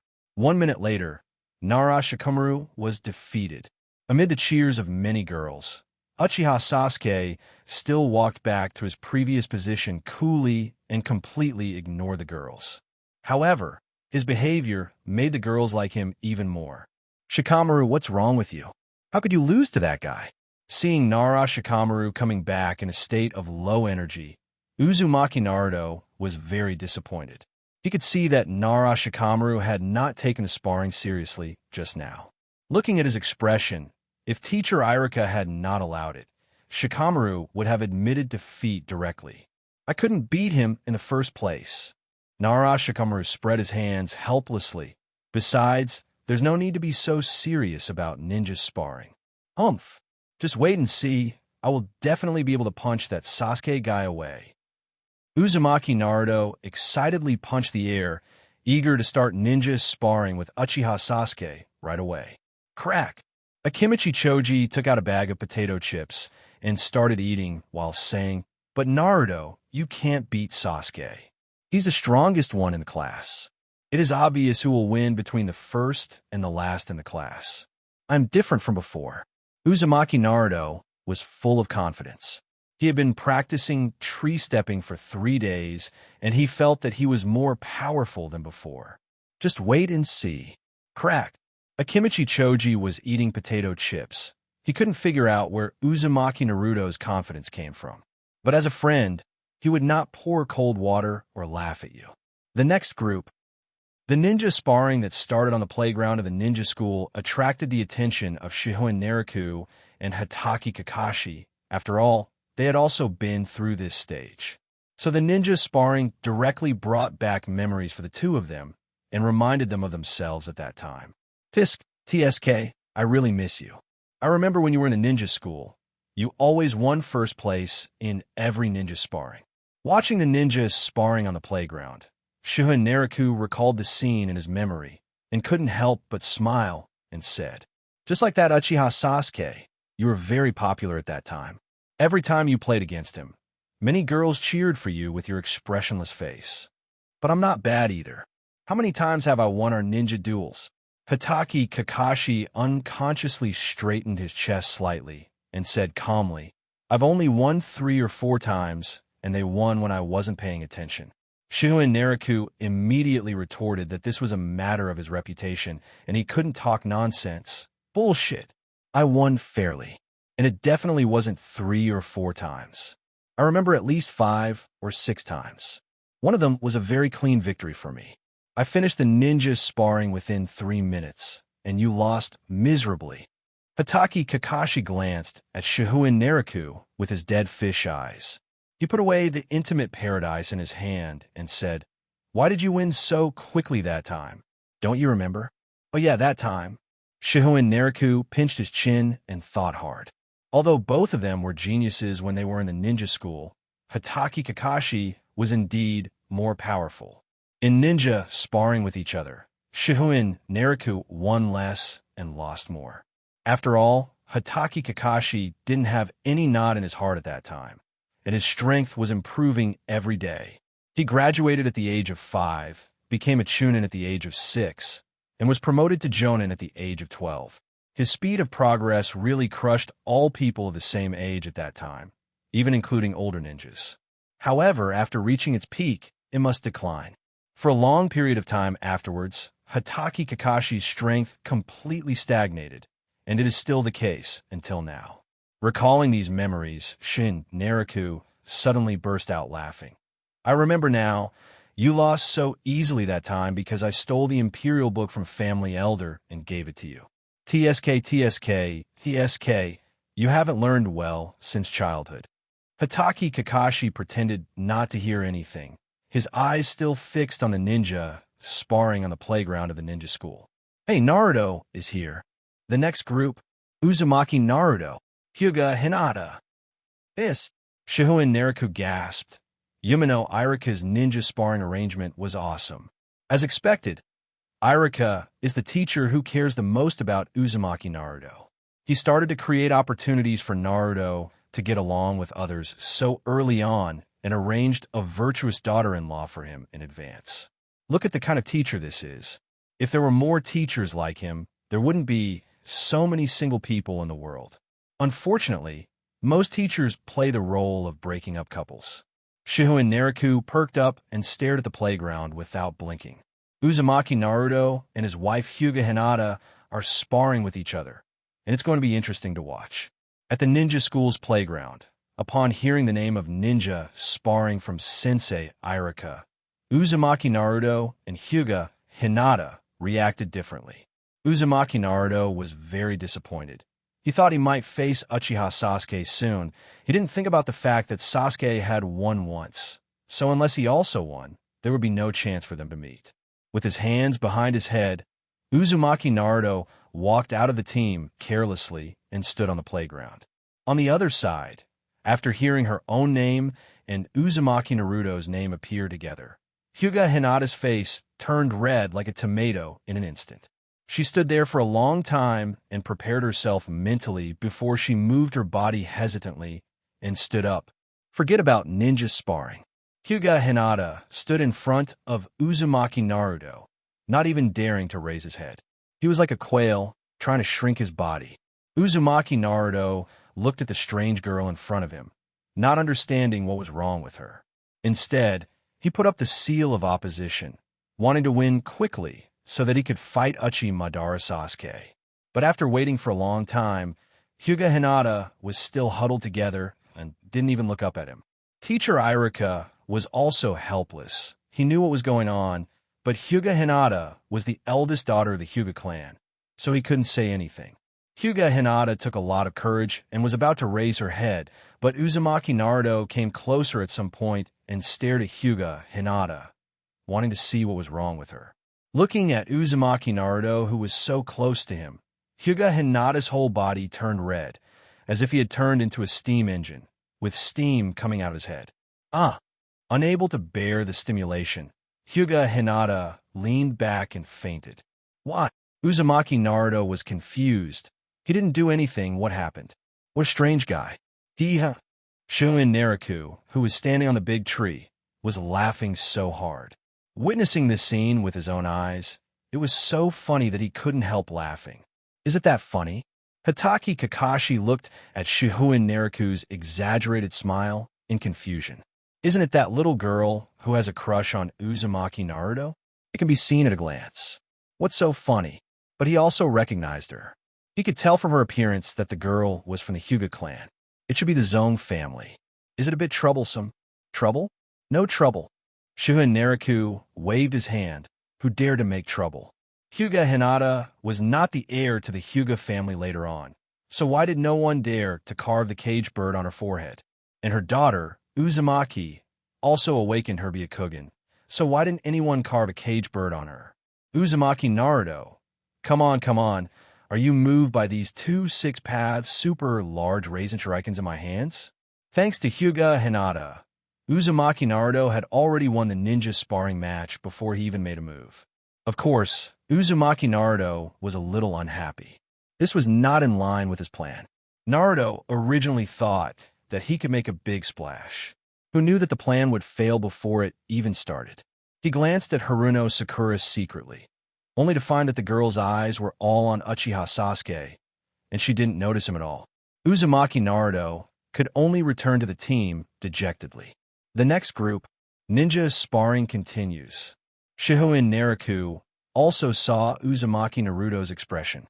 At this time, Naruto didn't realize Hyuga Hinata's feelings for him at all. He was extremely dull. Of course, the main reason is that Uzumaki Naruto's mind is all on Haruno Sakura. Although there was an accident during the ninja sparring with Hyuga Hinata, it was soon Uzumaki Naruto's turn. This time the ninja sparring went smoothly. Uzumaki Naruto defeated his classmates in the shortest time and won the victory in front of everyone's surprised eyes. Seeing the shocked looks from his classmates and friends, Uzumaki Naruto wanted to puff out his chest to the sky. But when he looked at Haruno Sakura, he found that the girl was still keeping her eyes on Uchiha Sasuke. Sasuke, I will definitely defeat you. The extremely arrogant Uzumaki Naruto shouted at Uchiha Sasuke, but Sasuke just turned his head away and snorted coldly, completely ignoring Naruto. Wow! Uzumaki Naruto was so angry that he was about to rush forward, but fortunately Shikamaru and Akimichi Choji stopped him. It's so lively. Shin and Naraku watched the fight on the playground with interest, turned around and said, Naruto is a bit smart, you saw it just now. Well, the tree-stepping training during this period was not in vain. Hatake Kakashi nodded. They all saw the key to Uzumaki Naruto's victory in the ninja sparring just now. Although he was still a little unskilled, he gathered his chakra under his feet at the beginning, and the speed he burst out was so fast that his opponent couldn't react and fell into a disadvantage immediately. But if he wants to rely on this ability, he's still a little short of defeating that Uchiha Sasuke. Shihouin and Naraku also agreed with Hatake Kakashi's statement that Uzumaki Naruto has not laid a solid foundation, and he still has a long way to go if he wants to rely on sudden bursts to defeat Uchiha Sasuke. But after just a few days of training, there could be such a big change. Uzumaki Naruto's ability himself is quite good. The last group, Uchiha Sasuke, Uzumaki Naruto. Uchiha Sasuke, still looking like a cool and handsome boy, stood up, while Uzumaki Naruto glared at him angrily. This time, Uchiha Sasuke didn't put his hands in his pockets again, but took them out. He was still full of confidence, but after several sparring matches with Uzumaki Naruto, he was no longer the last one. So Sasuke reluctantly became serious. But just be serious. After all, Uchiha Sasuke never wanted to defeat his peers, but to take revenge and kill his brother Uchiha Itachi. Start.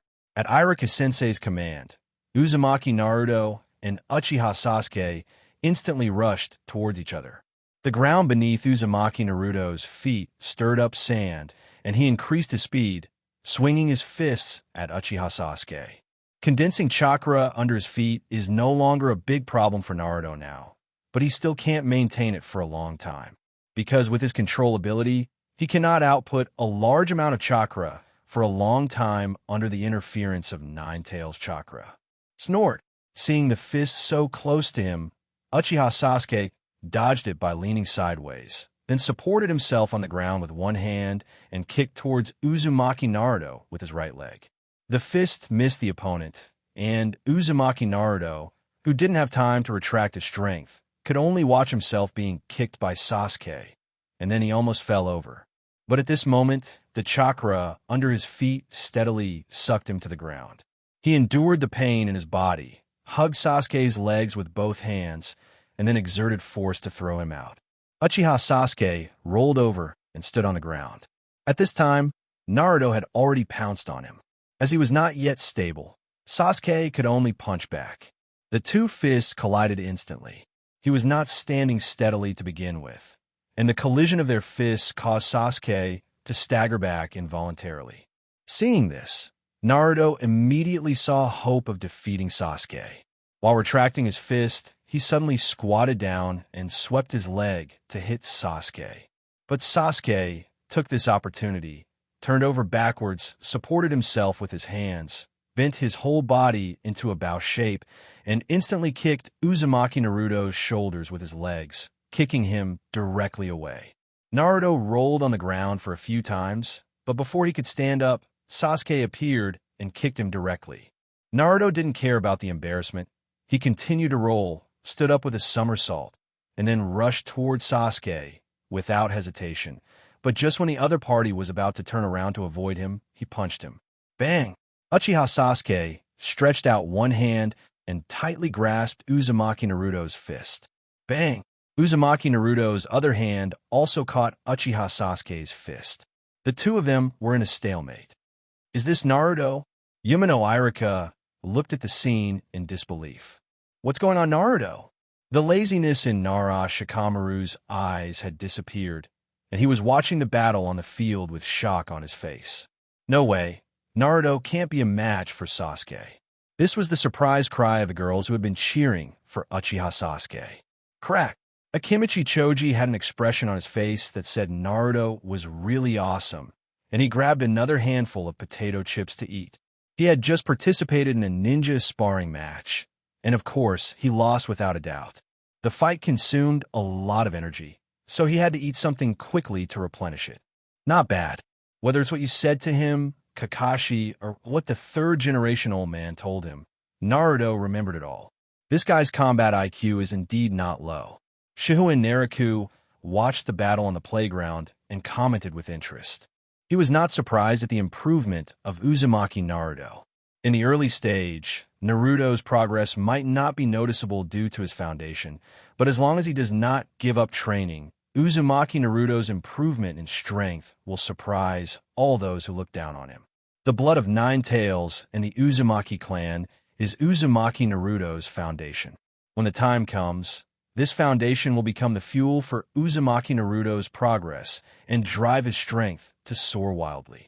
Hatake Kakashi was completely engrossed in watching Uzumaki Naruto and Uchiha Sasuke practicing ninja skills. In a trance, he seemed to see his younger self fighting with a lively and cheerful Uchiha boy. Obito, Hatake Kakashi couldn't help but touch his eyes, which were blocked by the forehead protector, where there was a Sharingan given by his companions. Snort! A cold snort sounded. No one noticed that the space on the rooftop of the ninja school suddenly twisted, and a mysterious man in a black robe and a mask appeared. The mysterious masked man took a look at the ninja sparring going on in the playground and snorted disdainfully, "Child's tricks." Then the mysterious masked man turned his attention to Shihouin Naraku and Hatake Kakashi hiding in the dark. To be more precise, he was looking at Hatake Kakashi. The ground at the top of the building was like the surface of water, with ripples slowly spreading out. A strange man who looked like a pitcher plant came out. His body was a little strange, half white and half black, as if 2 people were forcibly put together. The person with the white half said with a smile, "Is that Itachi's brother? He looks pretty good. He's far worse than Uchiha Itachi. Their talents are not on the same level." The mysterious masked man answered coldly, but his eyes were still on Hatake Kakashi. "Aren't we leaving yet? You've already seen the wild." "Shut up." The pitcher plant-like weirdo with the white half-face laughed and wanted to continue talking, but the black half-face suddenly spoke and shouted at him in a low voice to shut up. This pitcher plant-like weirdo has 2 different consciousnesses in his body. The black half of the pitcher plant monster's face looked towards where Shihouin Naraku and Hatake Kakashi were, and said in a very gloomy voice, "According to intelligence analysis, the next 5th Hokage is likely to appear in one of those 2 people. Obito, we can do this secretly." "No need. Kakashi is a loser. He never gets anything done. He's completely useless." The mysterious masked man, Uchiha Obito, looked at Hatake Kakashi, who was lost in his memories, with disdain and snorted, "No way. There's no need to do anything extra. That jerk Kakashi will mess everything up. If he becomes Hokage, Konoha village will be doomed sooner or later." Every word Uchiha Obito said was accompanied by Hatake Kakashi. From a certain perspective, this could be considered a form of concern, perhaps. Zetsu looked at Uchiha Obito, who was cursing Hatake Kakashi but still staring at Hatake Kakashi, and was speechless. "We have recently found some traces of Orochimaru, but this snake hides very deeply. Should we continue digging, or should we leave his whereabouts to Pain?" Hearing this serious matter, Uchiha Obito reluctantly retracted his gaze. He lowered his head and thought for a while, then shook his head. "Not for now. Orochimaru is still useful. When he loses his usefulness, I will kill him directly. Although we didn't find that disgusting snake," Zetsu's white half said with a smile, "but we found that his men seem to be discussing something with the people of Sunagakure. The specific content is unknown, but the target is Konoha village." Uchiha Obito smiled disdainfully. He looked down upon the poor Sunagakure at all and said directly, "Sunagakure's fool actually believed in Orochimaru. Don't worry about that. Although Sunagakure is weak, if they join forces with Orochimaru, Konoha village which has been at peace for a long time and has lost its vigilance, will suffer heavy losses. This is a good thing for us. Zatu, wait until Orochimaru and Sunagakure's plan is complete before you tell Uchiha Itachi this information. Hee, what are you going to do? White Zetsu's laughter sounded, but Uchiha Obito ignored it. The distorted time and space reappeared, and before disappearing, he glanced at Hatake Kakashi and left a word. This fake world will be destroyed by these idiots sooner or later. Like a pitcher plant, Ju slowly sank into the ground and disappeared. Shihouin Naraku suddenly raised his head and looked around, his sight finally falling on the rooftop of the ninja school. Is it my illusion? Why did I feel a sense of malice just now? With a whoosh, Naraku jumped up and landed on the rooftop, looking around with a frown. But this place seemed no different from before, and there were no strange traces. What's wrong? Hatake Kakashi, who was awakened by Shihouin Naraku's actions, also followed and looked at the rooftop in surprise. Shihouin Naraku shook his head and said uncertainly, "Just now I seemed to feel a malicious gaze here, but I didn't see it." As he spoke, he raised his hand, and the hidden Umbu team appeared behind him. You guys conduct a carpet search centered around the ninja school to see if you can find anything. Yes. No one takes this matter lightly when it comes to Nine Tails Jinchuriki. However, after a thorough search, the well-trained Umbu did not find any strange traces or anything like that. Is it really my illusion? Shihouin Naraku listened to the answer from Umbu's subordinates, and was a little unsure whether his previous feeling was wrong. After all, it was not so easy to come and go freely in a place like Sunagakure. Wrong. Shihouin Naraku suddenly remembered that there were indeed people who could come and go freely in Konoha village. Uchiha Obito is complete. They can actually do this kind of thing. Could it be that they were here just now? However, Shihouin Naraku suppressed his doubts, waved his hand to let the Umbu members disperse, and continued to hide in the dark with Hatake Kakashi. Yo, is the ninja sparring over? Who wins, Naruto or Sasuke? Shihouin Naraku looked towards the playground, where Uzumaki Naruto was jumping and yelling. Uchiha Sasuke. Hatake Kakashi just saw the result of the ninjas sparring and said directly, Uchiha Sasuke caught Naruto's weakness and defeated him in the end. Oh, that's normal. The tree climbing training has only been going on for a few days, and the current progress is already good enough. It will be unlikely for Uzumaki Naruto to catch up with Uchiha Sasuke for the time being. After losing to Uchiha Sasuke, Uzumaki Naruto didn't look happy. After school at the ninja school, he came to the forest behind the mountain in a depressed mood. However, he didn't feel depressed for long, as Uzumaki Naruto regained his spirit and continued to practice on the tree with full energy. You watch here first. I have something to do, Shihouin Naraku whispered, then scurried away without waiting for Hatake Kakashi to reply. Hatake Kakashi frowned and looked at Shihouin Naraku's back, feeling a little strange. He had noticed that something was wrong with the other party since just now. Shihouin Naraku was very fast and arrived at the memorial stone of Sunagakure in a flash, which was also the cemetery of the village. He walked in slowly and soon came to a person's grave. Sure enough, it's Uchiha Obito. In front of the tombstone, there is a bunch of beautiful and eye-catching flowers, and it looks like they have been placed here not long ago. On the tombstone, there is a photo of a beautiful girl, Noera Rin, a former companion of Uchiha Obito and Hatake Kakashi. He voluntarily died at the hands of Kakashi's Raikiri in order to protect Konoha village. Shihouin Naraku looked around and found a bunch of discarded flowers on the ground not far away. TSK. He threw away the flowers that Kakashi gave to Noera Rin and put his own flowers instead. Obito is really stingy. Having confirmed his guess, Shihouin Naraku turned and left. He had no intention of telling anyone else about this, because Uchiha Obito and Uchiha Itachi had an agreement that as long as Itachi was alive, they could not attack Uchiha Sasuke and Sunagakure, so there was no need to worry about anything for the time being. Besides, Uchiha Obito relies on his Mangekyo Sharingan ability Camui to appear and disappear without a trace, so under normal circumstances, it is not easy to catch him. Shihouin Naraku soon returned to the back mountain forest, and he saw Sarutobi Hiruzen at a glance. Uzumaki Naruto is really happy during this period. Not only does he have someone to accompany him every day, but he can also eat delicious food every day. Compared to the past, he can be said to be living in a dream now. After working as a bodyguard with Hatake Kakashi for a few days, Shihouin Naraku finally found Sarutobi Hiruzen and told him his thoughts. I want to be the head of the medical department. I want to be the Minister of Medical Affairs. Shihouin Naraku, the vice chief of the medical department, stood in the Hokage's office and made his demands in a firm tone.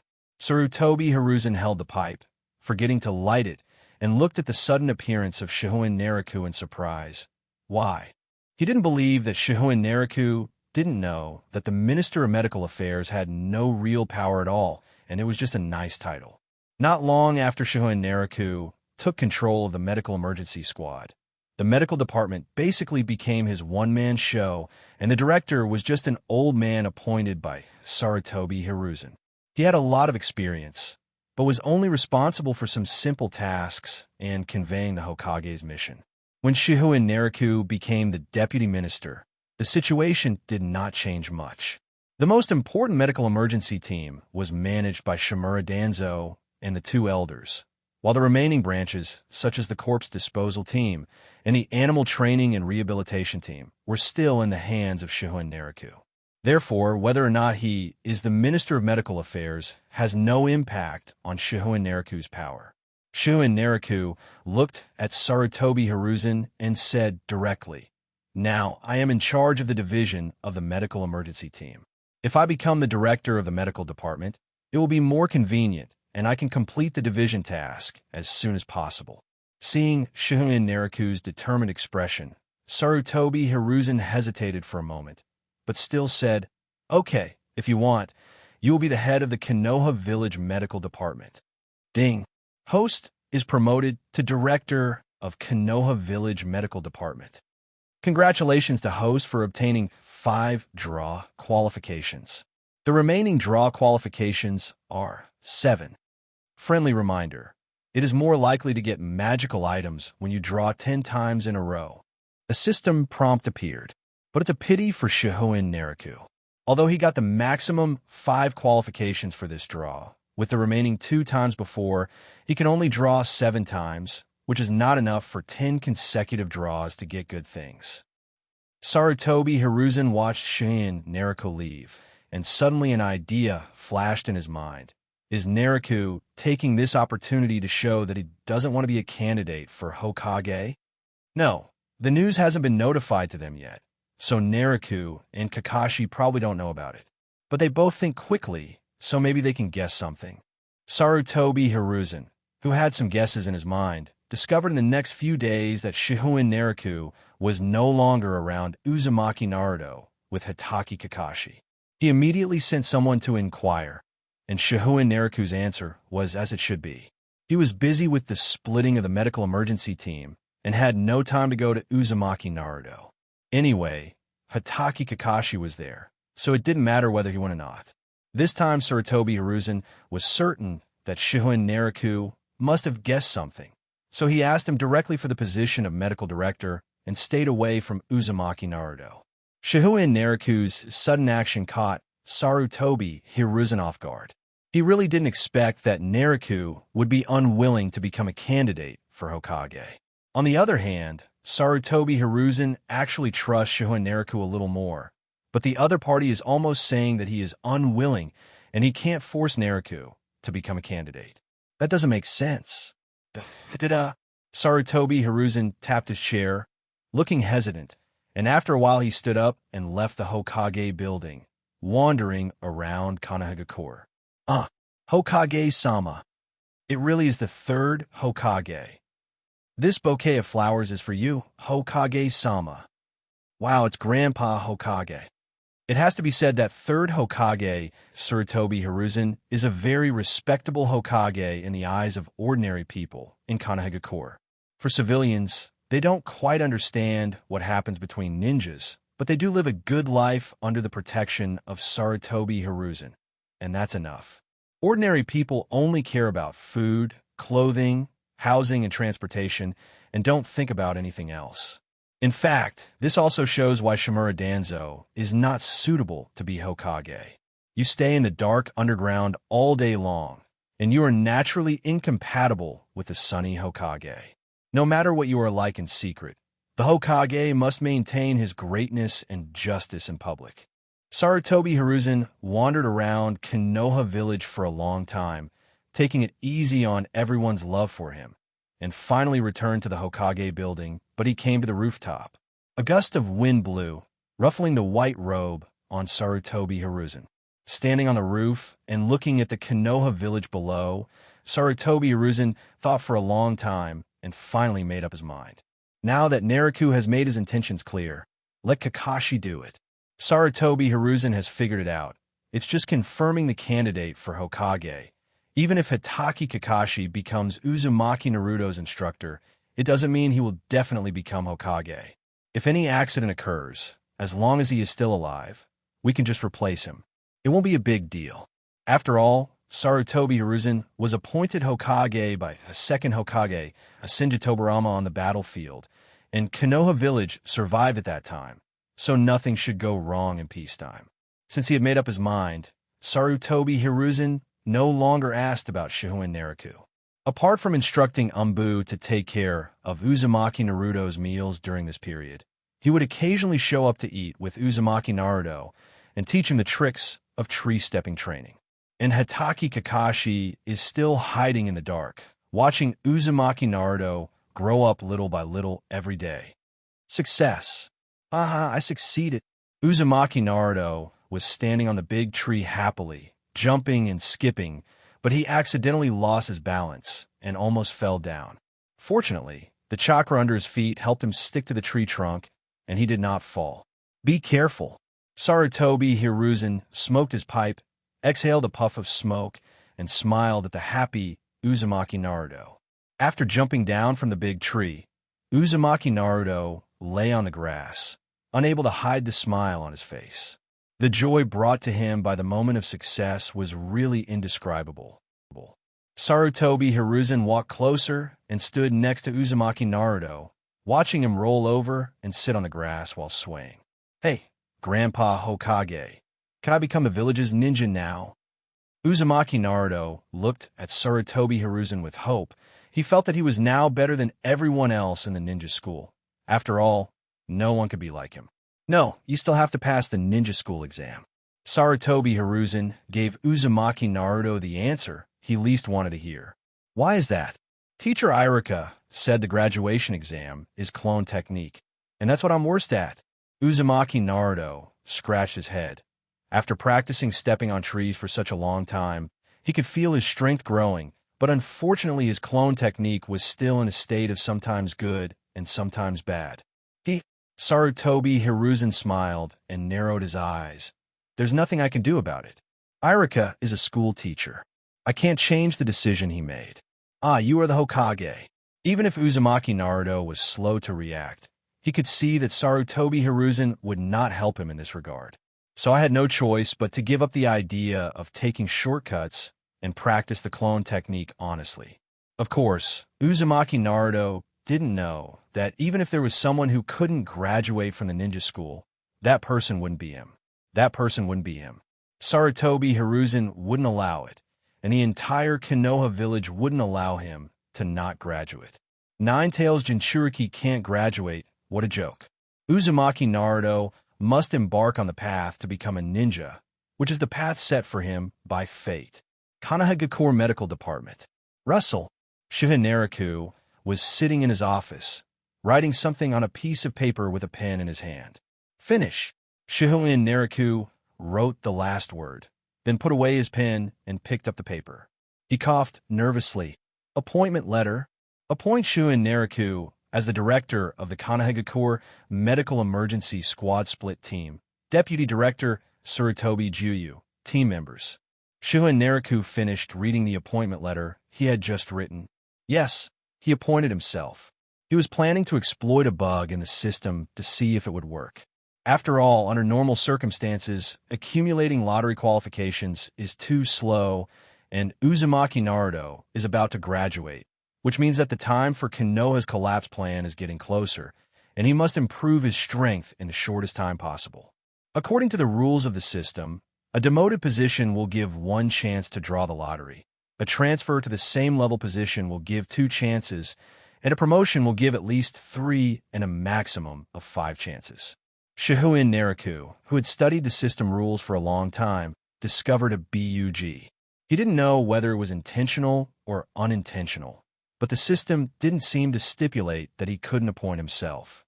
Now that Shihouin Naraku belongs to the Konohagakure upper echelons, he certainly has the power to appoint other people, and as long as it's not too excessive, the Hokage will not interfere. So he hesitated for a moment and decided to give it a try to see what the system said. So Shihouin Naraku actually appointed himself a position and even set up a special team to be responsible for splitting up the medical emergency team. After reading the appointment letter, Shihouin Naraku waited for the system's response. Silence, still silence.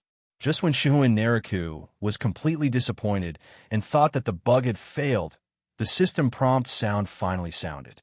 Ding! Host becomes the director of the Konohagakure Medical Emergency Squad. Congratulations to Host for qualifying for 2 lucky draws. Success! But before Shihouin could be happy, the system's voice sounded again. Ding! Found a system vulnerability, start patching. I just got stuck in an NUG once, and it's going to be gone already. Ding! New rules added to the system. Appointment system. Shihouin Naraku was surprised to see that the system had added a rule, the appointment system. He quickly asked the system to show him the new rules, and a large amount of text appeared in his pupils. It took Shihouin Naraku a long time to finish reading all the content. So that's how it is. I can appoint myself in the future, but the system has added a limit. I can only do this 5 times a year. If I exceed this, I will no longer be eligible for rewards. And every time you appoint yourself to a new position, you will be eligible for at least 1 chance to win the lottery, and at most 2 chances to win the lottery. Moreover, Shihouin Naraku discovered that the system clearly stipulated that in order to successfully appoint himself to a new position, such an organization must really exist.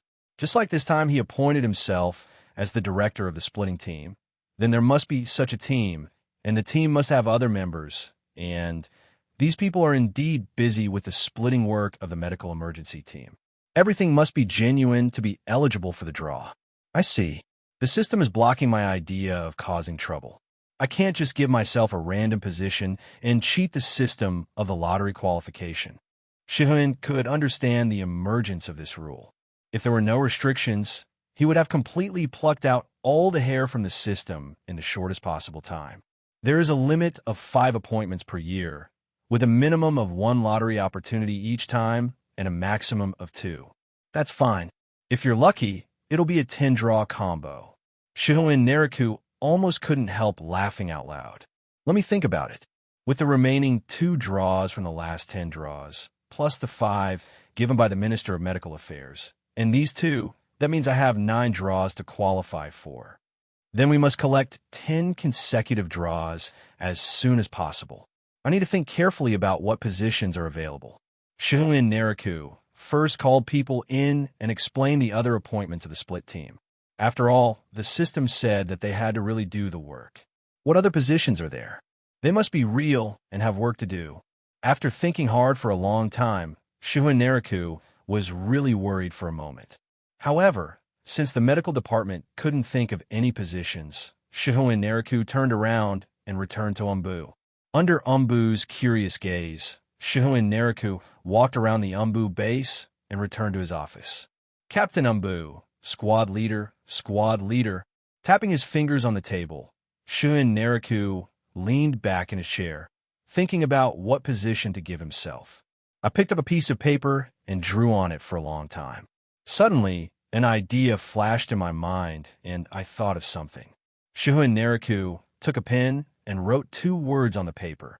Logistics. He is the deputy captain of Konohagakure Umbu, and he is responsible for Umbu's logistics. However, The deputy captain is in charge of more than just this one thing. He also has many other complicated matters. So Shihouin Naraku was thinking whether it would be possible to separate the logistics affairs into a special position and appoint him to it. Let me see. Let's set up a logistics team to be responsible for the logistics of the entire Umbu. Clothes, ninja tools, weapons, etc. Yes, and medicines. After all, there are only more than 70 people in the entire Umbu, so the squad doesn't need to be too large. I will be the logistics squad leader, and the squad will only need 3 people in total. Shin Naraku wrote down whatever he thought of and finished the appointment list in no time.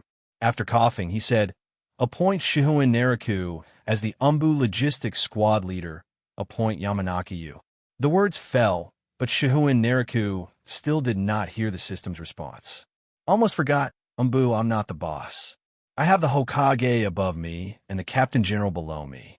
That means I need the consent of those third-generation old men and Kakashi." After figuring it out, Shihouin Naraku set off immediately. At this time, Hatake Kakashi is still following Uzumaki Naruto, but compared to before, when he would wander around and make trouble all day, Uzumaki Naruto is now practicing hard every day. Maybe the pressure of graduation makes him a little nervous. He looked up from time to time to see Uzumaki Naruto. Hatake Kakashi still had the intimate paradise in his hand. Anyway, he was not really watching over Naruto. Tenzo and the Umbu team were the real caretakers. Swish! Shihouin Naraku suddenly appeared in front of Hatake Kakashi and handed him a piece of paper. Hatake Kakashi took the paper in confusion. "What is this? An appointment letter?" "Yes. In order for Umbu to better complete the mission, I think logistics must be taken seriously. This team must be established." Looking at Shihouin Naraku's serious expression, Kakashi didn't object and simply nodded in agreement. Then the next second he saw the pen handed to him by Shihouin Naraku and reluctantly wrote his name on it. Kakashi was about to speak when he found that both the paper and the pen were snatched away by the other party, and then the person disappeared the next second. "I said," looking at Uzumaki Naruto, who was still training in the distance, and then looking around to see that there was no one around him, Hatake Kakashi became even more confused. "Hokage Building Office. Logistics Agency? Why did you suddenly think of this?" As expected, Sarutobi Hiruzen also agreed to the appointment. After all, this was to enhance the overall strength of Umbu, so there was no problem with that. Ding! Host becomes the logistics leader of Konoha Umbu. Congratulations to Host for winning a lucky draw. Currently, Host lottery qualification is 10 times. Done. In order not to attract attention, Shihouin Naraku continued to listen to Sarutobi Hiruzen's chatter for a while before pulling away. Even though he had accumulated enough for 10 consecutive draws, Shihouin Naraku skipped work and returned home. "Let's start, system. Let's do 10 consecutive draws." Ding. "Do you want to start the second 10 pull?" Open. As soon as Shihouin Naraku finished speaking, a roulette wheel that only he could see appeared before him. The pointer on the roulette wheel began to spin rapidly, and every time the pointer passed over the dazzling array of rewards, Naraku could not help but get excited. Ding! The lucky draw is complete. Congratulations to Host for receiving the following rewards. 1. 10 special detonating talismans. 2. Fire-style Garuda technique. 3. The Grandmaster of Seal Art. 4. Breath of the Sun, Demon Slayer, Kimetsu no Yaiba. 5. Lightning Style Technique. 6. Supersonic Lightning Style Knife. 7. Observation Right. 8. Tensa Zangetsu, name can be changed. 9. Ichiraka Ramen 30% off coupon, expired. 10. 10,000 taels paper money. Crash. A handsome long sword, banknotes, and detonating tags appeared in front of Shihouin Naraku. Shihouin Naraku grabbed the long sword directly, and with a clang, he pulled out Tensa Zangetsu. Black. Pitch black. This is Tensa Zangetsu's first impression of Shihouin Naraku. The blade is pitch black and the handle is black and red. Behind the handle is a small piece of thin iron chain, and the guard is in the shape of a swastika. Shihouin Naraku is very satisfied with this straight-blade black longsword. Shihouin Naraku joyfully held the Tensai Zangetsu in his hand and waved it casually. The black blade cut through the air, making a shrill, whimpering sound. The sharp blade seemed to cut through the space, leaving only an invisible thin line. I like this knife. It's handsome and sharp. Shihouin Naraku certainly had no shortage of quality weapons. In fact, he did have a collection of several good quality swords, but none of them could compare to the Tensai Zangetsu in front of him. Wait, Tensai Zangetsu is Zampakuro, and this is the state of Bankai, then the one in my hand. And when the reward appeared, it was marked after Tensai Zangetsu that the name could be changed. System, what does this mean? The rewards that appear in each lottery will be affected by the host's subconscious mind. For example, if the prize is devil fruit, under the influence of the host's subconscious, Maramara fruit will appear. One of the prizes this time is Zampakuro. Because of the host's preference, Tensai Zangetsu was drawn. This sword also inherited some of the original abilities. For example, holding this knife can increase the host's strength, movement speed, and attack speed, thus entering an ultra-limited combat state. It also has a unique ability, Crescent Sky Strike, which compresses the host's chakra to the limit at the tip of the knife and then releases it, forming a crescent-shaped blade light, which is extremely powerful.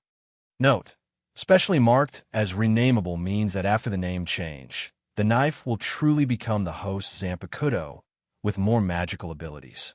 The original abilities will still be preserved after the name change, and due to the host's preferences, the appearance of the Zampakuro will only change slightly. So that's what you mean. Shihouin Naraku suddenly realized, but he scratched his head, not quite understanding why he subconsciously liked Maramara fruit. Is this true or false? There are so many magical devil fruits in the pirate's world. It is impossible that he likes Maramara fruit the most. Could it be that this subconscious means that I am naturally good at fire style in this life, so I unconsciously chose Maramara fruit? Forget it. I can't figure it out. Let's resolve the Zampakuro issue first. Since the system has made it very clear that changing the name will not affect the original abilities and will increase new abilities, there is no need to hesitate. System, how do I change my name next? Host holds Zampakuro, and his name will appear in his mind. Shihouin Naraku thought about it, then sat cross-legged, clasped Tensai Zangetsu in both hands, closed his eyes, and began to meditate. Name? Name. What will my Zampakuro be called? The room gradually became quiet, and the only sound that could be heard was Shihouin Naraku's steady breathing. Breathe in and out.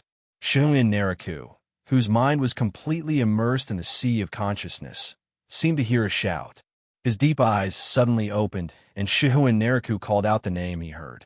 The myriad phenomena, the myriad dermas, the Kuligala, the Zampakuro that Shihouin Naraku held tightly in both hands suddenly began to vibrate, but before he could lower his head, the vibration disappeared.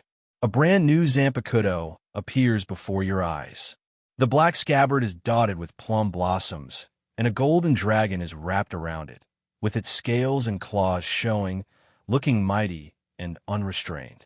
The originally black and red handle now had many invisible fish scale-like patterns on it, making it look extremely delicate. Clang! The sharp blade was unsheathed, and Shihouin Naraku nodded with satisfaction. Although the original Tensai Zangetsu looked like a straight blade at first glance, it actually still had a bit of curvature, but now the knife has completely become a straight blade. The pitch-black blade seems to have not changed at all, but if you look closely, you will find that even light cannot illuminate its appearance. The pitch-black blade even seems to have turned into a black hole, swallowing up the sight, making people feel as if possessed and unwilling to look away. Moreover, it seemed as if there was a black dragon wandering in the dark blade, but it was unfortunately difficult to see clearly. Ding! Congratulations, host. Zampakuro has awakened successfully. Both the scabbard and the Zampakuro itself hit me right in the heart. Shihouin Naraku automatically knew all the information about the sword just by holding the Kurakara. First of all, as long as Shihouin Naraku fights with Kurakara in hand, the sword will automatically help him restore his physical strength and chakra. Kurakara will also increase the power of all ninjutsu released by Naraku, as well as an ability that he finds very strange. That is, from then on, no snakes or dragons can cause any harm to him. Finally, the most important ability is that Kurakara can devour any Zampakuro to strengthen himself.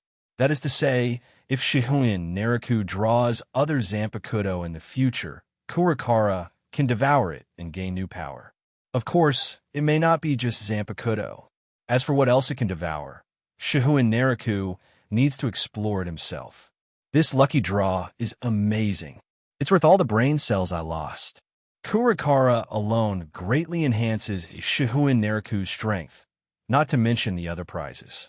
He just hung the knife around his waist, and then Shihouin Naraku found that Kurakara and the scabbard disappeared. When he put his hand on his waist, the knife appeared again. When he let go, the knife disappeared again. This is good. It won't affect combat and daily activities. It was Zampakuro, after all, forged from the soul of Shihouin Naraku, not just any other sword. Although Kurakara has no intelligence, it only recognizes Shihouin Naraku as its master.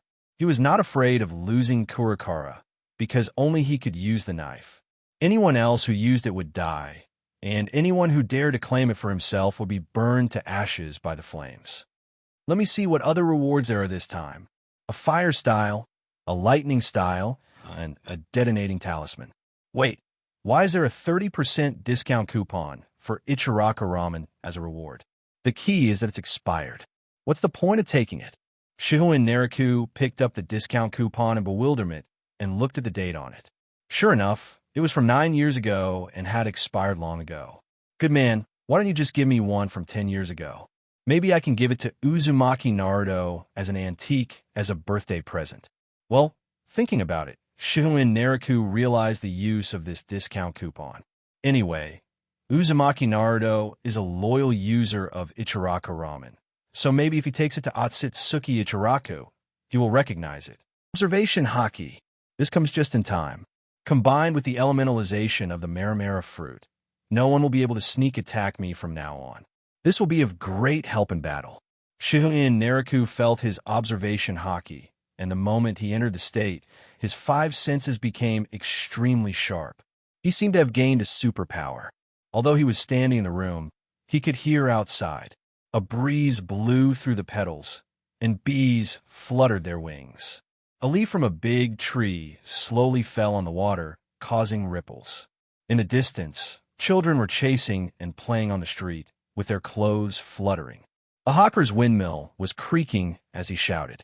All these vivid and interesting scenes seemed to be seen with his own eyes, making Shihouin Naraku feel like he was in a special world. So this is the world of observation Haki. Shihouin Naraku reluctantly exited the observation Haki state. It was a wonderful feeling of grasping the world in an instant, which made him linger. Conqueror's Haki. Right now, I only have observation Haki, and I don't know when I'll see the remaining 2. But I seem to have only mastered the basic abilities of observation Haki. I don't know the more advanced abilities of predicting the future, listening to thoughts, reading memories, etc. I'll try to develop those advanced abilities in the future. Some of them seem to be innate, but with the system, I may not be unable to learn them forever. Shihouin Naraku sorted out the prizes won in this lottery and checked them one by one. Supersonic lightning style knife? This looks like the move of 8 Tails Jinchuriki Killer Bee. Lightning style chakra into the knife causes ultra-high frequency vibration periodic waves to enhance the sharpness and penetrating ability of the knife. Just like the Chidori blade that Sasuke will develop in the future, the blade is also covered with lightning style chakra, which has a similar effect. It seems that Killer Bee used this move to block Sasuke's Chidori blade. It's a very practical ability, especially since Shihouin Naraku had just obtained Kurakara. he could use this trick. Master of Hand Seal. This is a power from the Hokage world. Shihouin Naraku asked the system directly and got the answer that it was indeed the case. He also learned the specific effect of this reward. The Master of Hand Seals affects himself. From now on, no matter what ninjutsu he releases, not only will the hand seals be formed at an extremely fast speed, but he can also form them with one hand. The most important thing is his simplified seal. For example, water-style Water Dragon Bomb technique. When Zabuza Momochi and Kakashi Hitaki performed this jutsu, it was so outrageous that they had to make 44 seals, but the second Hokage only needed to make 3 seals to successfully perform it. In the future, Shihouin Naraku will be able to form the fewest hand seals in the shortest time, just like the second Hokage, and the ninjutsu will be released before the enemy can react. Very useful. For a ninja, a split second can decide life or death. And the appearance of the Seal Master can help me seize this moment in battle and defeat the enemy. Shihouin Naraku then looked at the last reward, Sun Breathing, which is an ability in the Demon Slayer world. This breathing method can strengthen the heart and lung function. Use the blood to instantly absorb a large amount of oxygen, thereby temporarily and significantly improving physical fitness. This ability is useful for Shihouin Naraku, but the improvement is not that big. After all, he has other ways to improve. However, the 13 sword forms, or moves that come with sun breathing, are of great help to him. Mastering the breathing of the sun, Shihouin Naraku instantly learned 12 of the sword forms and mastered them with proficiency, which greatly improved his swordsmanship. But for now, he can't do what the founder, Yuichi Tsugumi, did and slash out 1,500 times in an instant. Perhaps once he can perfectly perform the 12 sword forms and form a cycle, he will have a chance to complete the 13th sword form. But the benefits of sun breathing are more than that. The system prompts that if he can master sun breathing to the highest level in his entire concentration and can maintain it even when sleeping, he can slowly improve his own physical fitness. This is good news for Shihouin Naraku. After all, compared to his spirit, his physical condition is indeed a little worse. Now that there is a way to improve his physical condition, it doesn't matter even if it is slow. Call. After letting out a long breath, Shihouin Naraku took another deep breath, feeling his heart beating inside his body. He began to change his breathing rhythm until he completely switched to the sun breathing. Then he stopped. Then, while walking, sitting, or lying down, Shihouin Naraku maintained the rhythm of the sun breathing, not letting it get disrupted. He didn't know if it was an illusion, but he felt his physical condition slowly getting stronger. In the next few days, Shihouin Naraku spent all his time on breathing of the sun, try to reach the highest level in the entire collection as quickly as possible. Perhaps because he had mastered the 12 sword forms of sun breathing, he was able to maintain the rhythm of sun breathing while walking, sitting, or lying down without disrupting it. But currently I can't maintain this state while sleeping. No one knew that Shihouin Naraku was visibly increasing in strength. Time flies, and in the blink of an eye, several months are gone. During this period of time, Shihouin Naraku completely absorbed the surging strength and laid a more solid foundation for himself. With the perseverance of perseverance, he entered the highest realm of sun breathing and could even maintain his breathing rhythm while sleeping, strengthening his physique at a speed so slow that it was invisible to the naked eye. Shihouin Naraku is improving its strength step by step, and Konoha is always peaceful and stable. However, there was a problem with Uzumaki Naruto. His secret tree-walking training was discovered by Uchiha Sasuke. Since the last ninja sparring, Uchiha Sasuke found that Uzumaki Naruto's strength had increased a lot. The loser who would be defeated by him in a short time before could now fight with him for a while, and sometimes he even needed to concentrate fully to maintain the upper hand. Seeing this, how could Uchiha Sasuke, who prided himself on being a genius, bear it? After some tracking that he thought was secret, he discovered Uzumaki Naruto's secret. So after a verbal confrontation, Uchiha Sasuke joined Uzumaki Naruto's team and also started tree climbing training in advance. Although his chakra control was much stronger, Sasuke was often ridiculed by Uzumaki Naruto during the tree stomping process. However, Naruto was also very generous. He told Uchiha Sasuke the same tricks that Hatake Kakashi and Tobi Hiruzen taught him. Faced with Uzumaki Naruto's loud ridicule, Uchiha Sasuke, who was grateful for the favor but sometimes couldn't help but explode, got carried away and the two of them started fighting. As a result, Naruto was bruised and battered, while Sasuke was slightly better, but still in a very embarrassed state. But Uzumaki Naruto's physique was very abnormal, and he recovered faster, so in a sense, the two of them fought a tie in a very strange way. And secretly, the bond between Uzumaki Naruto and Uchiha Sasuke grows stronger. But they have no feelings for each other and still quarrel with each other. A trial field somewhere in Konoha. Crack! Kurakara returned to the sheath and disappeared. Shihouin Naraku put down his hand, let out a long breath, and looked at the trial field around him, which looked like a ruin. There were still some flames and smoke burning around it. Almost there. Roughly speaking, my current strength should be Kaga level, and I'm not one of those Kaga level strongmen who are just filling in the numbers. With a smile on his face, Shihouin Naraku looked at the smoke gradually extinguishing on the trial field and turned to leave. The noise during the training is getting louder and louder. My private training ground was destroyed last time. Although this one is not completely scrapped this time, it has to be repaired. It seems that I have to find another training ground next time. Shihouin Naraku was a little distressed. Although Konoha had more than 50 training grounds, they would not last long if they were being scrapped. Do we have to go outside the village? Thinking about his own things, Shihouin Naraku came to the forest behind the mountain.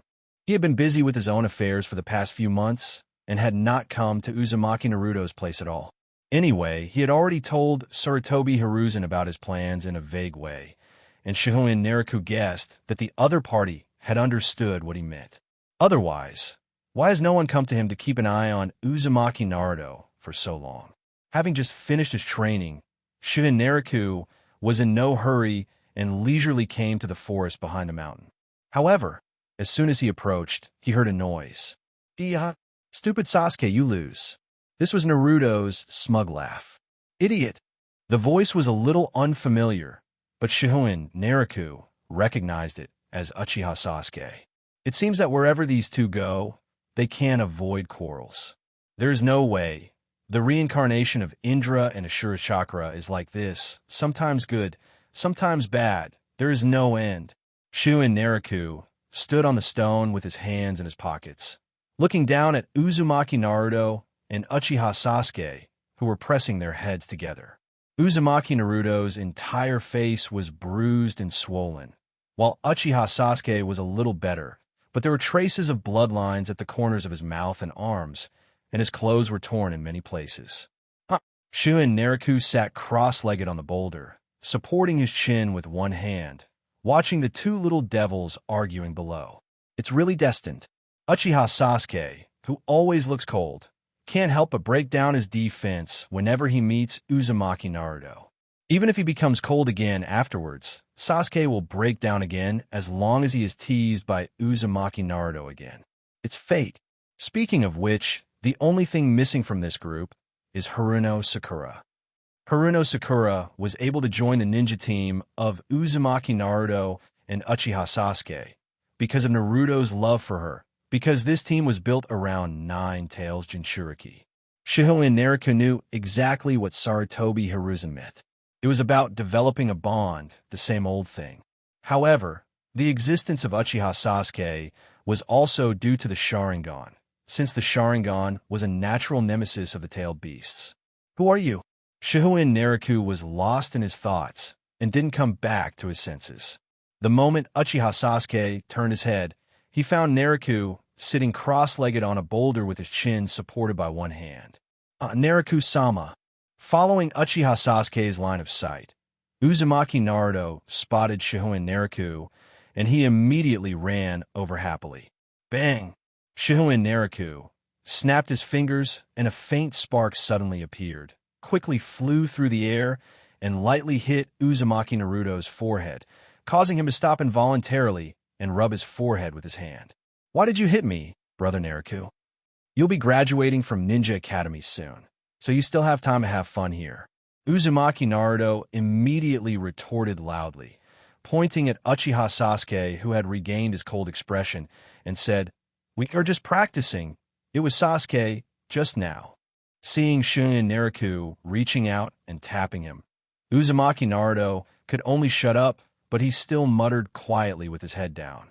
But Naruto didn't dawdle and turned around to continue his training. Uchiha Sasuke on the side glanced at Shihouin Naraku, hesitated for a moment, and then followed Naruto to start training. The tree-stepping training had actually been completed, but Uchiha Sasuke did not return to his previous training alone. Instead, he stayed. Even though he had to fight with Uzumaki Naruto from time to time, he had no intention of leaving. Swish! Hatake Kakashi appeared next to Shihouin Naraku, and the two watched the ninja sparring between Uzumaki Naruto and Uchiha Sasuke in silence for a while. "Hey Naraku, let's have a ninja sparring match." Hatake Kakashi's words made Shihouin Naraku stunned. He was still sitting cross-legged, with his head slightly tilted, looking at the other party. He didn't know why Kakashi thought of practicing ninja sparring with him today. Seeing the other party's expressionless face, Shihouin Naraku curled his lips and said, "Oh, but you can't beat me. We have a try to know." Hatake Kakashi put away Intimate Paradise, looked down at Shihouin Naraku seriously, and said, "Don't forget, in the ninja sparring between the two of us, I was the one who won the most." "Ha! Don't forget, that was a long time ago. I just gave in to you when we were little." Shihouin Naraku laughed loudly, attracting the attention of Uzumaki Naruto and Uchiha Sasuke, who were not far away. He said, "If you want, it's okay to fight, but you have to tell me why. The third Hokage called me over today and informed me of something. I may quit Umbu soon." "I see." Hearing this, Shihouin Naraku understood that Hatake Kakashi was going to quit Umbu and become an instructor. Maybe deep down he was willing, but he was still unwilling, so he wanted to fight Shihouin Naraku. If he could win, he would let go of the past and leave Umbu. If you lose, you can still leave, but you may always feel a little unwilling in your heart. After all, to put it another way, this can be considered as Shihouin Naraku driving away him and becoming the Captain General of Umbu. If you lose, you become Hokage. If you win, you stay and become the Captain of Umbu. Perhaps for Hatake Kakashi, this battle was also a way to vent the pain in his heart. So Shihouin Naraku agreed without hesitation. Since his good friend asked to be beaten personally, he naturally had no choice but to do it. "You said you were willing to be beaten." Shihouin Naraku spread his hands, looking helpless. "This is the first time I've seen such a request in my life." Jumping down from the boulder, Shihouin Naraku clapped his hands, looked around, and then frowned and said, "Let's go to the number 19 training ground. It's not easy for the forests on the back mountain to grow. Don't destroy them completely." Hatake Kakashi glanced at Naraku and said, "It looks like you're planning on a fight." "Of course. I finally have a reason to beat you up. I can't let this opportunity go."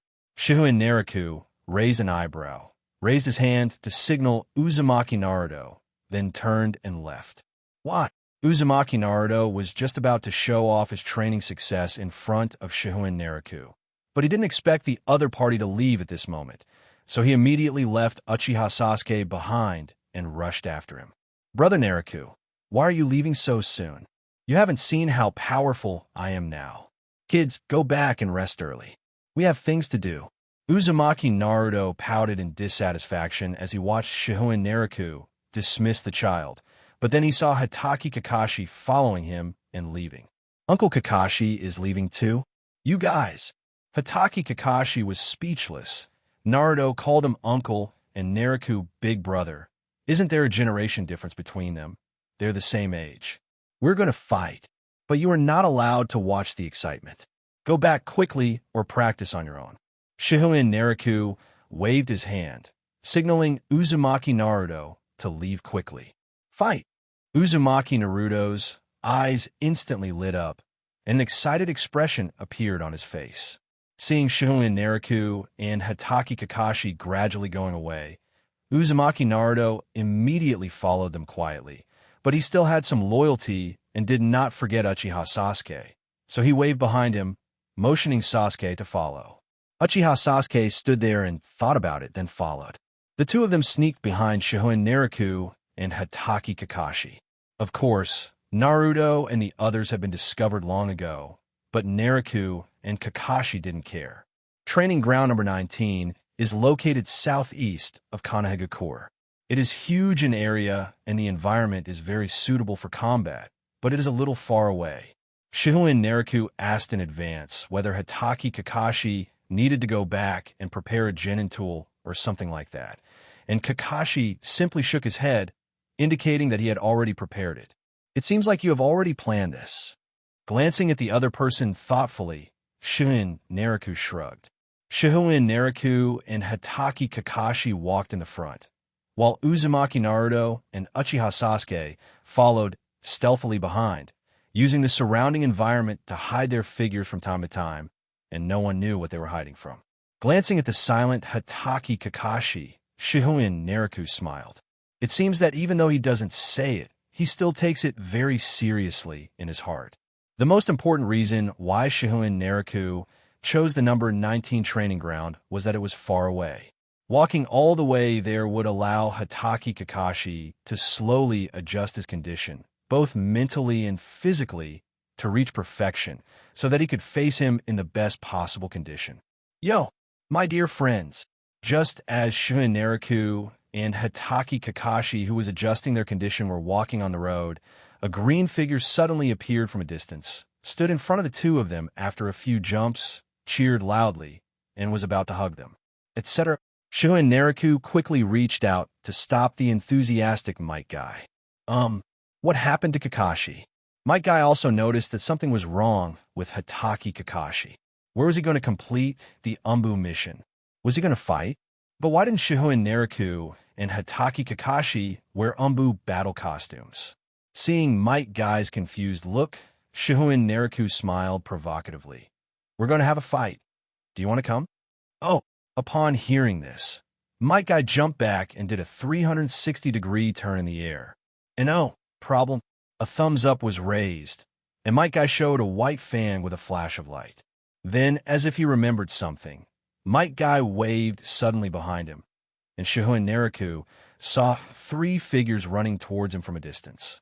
Hyuganiji, Tenten, Rock Lee. It turned out that Might Guy was leading Konoha's third team and had just returned from completing a mission outside. Why don't you take them to hand in the mission first? Shihouin Naraku pointed at the curious Hyuganiji and the other two and said, we have to go to the 19 training ground anyway, so we have enough time. Might Guy looked back at his three disciples, thought for a moment, and nodded. No problem, we'll be back soon. Everyone, speed up. Return the mission now. After saying that, Might Guy ran away. The three Hyuganiji who had just approached had not yet reacted to what was happening. They could only take a deep breath and followed helplessly again. It's really lively. Shihouin Naraku shook his head, but it seemed that Hyuganiji and the other two knew him and Hatake Kakashi, and they nodded and greeted them in a friendly manner when they passed by. Up, teacher guy, why are you in such a hurry? We have already returned to the village. Tenten, who has a cute face, complained while rubbing her knees. Because there's something interesting to watch. Naraku and Kakashi are going to have a ninja sparring session, and I want to go too. After completing the task delivery process in a hurry, Might Guy came out with his three students, signaling them not to rest for the time being and to follow him. This is a rare battle between three Jonin. Aren't you interested? What? Three Jonin? Hyuganiji and the other two immediately widened their eyes and looked at their teacher in disbelief. That's right, me, Shihouin Naraku and Hatake Kakashi. It's been a long time since we last fought. It's time to get excited. Might Guy jumped up and down with excitement, then rushed out first. Niji Lee, who do you think will win among the three Jonin? Tian asked curiously as he followed. Rock Lee immediately shouted, of course it's Teacher Guy. The winner must be Teacher Guy. Hyuga thought about it carefully and said uncertainly, I don't know. Teacher Guy is very powerful, but Master Hatake Kakashi is a famous ninja in the ninja world. Even ninjas from other ninja villages recognize the title of copy ninja. That's Shihouin Naraku-sama. I'm not sure about his exact strength. Sensei Guy said that Naraku-sama is a medical ninja and a high-ranking official in Konoha village, but he didn't say much about his strength. Tintin had a bright smile on her cute face, and she said as if she remembered something, Oh, yes, Lord Naraku is a medical ninja. The medicine that Teacher Guy used on us seemed to be made by Lord Naraku. Rock Lee spoke up at this time. Mr. Naraku is also amazing. You forgot that Mr. Guy said that Mr. Naraku has been a genius since he was a child, and he was even accepted as a disciple by Master Tsunade, one of the Sannin. Lord Tsunade, one of the Sannin. This name immediately shocked Tintin and Hyuga, especially Tintin. Her dream is to become a female ninja like Tsunade. Let's go. The three of them immediately sped up and chased after Might Guy. On the busy streets of Sunagakure, for figures led by Might Guy flashed by and disappeared in an instant. What's going on? Kurenai Yuhi felt strange watching this scene. Sarutobi Isuma, who was smoking a cigarette beside her, scratched his head, also a little confused. Exercise, maybe?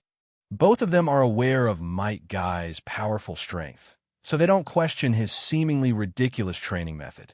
The two people who were dating and shopping didn't care about this and continued to be sweet. It started? It started. When Might Guy and his students arrived at the number 19 training ground, they found that Naraku and Kakashi were already standing inside the training ground, staring at each other, while two children were standing outside, watching them intently. Might Guy recognized them immediately. Ninetales Jinchuriki Uzumaki Naruto and Uchiha Sasuke, the orphan of the Uchiha clan. He walked over directly with the three students and stood in front of Uzumaki Naruto and Uchiha Sasuke. If you guys think the situation is not right, retreat immediately. Otherwise, you will be dragged into the battle, which is not good. Uchiha Sasuke maintained his indifferent style. The first time Uzumaki Naruto looked at him, he shouted, Wow, such thick eyebrows. Why are you being rude to Teacher Guy? Might Guy himself didn't care about Uzumaki Naruto's offense, but Rock Lee stood up without hesitation. He couldn't accept someone being so rude to his teacher. Uzumaki Naruto looked at the guy who stood out and had the same style of thick eyebrows, and suddenly didn't know what to say. As Mr. Guy's student, I, Rock Lee, want to challenge you. What? Uzumaki Naruto looked confused. Plum. Yes, Mr. Guy. Rock Lee obediently returned to his teacher. Might Guy spoke seriously. What you are about to see is a battle between the strongest Jonin in all of Sunagakure.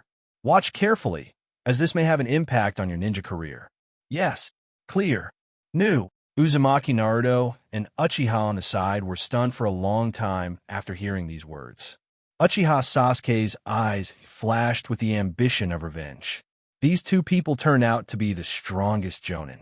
If he let one of them teach him, would he be able to kill Uchiha Itachi quickly? And Uzumaki Naruto was in disbelief.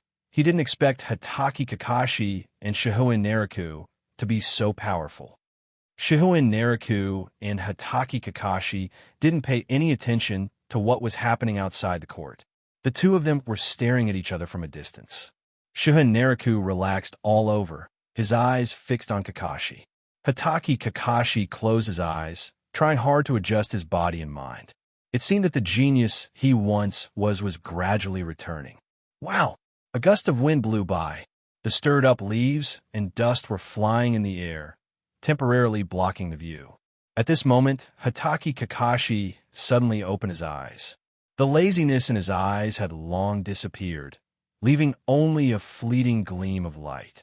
At the same time, Hatake Kakashi lifted the forehead protector that was covering his other eye, revealing a cheek with a long scar that ran through his entire right eye.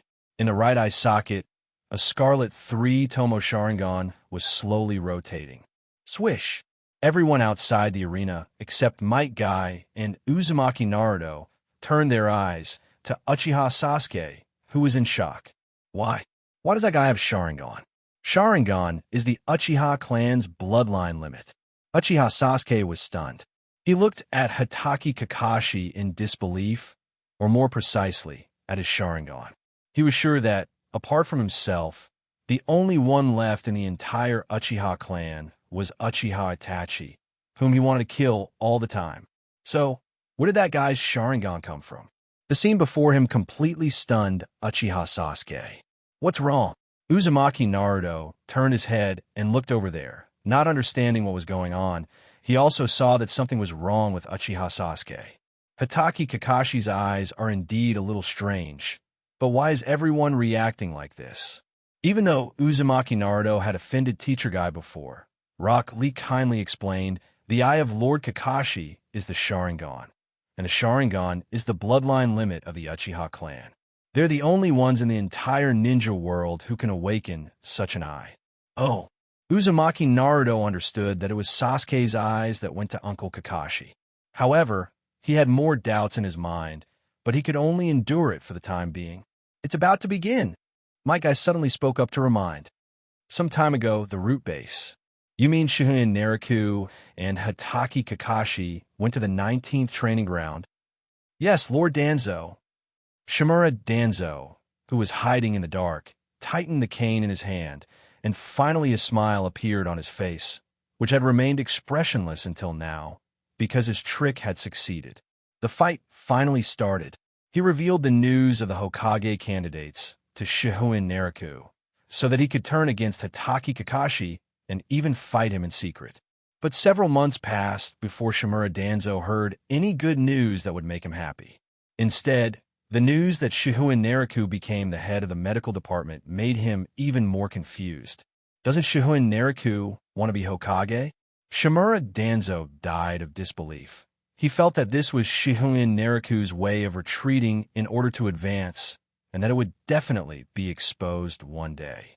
All he had to do was wait for the two to fall out, and then eventually throw the evidence of their fight in front of everyone in Sunagakure, making them completely lose the possibility of becoming Hokage. After all, few people can accept the idea of having to fight brutally with their friends for the sake of Hokage. And now, he has finally waited for something. Set off. Go to practice field number 19. Yes, Shimura Danzo, along with his two loyal subordinates, quickly headed to the 19th training ground. Meanwhile, in the Hokage's office, Sarutobi Hiruzen stared at the crystal ball on the table, frowning at the two figures displayed on it, Shihouin Naraku and Hatake Kakashi. Naraku voluntarily withdrew, and I also passed Kakashi yesterday. Logically, there is no reason for the two to fight. But then he thought that it might be Hatake Kakashi's idea, and Kakashi intended to use this battle to convince him. That's good. If a battle can help Hatake Kakashi finally let go of his worries, then Kinoa Village will have one more elite Jonin. Blatter, batter. The office was filled with smoke. For a moment, it seemed as if many people were staring at the two figures in the center of the training ground. A light fallen leaf floated in the air and slowly fell down. Shihouin Naraku was completely excited when he saw Hatake Kakashi lifting the ninja forehead protector. This was full firepower. The atmosphere between the two becomes more tense. The fallen leaves drifted between the two of them and then fell to the ground. Boom! Bang! The ground beneath Shihouin Naraku and Hatake Kakashi's feet exploded at the same time. Gravel and sand flew everywhere, and the ground cracked into spider web-like cracks. The two men approached each other rapidly at a speed that was difficult to distinguish with the naked eye, and then collided violently. A terrifying force exploded at this moment. Crack! The moment Shihouin Naraku and Hatake Kakashi's fists collided, the ground centered on the two of them suddenly collapsed. Dense cracks spread out, and a circular shock wave spread, directly knocking over Uzumaki Naruto and his group who were watching outside the field. You guys step back. Might Guy stood there and gave the instructions without turning his head, his eyes still fixed on the two people in the field. Uzumaki, Naruto, and the others still wanted to stand still stubbornly, but the violent shaking and continuous exploding air waves made it impossible for them to stand still. Bang, bang, bang. After a crazy collision, Shihouin Naraku and Hatake Kakashi's fists and kicks flew, and their bodies jumped and changed quickly, entangled together and difficult to distinguish their identities. Boom! Shihouin Naraku suddenly stomped his foot on the ground, and a terrifying force poured out, like the power of a giant.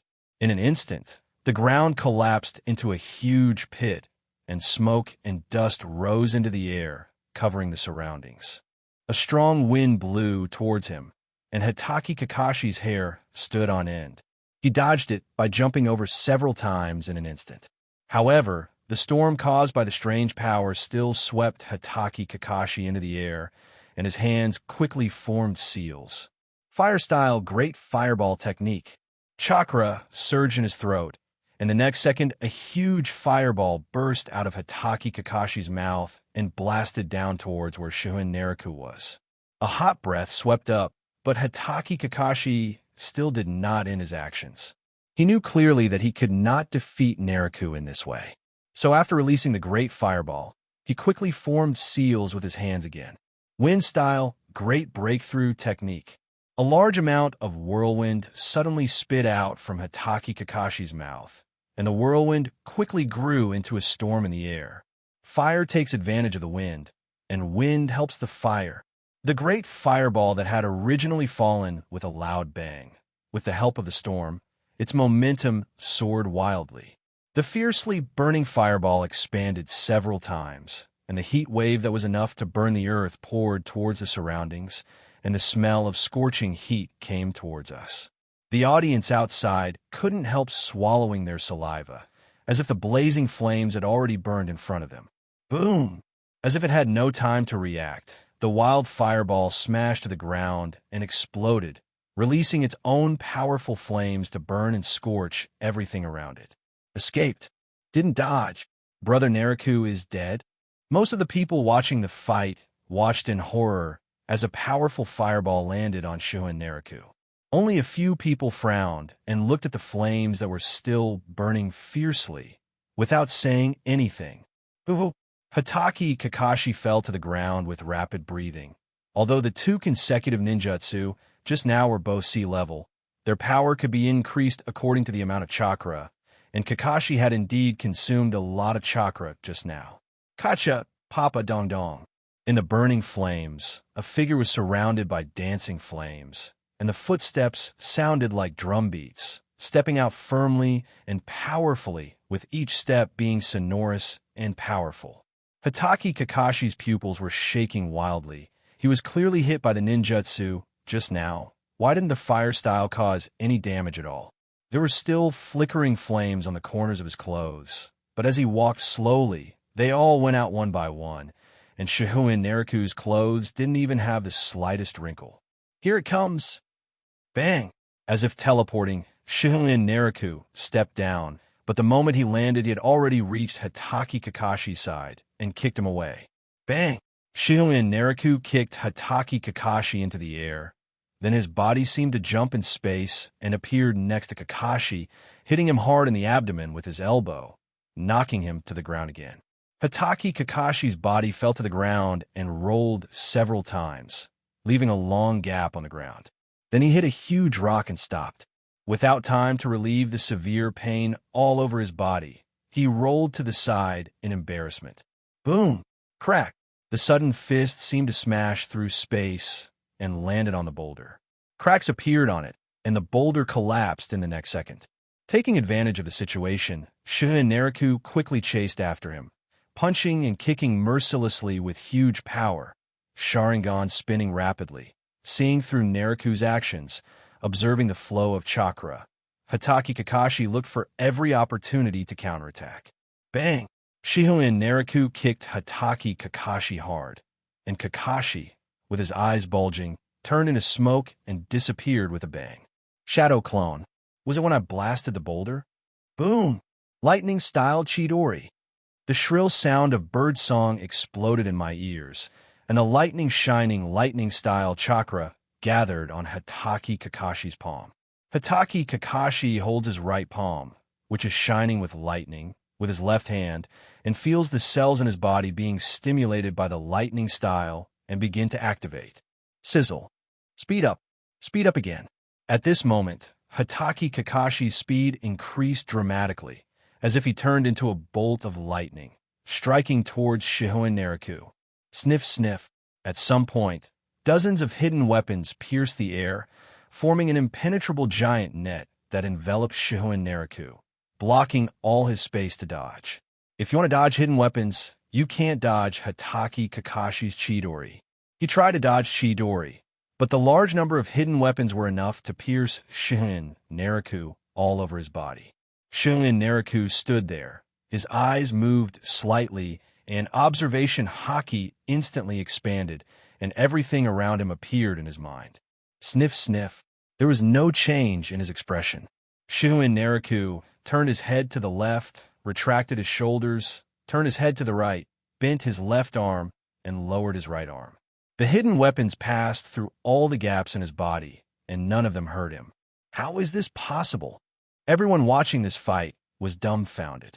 The hidden weapons thrown by Hatake Kakashi just now were in different directions, and there was even one that attacked Shihouin Naraku from behind, but he dodged it as if he had eyes on his back.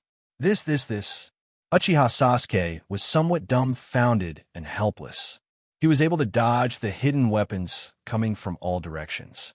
Doesn't this mean that many people's hidden weapon throwing skills have been ruined? The Uchiha clan is especially good at throwing hidden weapons. Sasuke can also attack the enemy from incredible angles by making the hidden weapons collide in midair, but there is no way to do this to Kid Naraku. No, there must be some trick. So this is Jonin.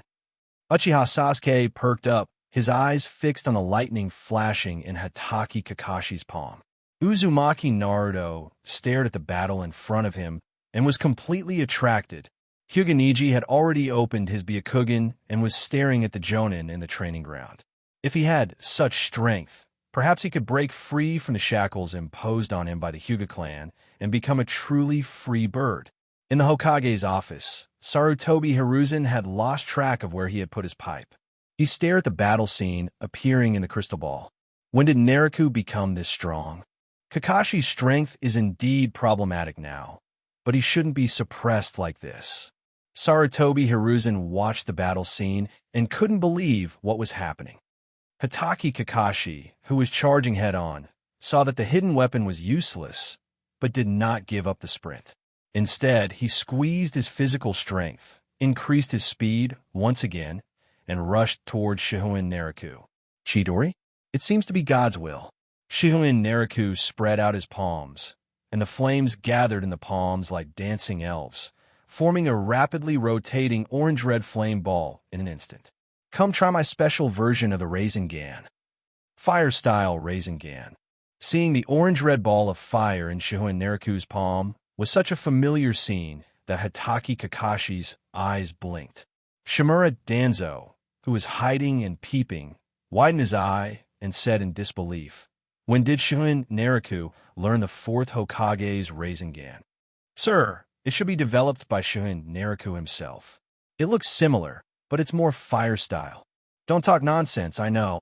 "Yes." Inside the Hokage's office, third Hokage, Tobi Hiruzen, was currently coughing like crazy. Shihouin Naraku's sudden move frightened him again. "Ahem. When did you even master the Rasengan?" Outside the training ground, Uzumaki Naruto was looking at the spinning ball of fire in Shihouin Naraku's hand.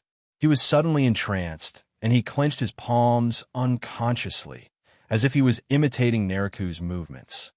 Chidori and Rasengan. As if it was destined, they collided with a bang. Sizzle. Crack.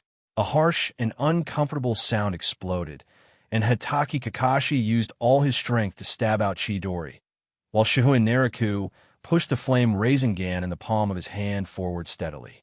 The exploding lightning and dancing flames strangled this space madly, releasing infinite power without stopping. Collision, fusion, contradiction, explosion. Boom!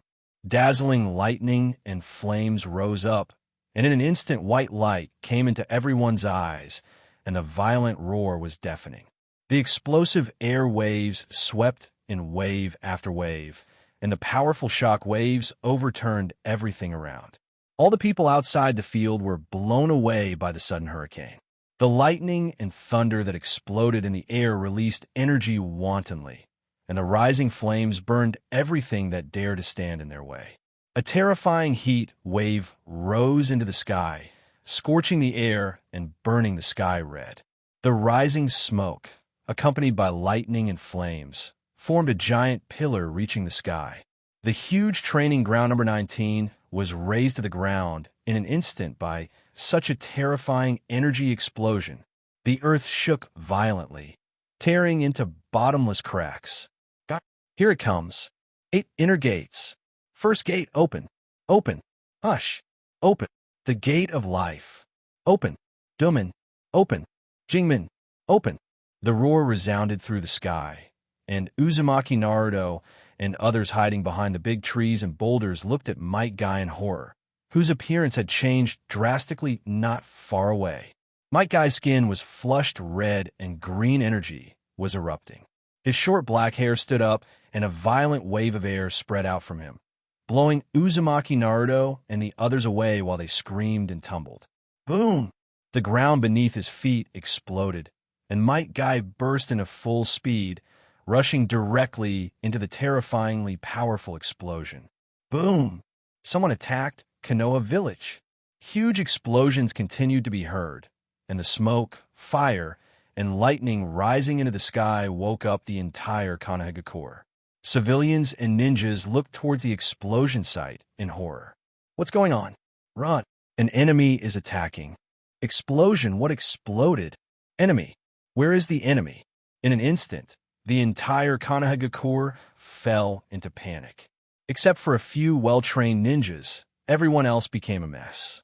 Tobi Asuma and Yuhi Kurenai, who were shopping together, looked at each other in shock and immediately ran towards the explosion site. Not necessarily an enemy. Guy was heading in that direction just now. If there were enemies, he would have spoken up. Isn't that where the number 19 training ground is? But if they are our own people, why are they making such a big noise? Who knows? Tobi Asuma and Kurenai accelerated towards the number 19 training ground.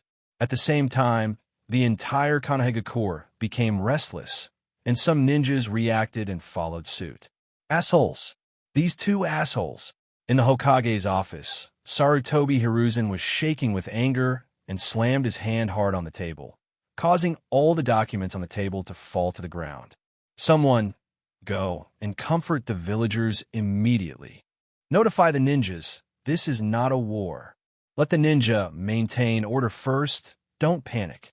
The daimyo and the noble sanatorium should also send someone to explain immediately.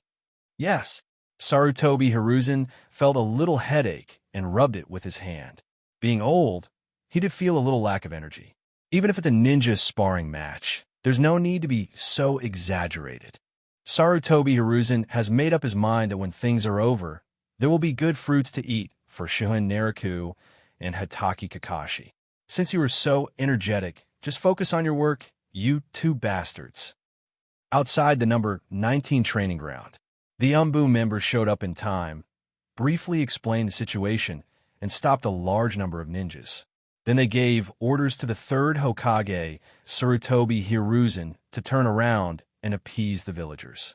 Only a few ninjas were allowed to enter the training ground. Even if it's just a competition, there's no need to make it so big. Sarutobi Asuma, holding a cigarette in his mouth, pulled Yuhi Kurenai into the training ground, then looked at the scene inside, and was so shocked that he almost couldn't speak. The moment he opened his mouth, the cigarette fell out. Is this a sparring match? Isn't this a fight? Yuhi Kurenai was so shocked that she couldn't close her mouth. Even for the knowledgeable Jonin, seeing this scene was shocking. In the number 19 training ground, the smoke and dust gradually dissipated around, but the burning flames and occasional flashes of lightning were still releasing powerful power. The originally flat training ground was now full of potholes, and the original scenes of boulders, trees, and rivers were basically destroyed. It can be said that this training ground is completely ruined. Without a long period of repair, it will never be usable again. The Ino, Shika, Cho trio, led by Naraku, also arrived at the scene, staring in amazement at the mess around them. Really? Don't those three want to think about the aftermath? Naraku had a troubled look on his face. They were obviously Jonin of Konoha, but they had no sense of responsibility at all. Yamanaka Hai looked around the ruins, a little confused. Why did you suddenly think of sparring with these three people? Kakashi is usually very rational. Naraku's personality is also very calm and meticulous, but Guy's too excited and hot-blooded. Haha, the chubby Akamichi Choza said with a smile. There must be a reason. We are all companions. If a friend invites you to spar, it's hard to refuse. The Akamichi clan ninjas all seem to be tall and strong, but surprisingly, they have very delicate and kind personalities. That being said, although it was a bit excessive, since it was just a sparring match, it was not a big deal, so Naraku didn't care too much about it. He was concerned about something else. When he rushed here just now, he saw the mess in Konoha village, and he was really worried.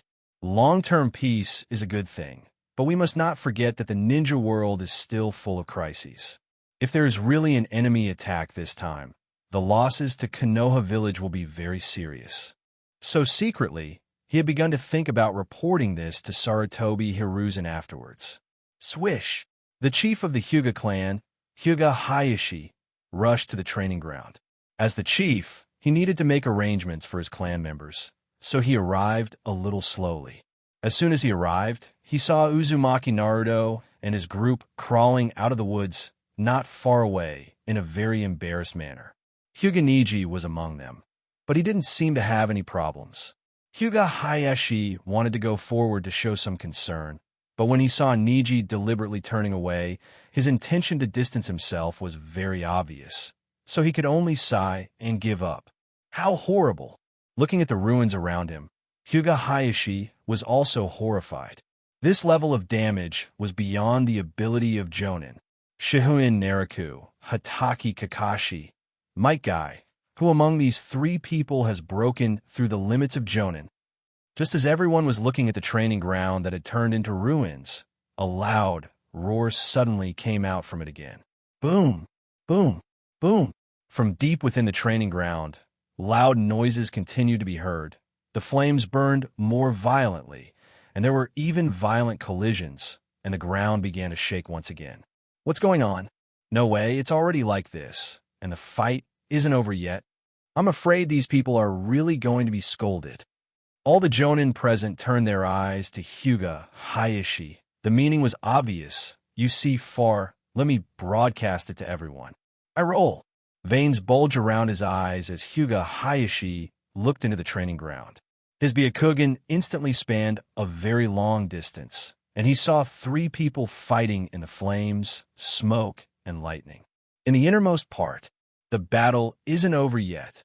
Well, Shihouin Naraku, Hatake Kakashi, and Might Guy, yes, the three of them are still fighting. Everyone was speechless. Isn't the fight over yet?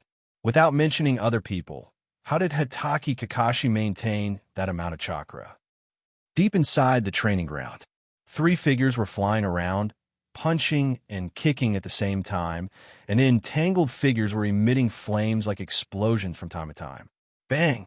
Hatake Kakashi was hit in the kidney by a punch, and he gasped and flew out.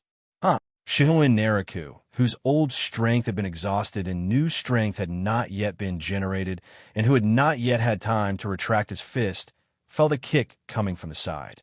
Even though they had not collided, the violent momentum had already hit him. Boom! Might Guy kicked Shihouin Naraku with all his strength using green energy, but Might Guy had no joy at all because the next second Shihouin Naraku's body began to burn with flames, and before he could pull away, he was hit by a merciless elbow. Bang, bang, bang. Might Guy fell to the ground like a meteor. As the earth cracked, a huge, deep pit exploded. Call. Shihouin Naraku let out a sigh, calming his rapid breathing. The rapid battle between the three of them just now made him a little breathless. However, this battle really made him thoroughly enjoy it. Looking at Hatake Kakashi, who had not yet gotten up in the distance, Shihouin Naraku knew that he was almost at his limit. The power of the previous collision between Chidori and the Fire Rasengan was indeed too outrageous. The main reason is that although Shihouin Naraku used his control over fire to complete the Rasengan, he underestimated his own strength. It wasn't until the Chidori and Rasengan collided that he felt something was wrong. He hurriedly endured the backlash of chakra on his meridians and retracted some of his strength. But even so, the explosion caused by the collision of the flame Rasengan and Chidori was beyond imagination. Fortunately, Might Guy heard Shihouin Naraku's shout at that time and opened the 8 inner gates without hesitation and rushed into the explosion, taking Hitaki Kakashi out at the critical moment. Otherwise, with Hitaki Kakashi's physical condition, he would have been burned into powder and flew all over the sky. At this moment, Shihouin Naraku also has a clear understanding of his own strength. If it was just a battle between Shihouin Naraku and Hitaki Kakashi, it would have ended at this point, and there would be no need to continue. But the passionate Might Guy appeared, and the battle continued. Shihouin Naraku was not satisfied at first, but seeing this, he immediately accepted the challenge and started fighting with Might Guy.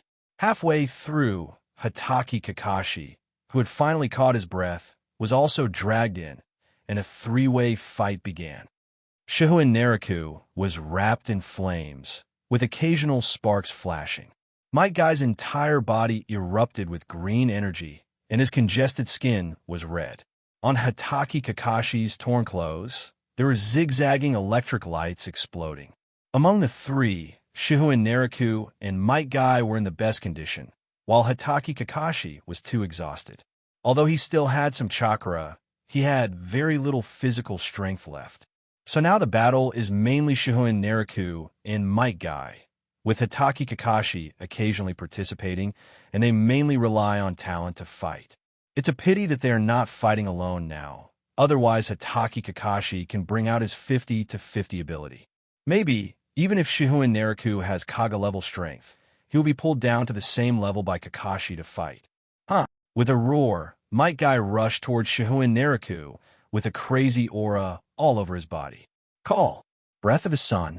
Shihouin Naraku felt the strengthening of his cardiopulmonary function, instantly absorbing a large amount of oxygen and feeling the improvement of his body's various abilities.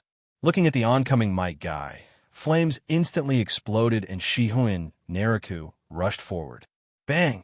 The next second, Shihouin Naraku flew back at an even faster speed, smashing several large trees along the way, and finally rolled down and fell into a deep pit on the ground. Crack! Shihouin Naraku pulled his arm out of the pit and calmed his breathing. Trouble! Can't keep up with Guy's speed. By relying on the sun breathing to briefly increase his strength, and with the observation haki, Shihouin Naraku can capture Might Guy's attacks. The problem is that even if he sees the opponent's attack method, Shihouin Naraku will not have time to react if it is so fast. Open the door. Open. Hitaki Kakashi, with lightning all over his body, opened the first gate of the 8 inner gates, improving his attack and speed. However, this also means that Hitaki Kakashi cannot hold on for a few seconds, and the overload will consume his body energy in a short period of time. Open the door. Open. Shihouin Naraku did not hesitate any longer and immediately opened the first door of the 8 inner gates. Then he looked at Might Guy and Kakashi, who were fighting and approaching him, and put his hands on his waist, and an extremely exquisite straight blade knife slowly emerged. Kaligala, breath of the sun. The first gate of 8 inner gates open. With these 3 combined, Shihouin Naraku felt an explosive improvement in his physical fitness. Crack! Shihouin Naraku pushed away Kirigara's blade with his thumb. A cold light flashed, and at the same time, he took a step forward. The moment the footsteps landed, Shihouin Naraku appeared next to the battle between Kakashi and Might Guy as if by teleportation. Holding the Kurikura, the pitch-black blade drew a perfect arc in the air. The god of fire Kagura, round dance. The blade light, wrapped in red flames, drew an incomparably beautiful circle. A scorching breath hit him in the face, licked by surging and dancing tongues of fire, and the breath of destruction descended instantly. Boom! Clang! Hatake Kakashi threw the shuriken and leaned back, dodging the slash with the most extreme reaction. But Might Guy did not retreat a single step and punched the flame fiercely. The impact formed by the punched air directly extinguished the flame. Shihouin and Naraku defeated the two men with one move without expecting anything. Holding the Kurikara, the black blade pierced through the flames and stabbed at the Might Guy who was so close. The swift attack was so powerful that even the extremely fast Might Guy couldn't dodge it in time. Clang!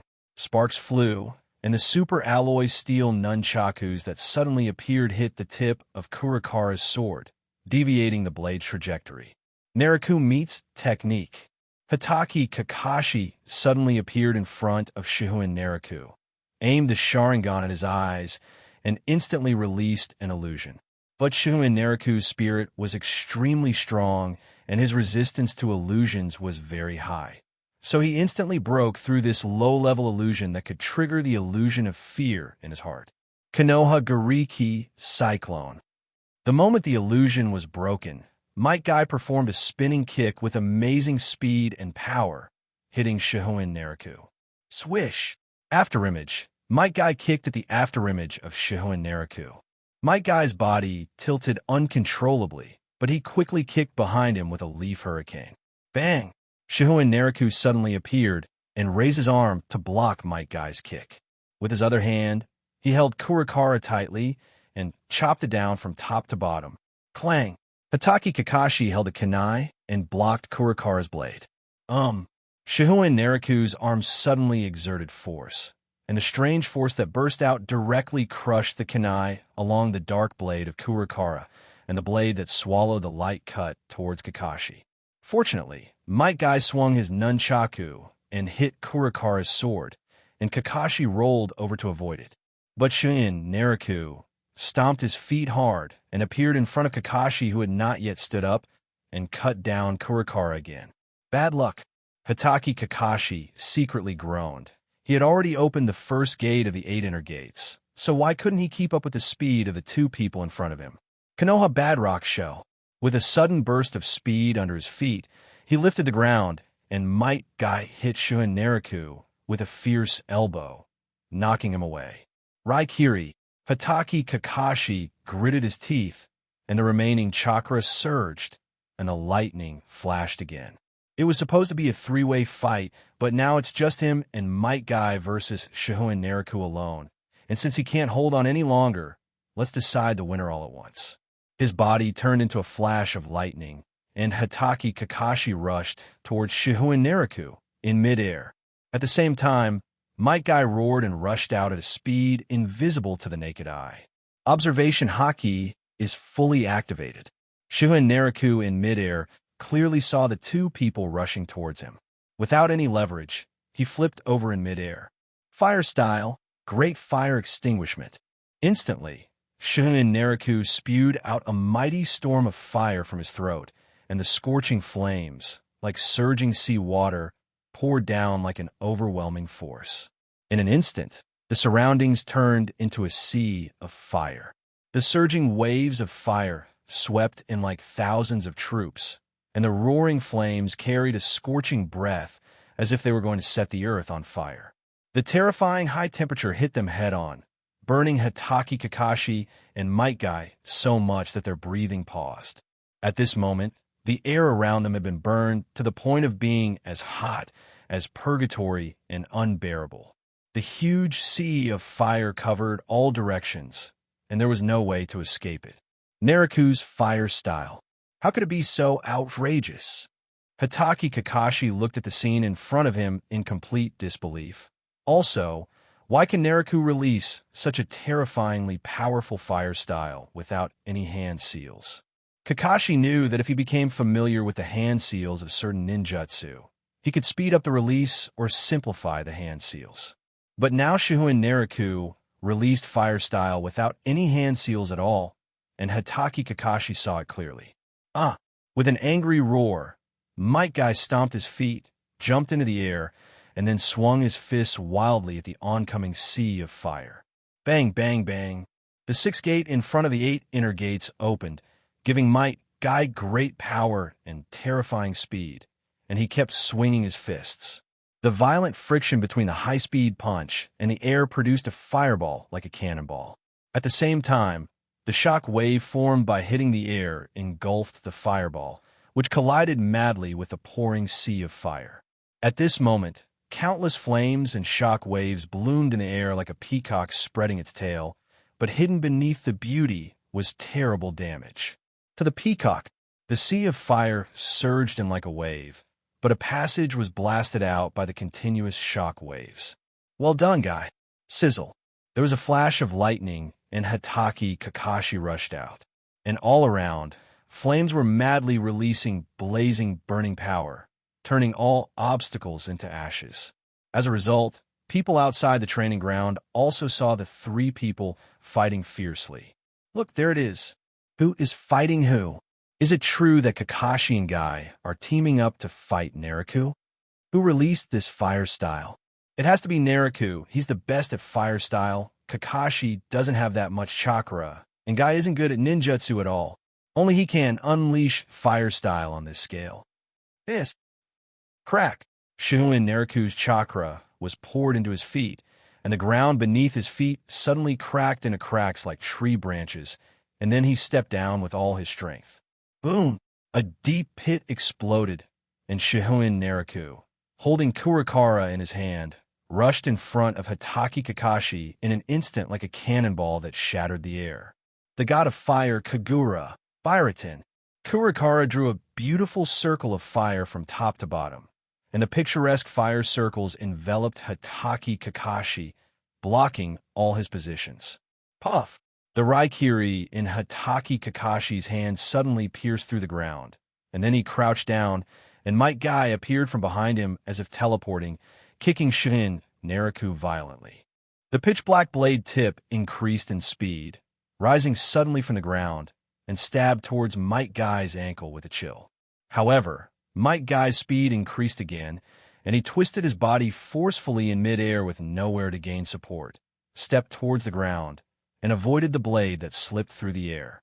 Might Guy landed on his feet, bent his knees slightly, clenched the nunchaku in both hands, burst out with strength, and rushed towards Shihouin Naraku, who was close at hand. The nunchaku hit his abdomen with a whistling sound. Crack! Bang! Hatake Kakashi, who had gone underground at some point, rushed out and aimed Raikiri at Shihouin Naraku from bottom to top. Caught! The two worked together. Shihouin Naraku's crisis. The god of fire Kagura. The burning red mirror. Shihouin Naraku held the pitch-black Kirigara. A spark appeared on the blade, and the straight blade flipped over, like a red sun reflected in a mirror, and 2 slashes tore through the air, aiming at Might Guy and slashing down. At the same time, using the power of the slash, Shihouin Naraku leaned over and dodged the Raikiri of Hatake Kakashi, who emerged from the ground.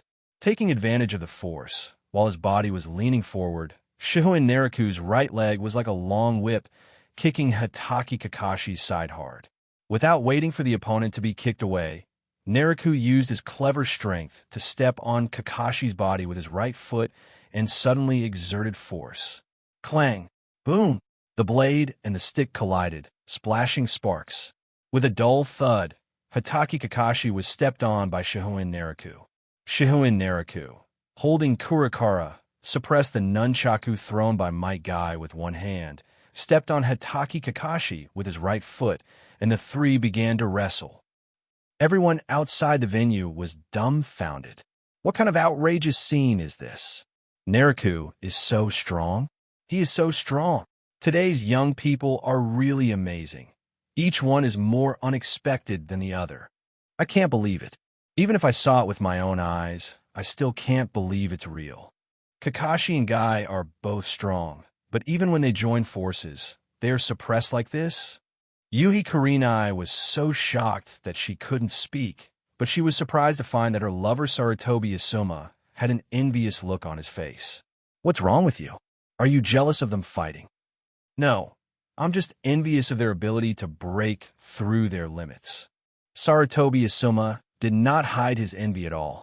He looked at the three people competing in the distance and said, Jonin and Jonin are different. I will never be able to reach the level of those three. The path they have taken is a limit that others will never be able to break in their lifetime. Although there is no definite Kage-level strength hierarchy, as a Jonin, Kurenai Yuhi is completely incomparable to Might Guy and Kakashi. The same goes for Sarutobi Asuma. He has the confidence to fight these two alone, but he will never be the one who wins in the end. As for Shihouin Naraku, Asuma suspected that he had already broken through the limits of Jonin and reached a new level of strength. The talents of these people are truly terrifying. Shihouin Naraku was in high spirits competing with Kakashi and Might Guy, but suddenly he felt something light beneath his feet and was surprised to find that Kakashi had fainted. Oops, it's too addictive to play. With a light kick of his right foot, Hatake Kakashi flew out of the field. Sarutobi Asuma quickly jumped up and caught Kakashi. This, tattered clothes, burn marks, bleeding wounds, and the unconscious Hatake Kakashi. Is this a ninja sparring or a life-and-death fight? Boom, boom, boom, bang, bang, bang. In the air above the number 19 training ground, two figures collided violently, and the clouds burned by the flames had turned red like sunset glow. Every attack of Might Guy was like an overwhelming wave. The offensive force formed by his incomparably fierce fist enveloped Shihouin Naraku. Continuous shock waves bombarded Naraku's body. The swift nunchaku would always be swung in front of his eyes at an unexpected speed from time to time. Shihouin Naraku holds the kirigara in his hand, and every swing of the jet black sword will bring up sparks, which will explode into blazing flames in an instant. The flashing of the blade is always surrounded by an unstoppable sharp blade light, condensing into a sharp blade that can cut through everything. Even though 8 inner gates gave Might Guy an astonishing amount of speed and power, no matter how fast he would be stopped by Shihouin Naraku, who would come first after him. Gradually, Might Guy found that Naraku seemed to have completely seen through his moves, so his attacks, which were more and more powerful, were ineffective. This move felt just like his previous battle with Hatake Kakashi, where his movements could sometimes be seen through by the Sharingan, but Kakashi had a hard time keeping up with his speed, so this move didn't have much of an impact. But now, although Shihouin Naraku's speed is not as good as his, it is not much worse, which makes it difficult for him to hit the opponent with his taijutsu. Even though he wanted to use a special move, he was always stopped by Shihouin Naraku at the critical moment. This is how Jonin fights. Uzumaki Naruto looked at Uchiha Sasuke beside him blankly. He no longer understood how a battle scene like this could really be created by a human. Uchiha Sasuke watched the two people fighting in the field with shining eyes, and from time to time he looked at the unconscious Hatake Kakashi not far away. The desire for revenge in his heart was like a wildly growing weed. It's really scary. Even Teacher Guy is no match for Master Naraku. Xiaoli scratched his head, somewhat incredulous. Tian wanted to get away from the training ground because she felt it was too dangerous. The huge sea of fire almost burned over here. That's it. Hyuga had already opened his Byakugan. He looked at the two people fighting and muttered to himself, "This power can help me break free." Ooh. Before he knew it, Might Guy's breathing became rapid. The boost that the 8 inner gates brings to ninjas is terrifying, but the burden itself is even greater. Even Might Guy, who has been training for many years, cannot use it indefinitely.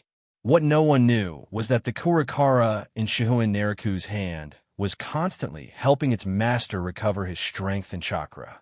And now, the moment Might Guy took a breath, Shihouin Naraku seized the opportunity. Crescent Moon Sky Rush. A large amount of chakra condensed at the tip of the blade and then was thrown out directly by Shihouin Naraku. In an instant, a black crescent blade light rushed out rapidly and slashed towards Might Guy. Zheng! The sound of swords rang out in the hearts of all things in heaven and earth. This is Kurikara showing his power to the world. The oncoming blade light instantly made Might Guy's hair stand on end. His muscles tensed, and he burst into full speed. The crescent-shaped blade light flashed before his eyes at the critical moment. The crescent moon that tore through the air easily cut a straight gap in the earth, shattering everything in front of it until it reached the end of the distance, splitting a mountain in half. Might Guy looked at this scene, his thick eyebrows trembling and cold sweat breaking out. "Go down." The sound came from above his head. Might Guy looked up and saw Shihouin Naraku. Then his body fell uncontrollably to the ground. A deep pit appeared with a roar. Puff! Kurakara pierced into the ground near Might Guy's ear, scaring him so much that his eyes widened and cold sweat broke out on his forehead. Suddenly a hand stretched out from the gradually dissipating smoke and dust, and Shihouin Naraku smiled and handed the hand to Might Guy. "The battle is over." The green energy that was blooming all over his body faded away, and Might Guy's flushed skin gradually returned to normal. He held Naraku's palm and tried to stand up. "I feel a little exhausted." Even though he lost, Might Guy had a happy smile on his face. "Naraku, you almost killed me just now." "No, I'm holding back." Shihouin Naraku raised his eyebrows, pulled out the Kurakara from the ground with a clang, and put it back into the scabbard, and then the Kurakara gradually disappeared. "How much force did you use?" Might Guy looked at Shihouin Naraku questioningly. He had already seen that the other party was not using his full strength. But before Shihouin Naraku could answer, Might Guy's legs went weak, and he almost fell to his knees. "Okay, stop being so stubborn." Shihouin Naraku simply put Might Guy's arm on his shoulders and helped him walk step by step to the outside of the training ground. The group of people outside the field were staring blankly at the horrific scene caused by Shihouin Naraku's final blow, and they did not speak for a long time. Only occasionally could the sound of boulders falling be heard from afar, as the mountaintop that had been cut in half collapsed. "Hey, what are you looking at? You're all so serious." Shihouin Naraku walked over and shouted, waking everyone up.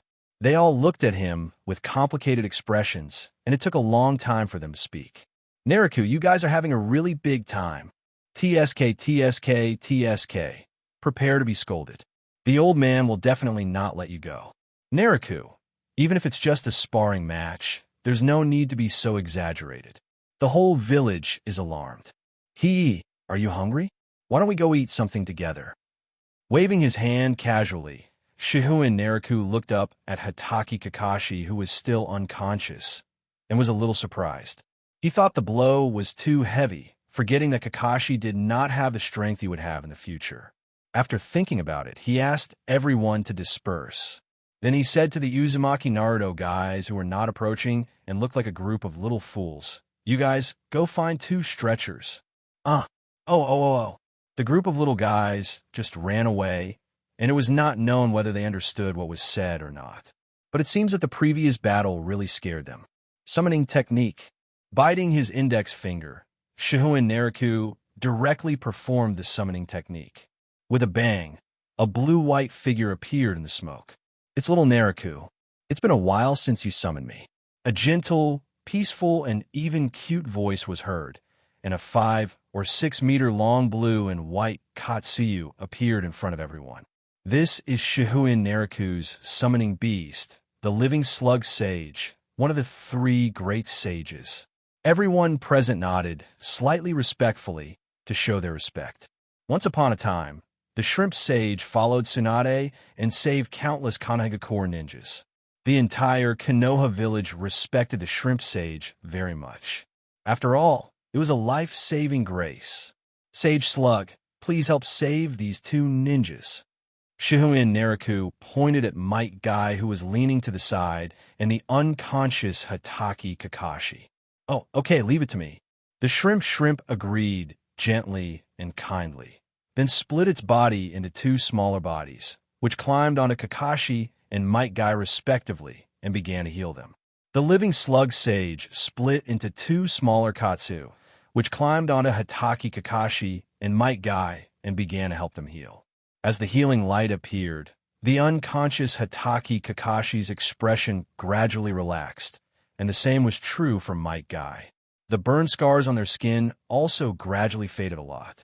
Seeing this, Tobi came over and said with a headache, Just wait for the old man to scold you. But I'm on the old man's side this time. Even if we have to fight, there's no need to be so exaggerated. Looking at Kakashi's current condition, he won't be able to recover in a few months. There's nothing to worry about. Shihouin Naraku gave Asuma a strange look and reminded him, "Don't forget, I'm a medical ninja. With Kakashi's condition, it will only take about a month. It has nothing to do with how long it takes to recover. The main thing is that you guys went a little too far. Also, what kind of medical ninja are you? Is there any medical ninja that is so capable?" Sarutobi Asuma rolled his eyes. He was a professional combat ninja, but he was no match for the medical ninja in front of him. Yuhi Kurenai also nodded, agreeing with her boyfriend's point of view. "No? How could there be no?" Shihouin Naraku said in surprise. "Have you forgotten my teacher? Teacher Tsunade is very powerful." Now, Kurenai, Yuhi, and Asuma were silent. Shihouin Naraku turned his head, looked at Might Guy, and asked, "How do you feel? If there is anything wrong with your body, tell me." "Yeah." Might Guy laughed happily, not caring about the burns and self-consumption on his body. "It's okay, nothing happened." As he spoke, he gave Shihouin Naraku a thumbs up. "Naraku is awesome. Be sure to call me for the next battle. Now my blood is boiling. This is the burning youth." Looking at Might Guy's grinning face, Shihouin Naraku also laughed out loud at his appearance. Narashikaku looked at the two of them, as well as the unconscious Hatake Kakashi, and couldn't help but sigh. None of these three people are worry-free. We'll be busy from now on. Ha! I'm glad everyone is okay. Akamichi Choza patted Narashikaku's shoulder and laughed loudly as well. "By the way, Minister Naraku, why is there no sign of the fire on the training ground going out?" Hyuga Hayashi, who was not too familiar with him, pointed at the training ground that had become a ruin and the flames that were still burning, and asked curiously, "If it's difficult, forget it." "Oh, that one." Shihouin Naraku smiled, waved his hand casually, and said, "Don't worry, it will probably stop burning after a while." Shihouin Naraku has made great progress in the development of Maramara fruit, but has not yet mastered it. But even so, with Shihouin Naraku's talent and fire style, the combination of Maramara fruit and fire style ninjutsu also caused the flames he released to be not only hotter and more difficult to extinguish, but also cause more severe damage. This is why Hatake Kakashi and Might Guy both have so many burns on their bodies. Shihouin Naraku also noticed everyone's curiosity and continued to explain, "Maybe it's because I have an excellent talent for fire style that my ninjutsu has become more and more powerful." Although what he said was a bit vague, no one asked any more questions. After all, it concerns one's own strength, and no one is willing to tell others their cards. Next, everyone chatted while watching the living slug sage treat Hatake Kakashi and Might Guy. "The stretcher is coming. The stretcher is coming." While everyone was chatting, a group of little ones came running back in a hurry, carrying a stretcher. Looking at the little guys gasping for breath, Shihouin Naraku didn't hesitate and directed them to carry Hatake Kakashi onto the stretcher. However, Might Guy indicated that he was not seriously injured, so there was no need to use a stretcher, but was rejected by Shihouin Naraku.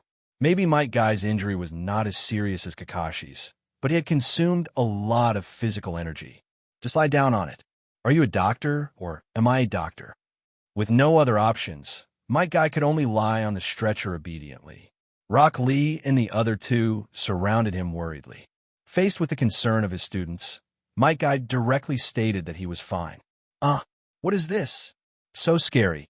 Uzumaki Naruto then saw the living slug sage stuck to Hatake Kakashi and Might Guy and shouted in surprise. Bang! Shihouin Naraku slapped Uzumaki Naruto on the face and told him to behave himself. "Keep your voice down and be respectful to the shrimp sage." Even the Hokage wouldn't act arrogantly in front of the shrimp sage. Uzumaki Naruto scratched his head in confusion, not understanding what it meant. But he quickly put the matter aside and looked at Shihouin Naraku with shining eyes. Although he wanted to say something, he didn't know how to say it for a long time. "What are you standing there for? Carry the stretcher and follow me to the hospital." "Oh, All the adults present just watched as a few kids enthusiastically lifted the stretcher and walked in front with their heads held high. I have something else to do in the tribe, so I'll leave first. Everyone, take care. Hyuga Hayashi said goodbye in a very patriarchal manner and watched everyone leave. I have something to do, so I'll leave first. Let's go together. I'm so hungry, let's go eat first. The Ino, Shika, Cho trio also left soon, but Sarutobi Asuma and Yuhi Kurenai did not leave, but followed them to the hospital. Along the way, the living slug sage had almost healed the injuries of the two men, and now Shihouin Naraku took over. Then I'm off, little Naraku. The living slug sage said goodbye gently and was about to go back to the wet bone forest, but was stopped by Shihouin Naraku. Has Lord Husher ever been summoned by the teacher recently? Tsunade? No, Tsunade hasn't summoning me in a long time. I see. With a bang of smoke, the slug sage left. Shihouin Naraku pinched his chin. He had originally planned to learn about Tsunade's recent situation from a slug sage. That's right. If it wasn't a war, even if he was wandering around and met someone seeking medical treatment, Tsunade could treat it himself. There would be no need to summoning the living slug sage. It seems that if I want to see my teacher, I can only wait until the Konoha collapse plan is completed.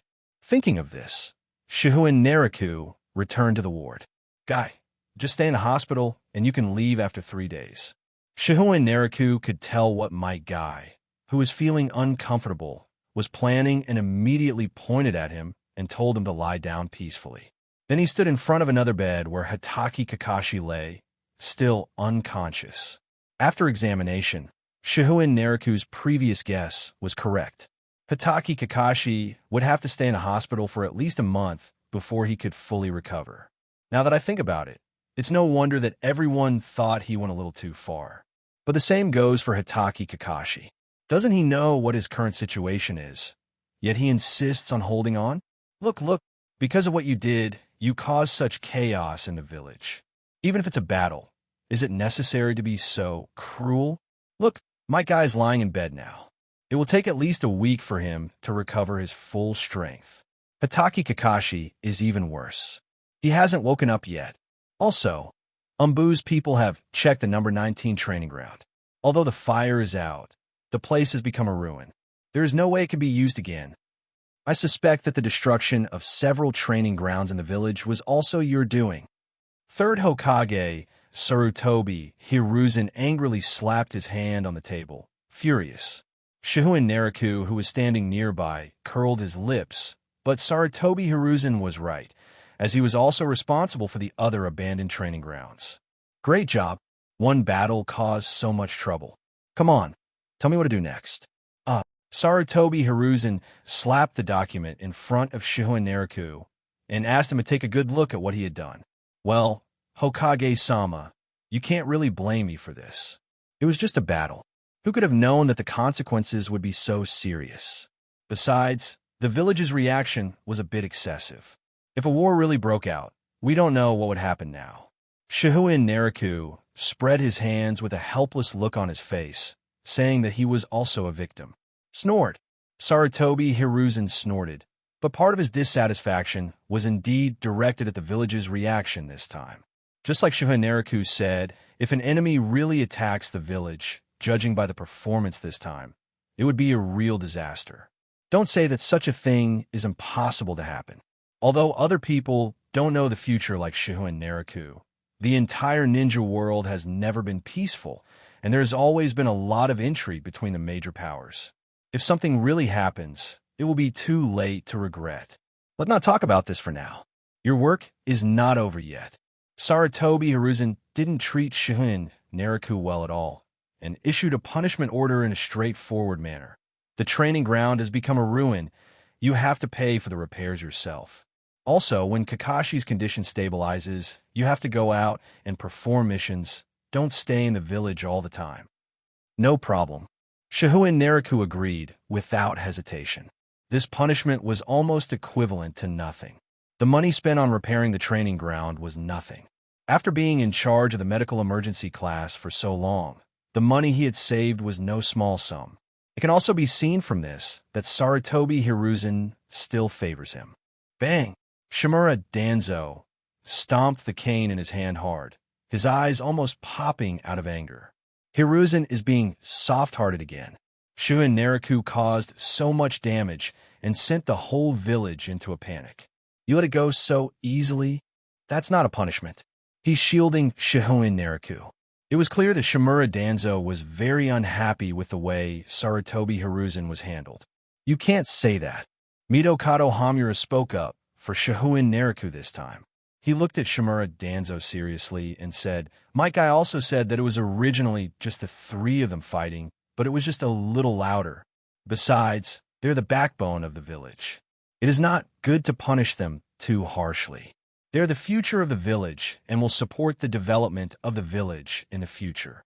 Yuditane Koharu also nodded in agreement. As long as the interests of both of them were not harmed, they were both willing to see Konohagakure develop better. The three Shihouin Naraku who possess powerful strength is also a good thing for Konohagakure. The more such ninjas there are, the faster the village will develop, which is not a bad thing for them. Snort. Finding that his two old friends were not going to support him, Shimura Danzo could only snort coldly and turn away. Yuditane Koharu frowned and said with some concern, "Danzo hasn't given up on his plan yet? He's really not fit to be the Hokage. He will give up," Midokado Hamura said calmly. "If he goes too far in some things, Hiruzen will warn him, just like he did back then." In fact, both Sarutobi Hiruzen, Midokado Hamura, and Yuditane Koharu firmly believed that Shimura Danzo was not fit to be Hokage. If Shimura Danzo had been content to be the leader of his root organization or assistant to the Hokage, Sarutobi Hiruzen would have restored his position long ago. But his ambition has always been to become the Hokage, so Sarutobi Hiruzen's secret suppression will never end. Dudo. Shimura Danzo, leaning on a cane, was thinking about something and walking slowly on the dark road. Obviously, there is no one more suitable to be the Hokage than me. In that case, Hiruzen, you'd better die soon. Looking back at the Hokage building, Shimura Danzo made up his mind resolutely. Has Shimura Danzo, who has been playing tricks all his life, ever discovered Orochimaru's secret plan to collapse Konoha? No one knows this. But even if he knew, Shimura Danzo would never tell Sarutobi Hiruzen the news, especially when he finally determined that Sarutobi Hiruzen was the obstacle to his becoming Hokage. He would not tell him about it. Kill with a borrowed knife. It's really a good thing. So soon, gradually, many people noticed that Shimura Danzo became more and more low-key. He hid his presence in the darkness, remained silent, and watched Konoha village with only one eye. Half a month later. Okay. The examination results show that you are recovering well. Keep up the good work, and you will be able to be discharged from the hospital in half a month at most. Shihouin Naraku put down the medical records in his hand and looked at Hatake Kakashi, who had returned to his normal state. "I've been lying in bed for so long that I feel like my bones are going to become weak." Hatake Kakashi touched the bandages wrapped around his body, looked at Shihouin Naraku with dead fish eyes, and asked curiously, "Although I expected it, your strength improvement is a bit exaggerated. How did you do it?" Shihouin Naraku straightened his chest and said confidently, "I have the strength I have today because of my own hard work." Hatake Kakashi thought that Naraku meant long-term, continuous training, so he didn't have any other reaction. The improvement of a ninja's strength depends on his own continuous efforts. Of course, those who are born to be good at cheating are not included in this list. Suddenly remembering something, Shihouin Naraku smiled and said, "Did the old man from the third generation see that you have recovered well from your injuries, so he sent someone to reprimand you today? Well, my position as Umbu is revoked. From today on, I am no longer an Umbu." Hatake Kakashi put his hands behind his head and looked at the scenery outside the window. His career as Umbu for many years ended today, but there was nothing surprising about it. It was destined. The Hokage should appoint you as the Umbu's chief captain. Not only that, after confirming your condition today, I will be going out on a mission right away, and it will take at least half a month. I guess you'll be almost discharged by the time I get back. Set off. Yes. Led by Shihouin Naraku, followed by the two Umbu squads, they left Konohagakure. After 2 days, Shihouin Naraku led his men to the Iron Country, a neutral country surrounded by snow and wind all year round. Sir, there is no ambush. The Umbu members knelt on one knee and reported very respectfully. Well, go down and continue to be alert. Yes. Shihouin Naraku, wearing warm clothing, stood on an exposed rock and watched his men leave. He found that during this period of time, the people of Umbu began to be more respectful to him. It seems that everyone is clear. I will be promoted to captain soon. With Hitaki Kakashi leaving office and no new leader being parachuted in, it is not inconceivable that Shihouin Naraku, the deputy captain, will be promoted to captain. Therefore, the members of Umbu began to change visibly and regarded Shihouin Naraku as the new captain. Suddenly, Shihouin Naraku looked around and saw a small black dot approaching quickly from a distance. The other party was dressed very conspicuously as a ninja, but in the Iwagakure clothing style. The other party was a spy sent by Konohagakure to infiltrate Iwagakure. Soon, an Umbu member came forward, exchanged secret signals, took an intelligence scroll from the other party, and then brought the other party to Shihouin Naraku. The other personnel became more alert and focused. Shihouin Naraku took the intelligence scroll, opened it, glanced at it, and then put the scroll away. You go down first. Yes. The Umbu members left, and the intelligence officer who infiltrated Iwagakure knelt on one knee in front of Shihouin Naraku and began to report the secrets they had discovered, which were some information that could not be recorded on a scroll. Iwagakure, Tsuchikage Onoki's disciple and member of the demolition team. Deidara has been confirmed to have defected. Shihouin Naraku was stunned, then asked, "When did it happen?" The intelligence officer did not hide anything and answered directly. The exact time is unknown. The Iwagakure bombing team members are very secretive, so it is difficult to get specific information. In addition, Deidara left Iwagakure because he often caused bombing terrorist incidents in Iwagakure, so he lived outside Iwagakure, which resulted in the news being received very late. However, Iwagakure has not yet identified Deidara as a traitor.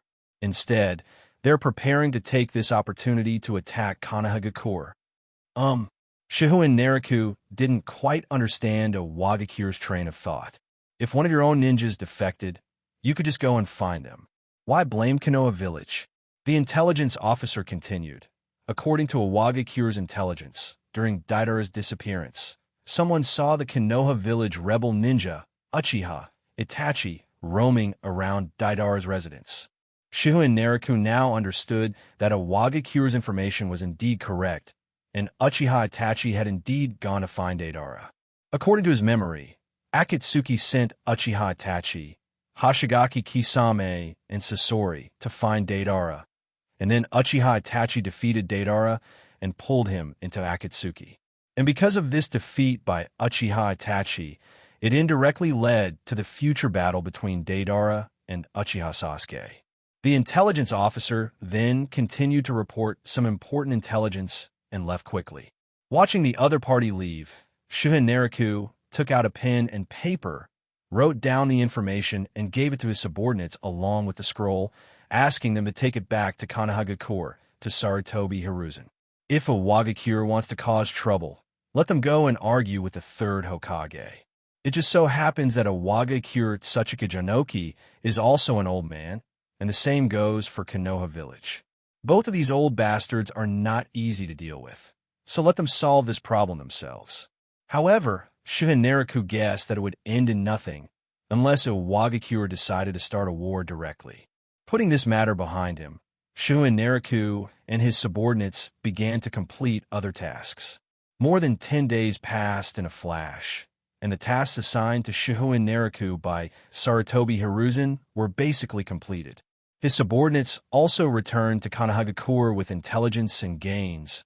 Only Shihouin Naraku and his two subordinates temporarily stayed in the land of hot springs in the northeast of Kinoa. "I'm so tired," Shihouin Naraku stretched himself, and a hint of fatigue appeared on his handsome face after he took off the mask. In just a dozen days, he traveled all over the ninja world.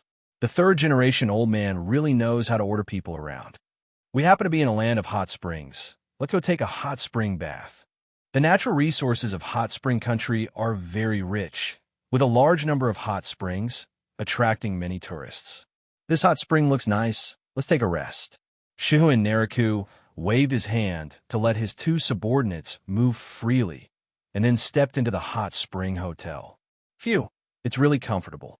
Lying in the hot spring, feeling his fatigue gradually dissipate, Shihouin Naraku breathed a sigh of relief. Taking a break from his busy schedule, Shihouin Naraku soaked in the hot spring for a long time, sweeping away all his fatigue. It was not until the afternoon that he walked out of the hot spring hotel to find a place to eat. After walking around and finding a restaurant to have a meal, he prepared to go back to the hotel to rest. Hey, young man, are you interested in having a drink? Shihouin Naraku was walking on the street when he saw a black-haired beauty who was swaying her beautiful figure and walking towards him in a frivolous tone. Shihouin Naraku narrowed his eyes slightly, and a smile appeared on his face. Okay, where should we go for a drink? Does the beautiful lady have any recommendations? It seems like you're a romantic guy. Come with me. The black-haired beauty hooked her finger, then swayed in front to lead the way, while Shihouin Naraku followed behind calmly. As the two walked slowly along the road, there were fewer and fewer pedestrians passing by, and the surroundings became quieter and quieter. Soon, the two walked out of the bustling town and came to the wild. Where are you planning to take me? Do you know what poop feels like? Strange words came out of the black-haired beauty's mouth. Shihouin Naraku still had a smile on his face, but the next second he suddenly attacked, grabbed the black-haired beauty's neck with a slap, and then exerted force. Crack! The dark-haired beauty passed away. But then this black-haired beauty turned into a weirdo dressed in white. White Zetsu. Swish! Two Umbu members stood in front of Shihouin Naraku, drew their katana, and stood guard around them. Then, White Zetsu came out from the darkness one by one and surrounded Shihouin Naraku and the other two. Deal with them. Yes. Two Umbu members rushed out with sharp blades in hand, but unexpectedly, in their eyes, these strange people in white were completely vulnerable. Shihouin Naraku, who was standing in place, watched the scene quietly without any intention of taking action. But at this moment, the space behind him began to distort silently, and a hand wearing a black glove grabbed the ignorant Shihouin Naraku. Swish! Body flicker technique. Just before being caught, Shihouin Naraku's figure flashed rapidly and disappeared from the spot. Clang! He suddenly pulled out Kurakura's Shihouin Naraku, flipped his body, and returned to his original position again, with the sharp blade slashing across the arm. But the arm seemed to have not been hurt at all and was still in its original state, as if Kurakura had not cut the arm but a ball of air. Sneaky, come out! Shihouin Naraku shouted, as if he had no idea who the person was. Then, in the distorted space, a mysterious masked man slowly emerged and stood in front of Shihouin Naraku. Get it? Wearing a black robe and a one-eye mask on his face, Uchiha Obito has hidden his identity deeply. Sharingan. Are you Uchiha Itachi? As we all know, the current impression of the Uchiha clan in the ninja world is the defected Uchiha Itachi and the Konoha village Uchiha orphan Uchiha Sasuke. No, you're not Uchiha Itachi. So who are you? Shihouin Naraku pretended to be confused and stared at Uchiha Obito with a frown, but Uchiha Obito remained mysterious and did not speak. Neither of them spoke again. Shihouin Naraku held Kurakura in his hand. The tip of the knife pointed directly at Uchiha Obito, and then the two of them rushed towards each other at a rapid speed. As he approached, a wooden spike grew out of Uchiha Obito's palm and aimed at Shihouin Naraku.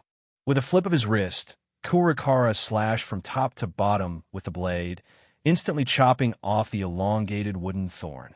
Then Shihouin Naraku spun around to avoid the oncoming Uchiha Obito, and while sheathing the blade, he stabbed Kurakura again, piercing the opponent's back. Uchiha Obito didn't even look at the blade stabbing at his chest. He flipped over and jumped into the air. With a wave of one hand, a black chain swung out, making a shrill whistle and lashed towards Shihouin Naraku's head. Clang! Shihouin Naraku drew his sword and cut horizontally. The moment the chain and the blade collided, a sound exploded in the air and sparks flew. The black chain swung and wrapped around Kurikara's blade. Uchiha Obito then pulled it suddenly, but he didn't pull Shihouin Naraku at all. He held the Caligula and turned everything.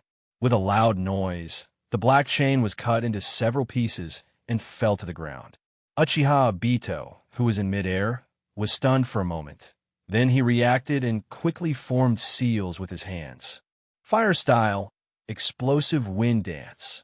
The moment the surrounding space was distorted, a violent wind swept out, and at the same time, a large amount of rotating flames spit out from Uchiha Obito's mouth.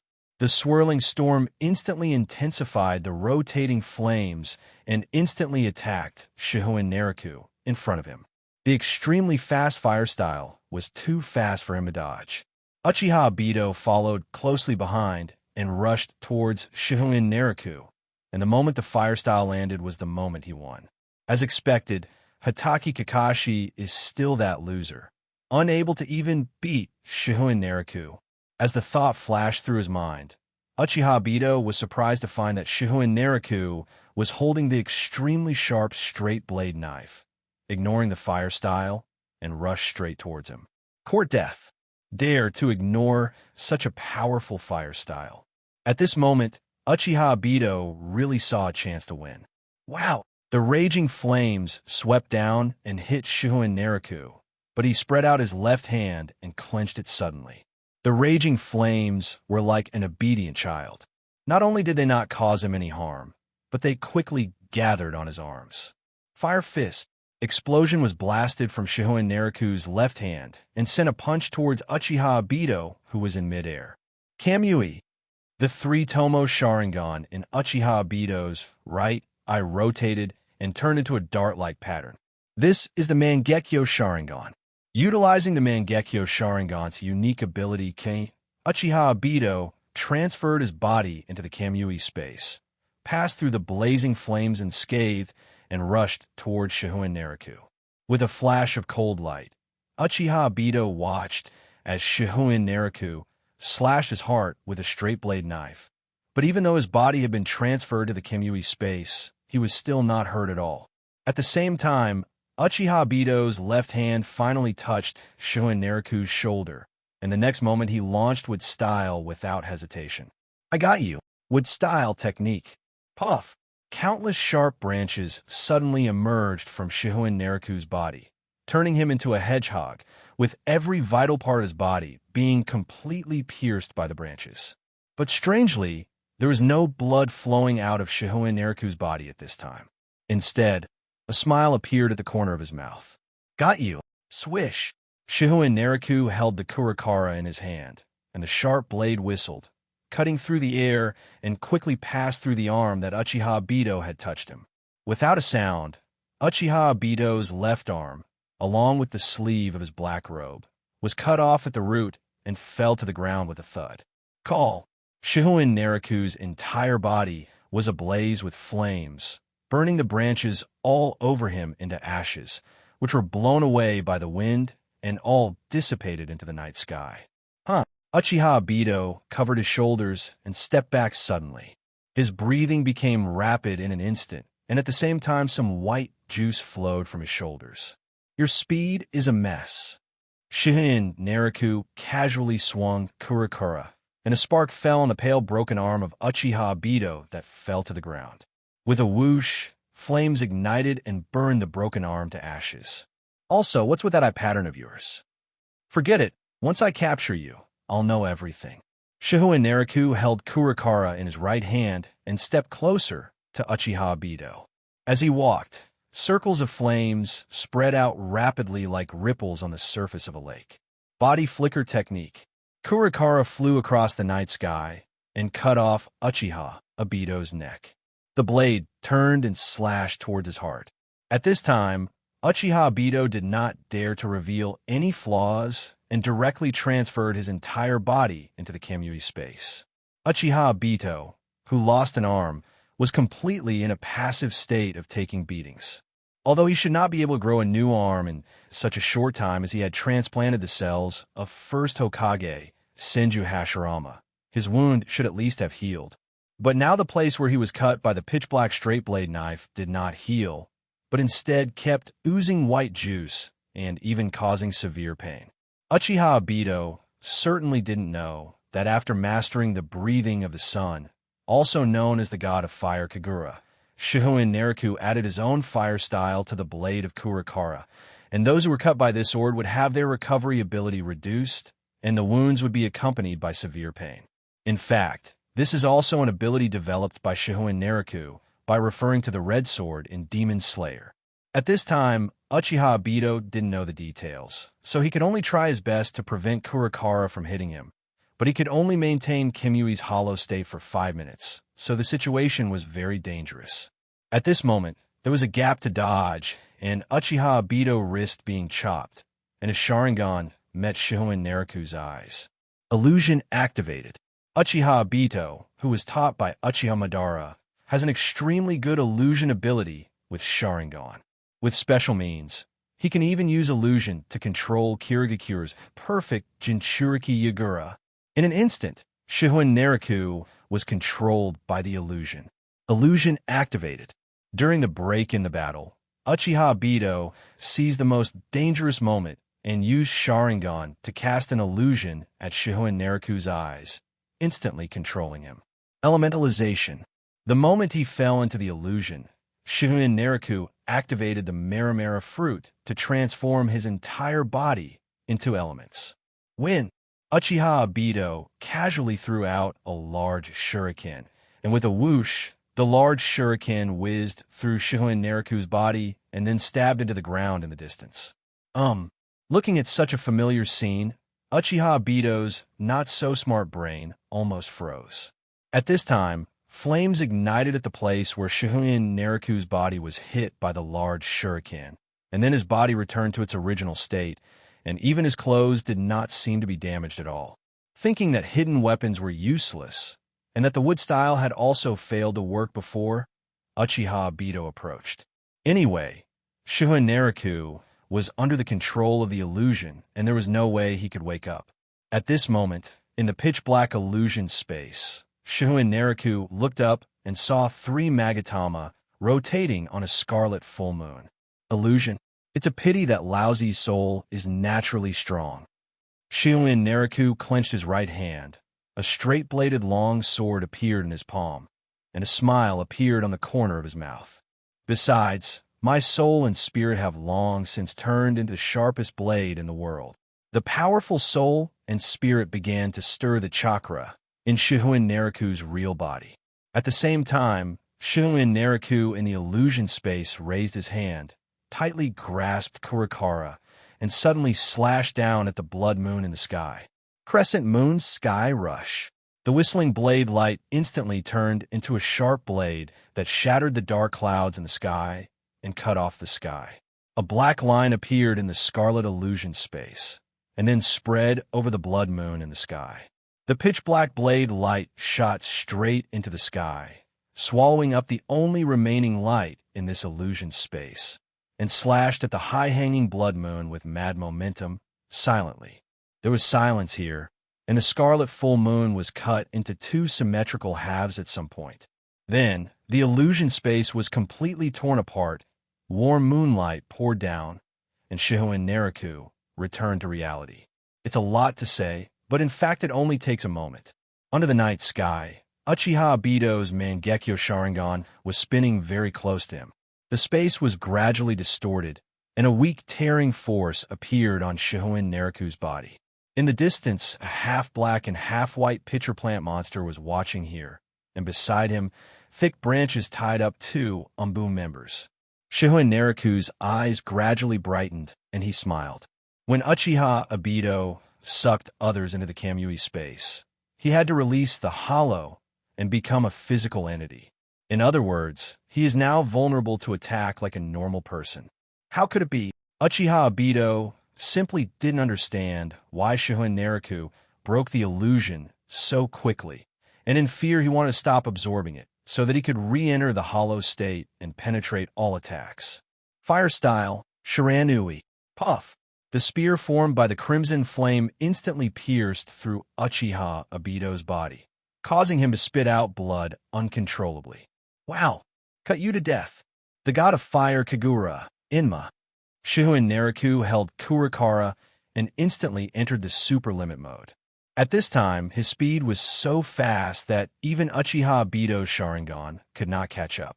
The close distance was crossed in an instant, and the blade, burning with hot flames, slashed directly on Uchiha Obito's body. Severe pain rushed into his brain. Uchiha Obito howled wildly, and blood and white juice splashed in the air. This knife directly cut Uchiha Obito into two pieces, and there was a madly burning flame on his body, which was about to burn him to ashes. In the distance, everyone was watching this scene with bloodshot eyes. In just a short moment, the situation changed. Uchiha Obito is about to be hacked to death by Shihouin Naraku. Absolutely not. We must not allow this to happen. Uchiha Obito is related to many things in the future, and no accidents can happen. Spore technique. Pale white swellings similar to white zetsu quickly grew on Uchiha Obito's body, and spore-like things wrapped around Uchiha Obito, who was cut in half. A scream was heard, but white zetsu still did not give up. He endured the pain of the burning flames and helped Uchiha Obito. Laugh. The sharp blade cut through the dark night silently, cutting off a large group of spores and something like that, and dropped it to the ground. Crack! Shihouin Naraku lowered his head, cracks appeared in the ground, and a large number of white zetsu suddenly emerged from the ground. They pounced on him one after another, and the remaining white zetsu merged into the white spores on Uchiha Obito's body, covering Obito heavily, trying to suppress the flames on his body, and did not stop even when their pale body was ignited. At the same time, zetsu in the distance activated with style, and densely packed thick branches wrapped around Shihouin Naraku. At this time, Ju didn't care about hiding his strength, and he made a full-strength attack, which unexpectedly released extremely powerful chakra, and giant trees quickly grew and surrounded him. Shihouin Naraku tumbled around, dodging the thick branches, and Caligula, burning with beautiful flames, chopped off all the branches that came close. Boom! The next second, a wildly burning flame exploded, igniting all the nearby trees. Wood style is not weak, but Shihouin Naraku's fire is stronger. This is the first time in thousands of years that panic has reached this level. How could the powerful wood style powered by Senju Hashirama cells be ignited by ordinary flames? Tear! Hurry up! Black Zetsu no longer maintained his gloomy appearance and shouted in a hoarse voice. White Zetsu, who was one with him, suddenly tore outward and split into two individuals, while the body tissue between them was rapidly disintegrating as if it were glued together. Black Zetsu's half-body was madly releasing with style to block Shihouin Naraku from approaching, and White Zetsu instantly pounced on Uchiha Obito, who had completely lost consciousness, wrapped in spores that repaired his body, and quickly sank into the ground and disappeared. At this time, Black Zetsu finally breathed a sigh of relief and sank into the ground. Bang! A mask in many pieces fell to the side, with flames burning on it. Boom! All the burning trees exploded and were quickly extinguished under Shihouin Naraku's deliberate control. Clang! Kurakara returned to the sheath and disappeared. Shihouin Naraku glanced around and said, "It seems that he really ran away. Forget it. I didn't intend to kill Obito anyway." Shihouin Naraku walked towards his two unconscious subordinates, not caring at all about whether Uchiha Obito had a chance to wake up after he had chopped them so hard just now. If he really died, Shihouin Naraku wouldn't care. He wasn't seriously injured, but his chakra was sucked away. Shihouin Naraku felt relieved when he found out that his subordinates didn't have much of a problem.